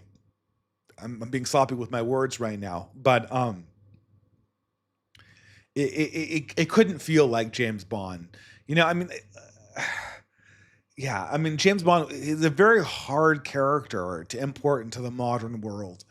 I would have a hard time thinking. I mean, Daniel Craig did a passable job in at least two of the movies that I saw, but very, very difficult. And James Bourne also, or what's the Bourne identity? Is it James Bourne? I think. Anyway, Ben White for $5 USA. A friend remarked on how China is in a state of spiritual decline. For Chinese New Year's, many families don't even cook at home anymore. They just go order dumplings and other plates at a restaurant. Confucian values couldn't stop the birth rate collapse. Well, I mean, Confucian values were killed with the Cultural Revolution when you had children denouncing their parents as counter revolutionaries. But 100%, China is in a state of spiritual decline. If anyone wants to read an article about this, you should read Kevin Dolan's latest on the Exit Group about China. It's very good. But spiritual renewal is the name of the game in the 21st century. Sam153 for $25 USA. Evening, Dave. It's hard to describe how much cultural cash Star Wars had with young millennials in the 90s. Yeah, is it before The Phantom Menace? It's amazing. It's hard to express what Lucasfilms meant to that demographic. Is it wrong to want to buy a remake of Lord of the Rings movie trilogy to see how bad it would be and make the originals look beautiful? I'm not a huge fan. I mean, you can buy whatever you want. It's not going to make a difference in the great scheme of things when it comes to giving money to the wokesters who have besmirched the Tolkien estate. But you know, I'm rereading the Lord of the Rings with my wife, and I am constantly taken back by how much better the book is than the Jackson movies. I mean, credit to Jackson. He did an incredible, faithful rendition of the books in many parts. But the reading the books, you're only ever reminded of all of the little things that are very, very difficult to capture in cinema that are just such a large part of the magic of the book. And for me, Lord of the Rings is first and foremost a book, and like the poetry is so critical. Like the poetry is actually more important than a lot of the plot elements in the book. And I don't even know what to I don't know what to make of a movie that is. I mean, they incorporated a little bit in the movie, but without dimensions like that, something really critical about the substance is missing. Thank you very much, though. Luke Brasher for $3 USA. Dave, have you finally been invited to the Whatever podcast or the Fresh and Fit podcast? Would you ever go on them if they had the opportunity? By the way, why do you pronounce it regardless as regardless? Regardless. I don't know. I've never been a very good public speaker when it came to pronouncing things. I did debate in school, but that was that crazy debate where you like spoke the arguments really, really quickly and busted out evidence. It wasn't it did not focus on elocution. And so oftentimes I don't speak as eloquently as I should, given that this consumes a lot of my time. I mean, I don't know. I guess I do not want to go on the Whatever podcast. The Whatever podcast is absolutely one of the worst phenomenon that has happened in the last. It's brought out the worst in women. It's brought out the worst in men. I think that podcast needs to die. I don't really know about Fresh and Fit. I think it's an African American podcast, right? I do not feel the need to reach out to these normie audiences. I don't see what the point is. Fresh and Fit, or whatever audience is not going to watch my 3-hour introspective examinations of culture. They're just not. They want to see whores make fools out of themselves in front of smirking 20-something Zoomers. That's the whole idea. And the moral arc of history is broad, but on the internet, it bends towards debate bros versus literal e-whores, which is what we eventually got in the Whatever podcast. Absolute Defender for $3 USA. I would have never predicted Trevor Noah has a more encompassing understanding of group nature than E. Michael Jones. Even Jones isn't immune to boomerism. Well, look, absolute defender. E. Michael Jones is too old to learn new things. Trevor Noah is still young. He can, I mean, look, I mean, I'm not saying that no new revelations ever come to old people, but ideologically speaking, you're constantly trying to cram them into this structure that's very, very set in its ways. Trevor Noah can look and see a changing political dynamic and then ask in his heart of hearts what he wants. And part of what Trevor Noah wants is a racial feeling of belonging, which is obvious because a lot of multiracial people want a racial feeling of belonging. And I guess he's honest enough to admit that's what it is. And I mean, more power to him, but I think he's wrong to deny that to other people. And, look, for people who are a mixed race, it's not, mixed race people have always happened, but I know people don't like saying this, but what happens to mixed race people is they marry into one race or the other and then get folded into that polity. There is not some like eternal multiracial society that evolves from the very small number of mixed race people. That's not how this has ever worked historically. Sometimes peoples shift a little bit like tectonic plates, and there's obviously individuals go back and forth, but that's how you find belonging, is by thoroughly joining one of the peoples. Which, I think for Trevor Noah, it's pretty obvious which peoples that is. Ben White for $5 USA. My dreams of a trad wife are now in shambles. Fuentes was right when he said no e-girls ever. Jokes aside, I remember when Lauren Southern did several podcast episodes with Brittany Pettibone. I'm shocking how differently their lives turned out. Well, not really. Lauren Southern was always someone that I thought was a complete grifter, and Brittany Pettibone was always someone that I thought was a genuine person. And I think it confuses people because they both read scripts online. It's obvious that when Brittany Pettibone is doing a live stream, she's like putting on an act. But there's a difference between putting on an act and having like your life be an act. And it was really obvious that Lauren Southern's life, there's something that was just being concealed by that, which we now, I mean, I don't want to say we know was being concealed because it's still just rumors. But I think that there's so many rumors and they all go in a certain direction that and they all are from so many different sources. It does seem like the picture that she was painting of herself across her career was very, very deceptive. Whereas I have every reason to believe that Brittany Sellner's portrayal of her life is more or less accurate, even if she sounds kind of, like she's acting on camera. This is always the thing, like in the internet, you can't tell whether it's a real person acting as themselves or a fake person that's acting to deceive you, which is the problem with online. Ben White again, he says, gay adoption. What is your most convincing way to explain your moderate and libertarian friends why gay marriage is bad on both a personal and moral and societal level? I think convincing way. I mean, look, if their priors are that consent is the only standard of the good, you can't convince them on that. To say that it's pointless and it opens the door to redefine words. That's the only thing that the libertarians are going to be able to understand. Say, look, I mean, there's no wonder we are redefining women. We redefined marriage. And once you can redefine something that's a word that's as old as marriage, you can redefine a word that's as old as woman. And that's exactly what happened. And if you want to stop, and gay marriage, this is another argument against gay marriage. Gay marriage is not straight marriage in the same way that trans women are not women. If they're against you on the trans thing, you can easily do that, right? And it doesn't mean you have to be against gay people, but you have to recognize these things as different. And what gay marriage did is it said that two different things are actually the same thing, which is exactly the same kind of equivocating lie that's pushed forward when we say that trans women are the exact same thing as women, or trans women are women. And I'm tired of saying that different things are the same. Bad Zoomer for $5 USA.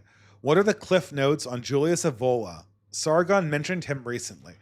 Preliminary research shows him as a self-described Catholic pagan, eye roll, and a super edgy guy. Is he worth a deeper dive? So I mean, Catholic pagan is a misnomer. I mean, look, Julius Evola was deeply, deeply anti-Christian in his early life.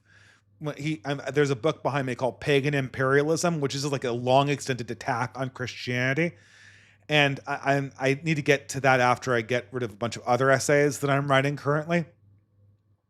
But so then he kind of warmed towards kind of a Ghibelline version of Catholicism later in life, which is why he said like a Catholic pagan. But he really was more pagan than he was Catholic. So Julius Evola is absolutely, I disagree with him a lot. And look, if you're looking for somebody who's going to give you like a good worldview, then don't read Julius Evola. If you're looking for someone that you need to take seriously, then do read Julius Evola. Julius Evola tries to critique the modern world in the form of pagan archetypes that he felt defined a meaning in the ancient world, and that he felt that modernity was obscuring. And he felt that these sort of pagan archetypes of heroism needed to be reborn in the modern world in order to resuscitate meaning and to create a new civilization that could carry forward the greatness of man that was being sublimated behind modernity, essentially. And, you know, there's a lot of good stuff to take from that. And you know, it is highly based on Nietzsche. You're going to see a lot of things that you see in Nietzsche. You know, that's the obvious antecedent to Julius Evola. And you'll see a lot of ideas that he borrows from Spengler. And there's a lot of kooky ideas out there. You know, and when he was put on trial after the end of the Second World War, he gave this shtick where he said, all of my beliefs are nothing less than what was believed at all times before the French Revolution. And that's bullshit.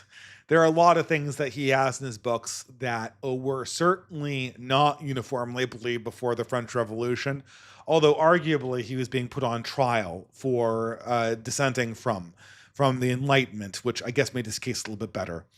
But yeah, worth reading, but a lot of stuff to disagree with in Evola. Constant Manifold for $10 USA. Evening, Dave. What's your thoughts on Make Magazine and the surrounding movement? I used to be into it, but seeing Cory Doctorow give the same talk every year at DEF CON is about democratizing technology has me rethinking their assumptions. I don't know. I haven't really read Make Magazine. A do-it-yourself engineering, like right to repair kind of deal. Is that the community? I feel like that's, look, I mean, unless the thing has a political direction, right, to repair is more or less meaningless because these technologies require resources and resources requires money, and money, consistent money, relies on politics. So, you know, without sort of a collective understanding of how to secure power and resources, then creative collective projects also don't have the meaning and cohesion that they need to get off the ground.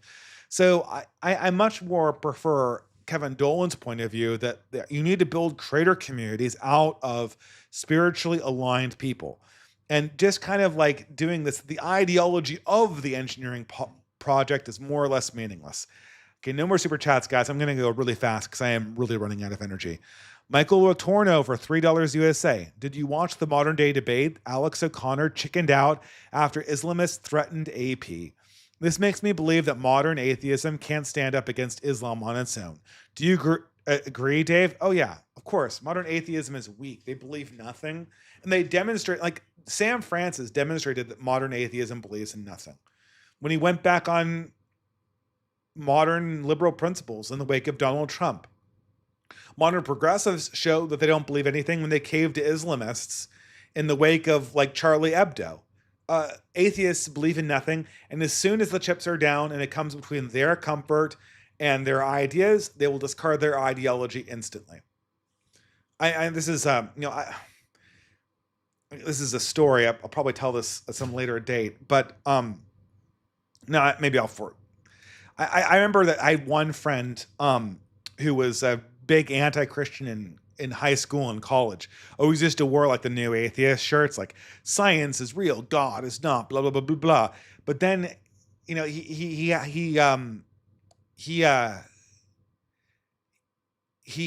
married someone from the Middle East, and to make the travel arrangements easier, converted to Islam. Uh, okay, I'm sure he converted as a joke. I'm sure he converted as like a LARP. Oh, I don't really mean this. I'm just doing this so I can get an easier ability to go back and forth from this country. But uh, after years and years and years of all these slogans about how courageously he would stand up against God, he just took an oath to believe in God like it was nothing. So what, does he not believe in oaths now? Like there was no principle there. There was just like this smart aleck routine. The second that, a cheaper plane ticket or an easier visa was available to him, like to renounce his atheism symbolically and publicly, he did it. Like you can be a comfortable modern person like that, but you cannot run a collective movement where like your leaders just renounce their beliefs the second that it becomes convenient for them. Charlie Mackey, good evening. I hope you and yours are well. Well, thank you very much, and thank you even more for giving me something that I don't have to answer. Aspiring Misanthrope for $10 USA. Dave, personal advice offered generally is bad. General advice offered personally is good. I agree. The Panda debate comes down to the purpose of upward mobility, not rejecting demanding work. Young men always do shitty jobs, but a sewer diver with family is happy. Community building is tough but worth it. And that's the thing that was missing from the boomer perspective on the Panda Express debate. It was all about status and about community status, not about the paycheck, although the paycheck was correlated with the house, which was a big part of the thing. So thank you very much. Bad Zoomer for $9 USA. Evening, Dave. My agnostic brother turned away the Roman Catholic Church because he can't get past the abuse scandals. Best responses? In what book on Catholicism should my girlfriend and I read next? We just finished Scott's Hand's book, and she's new to the Roman Catholic Church. Well, I mean, I don't think you can possibly go wrong with G.K. Chesterton if you're new to the Catholic Church. There are just so many delightful fictional and non-fictional things from Chesterton. My favorite's obviously Orthodoxy. The Man Who Was Thursday is a classic. Heretics is really good too. Just any of the G.K. Chesterton's short stories like Father Brown. I think that's the best possible thing. For the abuse scandal, just try to put it in context. I mean, does he know that the abuse scandal among public school teachers is per capita larger? Does he know that pedophiles gravitate towards organizations that have lax moral standards that give them access to children, which is what the Roman Catholic Church was in the 70s and 80s. And, we tightened the screws a little bit during John Paul II and Pope Benedict's pontificate, but I'm hoping that Francis hasn't loosened those screws. But you have to put this in context, and like the frame is all off if you're arguing over the scandals. The first thing is whether it's true or not. Certainly, Michael Latorno for $3 USA. Steve Law of the Homeland Party believes ethnicity is more important than values, i.e., Christian. Do you think a nation can survive that prioritizes its race over religion? Absolutely not. There's no ability to survive inside a country with appeals only to race. Because once you're racially homogenous, you'll just become complete degenerates unless you have a higher religious calling that calls you to something that's beyond the race itself. I mean, race doesn't even have meaning outside of what our religious people imbue to their collective properties. It is true historically that God requires a people within a collective identity for himself to be made known, hence why he fosters the Jewish people as a patriarchal line, as a race. But that being said, the religion is almost the most important part of the equation. So if I take a community of half blacks and half whites and I put them in a country with really, really strong puritanical Christianity, and I leave them alone for 1,000 years, I will have a a Meladu civilization at the end of that 1,000 years. And if it is devout and it has the proper pressures placed on it by a functioning collective moral system, it will probably be a pretty good one. An atheist, pure racial society will destroy itself. Make of that what you will. I'm not saying that religion forgoes the need for connection genetically and connection inside a nation. But of the two components that you do need, the religion is the more important of the two because it can create the other. So there you go. Creeper Weirdo for $3 USA. I rewatched your Trad Codex on Lovecraft and came around to your review on horror. I also rewatched your Video Shock on Bioshock Infinite, and it was good as I remembered. There is hope for TC to come. Is there a hope for TC to come back in a way? TC. Yeah. Oh, yeah, that series was killed by one infamous installment that I only recorded half of. I guess I could make it again, but the problem is, Creeper Weirdo, is that the video essay, the video essay is broken, that there's no platform for it to get views on. And it takes 3 times as long to make a video essay as it takes to make a Substack post. And 4 or 5 times as long as it takes to make a live stream video. So the time management never makes sense. And I have very limited time. I'll try to look at video essays, make a comeback. Maybe I'll resurrect that, and starting with the video that everyone gives me shit for not finishing. There you go. Nerve and V-Maker for $5. Talking about art needing to be transcendent reminds me of a Disney story. During production of Night on Ball Mountain, an animator said, isn't this a little serious for a cartoon? To which Disney yelled, I don't want to make a cartoon. I want to go to the stars. Well, that's exactly in keeping with what I always intuited about Disney's personality. And that was that, the cartoons were a vision for his larger plan for humanity. You can see this in Disneyland. It's why people like it. This is the subject of my most recent essay, which you guys should all read on Substack. I might record as a video if I had time. But you guys aren't giving me time with all these super chats, but thank you very much nonetheless. So we'll Acolyte for $5 USA. Great stream. We definitely lack meaningful art today. I'm part of a writing group for those who want to create poetry, fiction, and essays to transform people. Well, I'm particularly interested in poetry. If anyone is interested to follow me, send me a Substack message at Sunlight Classic. At Sunlight Classic, as you see on the screen. Well, thank you very much. So will Acolyte. I really appreciate the project. Augustine Bonhoeffer for $5 USA.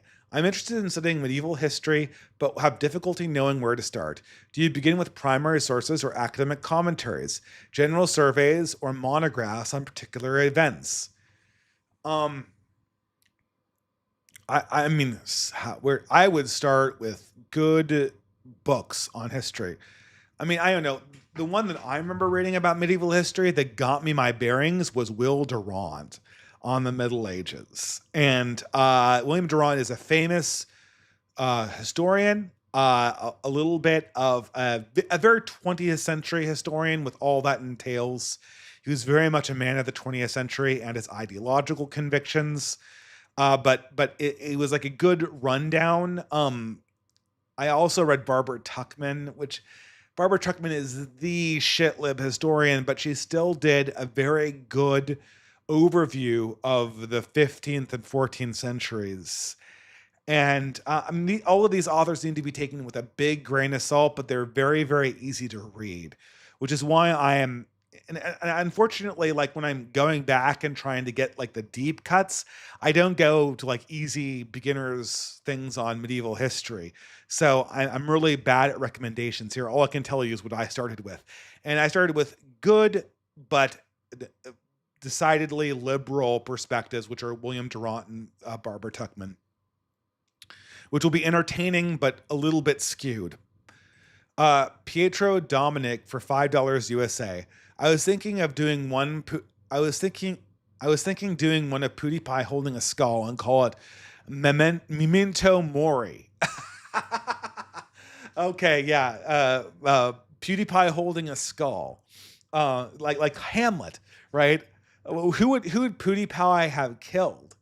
You know, alas, poor destiny. I knew him, Horatio. Holding Destiny's skull, looking like Hamlet. That would be a very, very good thing for a Scandinavian prince, a fair prince to do. Um, Tata Nokai for $30 USA. Hey Dave, thoughts on Thomas Ligotti inspired True Detective Season 1? Also thoughts on Jonathan Bowden. Jonathan Bowden is a wonderful speaker and one person that I wish I could speak like if I had the command of the English language to do that. I didn't agree with his religious perspectives, but man, could he illustrate the core motivating ethos of a piece of culture just so succinctly and so powerfully and so rapturously. I have not read Thomas Ligotti, unfortunately, so I can't comment on it. I loved True Detective Season 1. It was brilliant. I thought it was absolutely at the top tier of the golden age of television, but subsequently all other installments of that show have been terrible. So thank you very much. Abe Olish Libtards for $5. Hey Dave, Owen here. I'm working on making a local art group in my state of Maryland. I'm planning on making it monthly meetup to learn and make and discuss art. Any tips for making something serious that can branch out to a wider community? Well, we'll try to incorporate your own friends, go for quality first and quantity later. So find 3 or 4 or 5 really committed people and focus on that. Then bring people in from places like basket weaving and other places. But get the core group members. Get the core group members first and try to find people who are really unified to your vision. Quantity over quality when it comes to networking always. That is the most critical thing. And other than that, it's a very, very good idea. We were talking on our basket weaving stream about how working groups are the ways to fascinate young men. Places where men come together and work on their projects, or more importantly, a project that they all share a vision of. Abe Olish Libtards. Also speaking of wholesome anime RPGs, have you heard of Fire Emblem Awakening? It focuses on marriage and children as well as religion and nationalism that goes beyond the usual Gnostic bugaboos. Well, I don't really play video games other than Blood Bowl or sometimes Magic the Gathering online. Which are both board games that are just on the computer. I've heard good things about Fire Awakening, and one of my favorite video games of all time is Final Fantasy Tactics. So I have heard good things about it, but I do not have the time to play a JRPG. So the most I can do is take people's words that it's really, really good. So I definitely have heard of Fire Emblem though. Flesh and Spirit for $5 USA. Have you ever heard of hidden curriculum in schools? What would a good to distant right hidden curriculum look like? I don't know. I mean, you'd have to focus on a very. I think what a lot of great books things do is they try to do something that's too broad, and they don't focus down on a single thing enough. So I would personally try to do something about Dante and the medieval mind and the early Renaissance, and try to really, really focus down on the early Renaissance. That might be a very, very interesting thing to do. Or you could do, again, you need to do quality, not quantity. Try to focus on a historical area and really understand what it was like to be there a different time than modernity. And that is that would be the most important sort of hidden curriculum thing you could do in schools. As for developing one, that would be a larger project for me. Maybe a good one. I would have to learn it myself before actually commending it to people. Subversive Troubadour for $15 USA. Hello, Dave. I'm a film writer and director and been getting a not insignificant amount of industry traction in the last year. Is it better to quietly subvert the industry from within via covert right-wing themes, or just work for an openly right-wing studio or distribution company? Well, just make good art. Just make good movies. The right-wing themes will emerge organically from your observation of human nature, For instance, like Robert Eggers, everyone always says this about Eggers. Eggers always has right-wing themes in his movies. In Nosferatu, like there's this like very, very photogenic, perfect German family. They're like the perfect German family. And like it kind of creates this very, very implicitly right-wing dynamic in his movies. And you know, the only problem is he doesn't believe in that concept. Imagine if so Roger Eggers proves that it's that you don't need to explicitly be right-wing to have right-wing themes, and it would only be more powerful if you actually believed in them. Allow the right-wing ideology to flow organically from the subject matter. Do not explicitly make right-wing fair. You can explicitly make religious allegories. That I think is a much better avenue. And then obviously, you know, political, I mean, I barely even need to say that politics flows from religion, since it obviously does. That's one of the themes of my entire YouTube career. Uh, Tate Okai for $3 says, "Hey Dave, top 3 most overrated authors, philosophers, and thinkers you've read." Overrated? I'm of the opinion that of no author that's popular can possibly be overrated. I got on this fight with my longtime Twitter frenemy Matt McManus when he said that like he hated Charles Fourier because Charles Fourier was wrong. And I said, well, Charles Fourier heavily influenced Marx, who's a person you loved. How can you say that Charles Fourier is bad when a brilliant mind saw some good in him? I really don't like saying that, you know, that authors are overrated because there's a possibility that I haven't seen what's really good inside of them. That being said, there's probably some author that's overrated. I'm trying to think. I'm really not a fan of like Barbara Kingsolver or uh, what is her face that did Handmaiden's Tale. Those women, Joyce Carol, those and Joyce Carol, all the like the modern. I'm not a fan of Margaret Atwood, Barbara Kingsolver, Joyce Carol would say what so many of those generation of boomer women's works, and I hate them all, and they constantly get praised to high heaven. Um, I didn't read all of Infinite Jest, but I didn't really see what the big deal was. Like I know like David Foster Wallace is supposed to be like this genius of our age. Did I miss something? Did I miss the point? Probably. But in my book, I really don't get it. I don't get why it's such a big deal or so great. I've never been a big Victor Hugo fan, if I may say so myself. I love Les Miserables the musical, but every time I read his books, I'm just like totally underwhelmed. Uh, and again, like I was similarly underwhelmed with a lot of authors, and then I reread them and loved them. So I'm just setting myself up to be made a fool of. But I don't know. Start there, I guess. Thinkers, authors, philosophers. I really don't like John Rawls. I mean, John Rawls addressed this particular moment in progressive thought that itself was a mistake. So it's like he's known far and wide in philosophy because he made a slam dunk on an Oedipus that itself is stupid and the wrong framing to examine problems. So I know those are 3 of them. Darth Kilhoun for $3 USA. Good evening, Dave. Glad you're back to regular streaming. I will watch later as I'm busy right now. Well, thank you very much. John Leo Ganed for the last super chat of the night. Thank God. Where I live, there is a tribe with ancient beliefs and practices which I find incredible. However, as a Christian, I know it's our call to convert them, which would destroy this living tradition. I don't know how to reconcile this. It feels off. Like, well, I don't know. Is this the Sentinel Islands?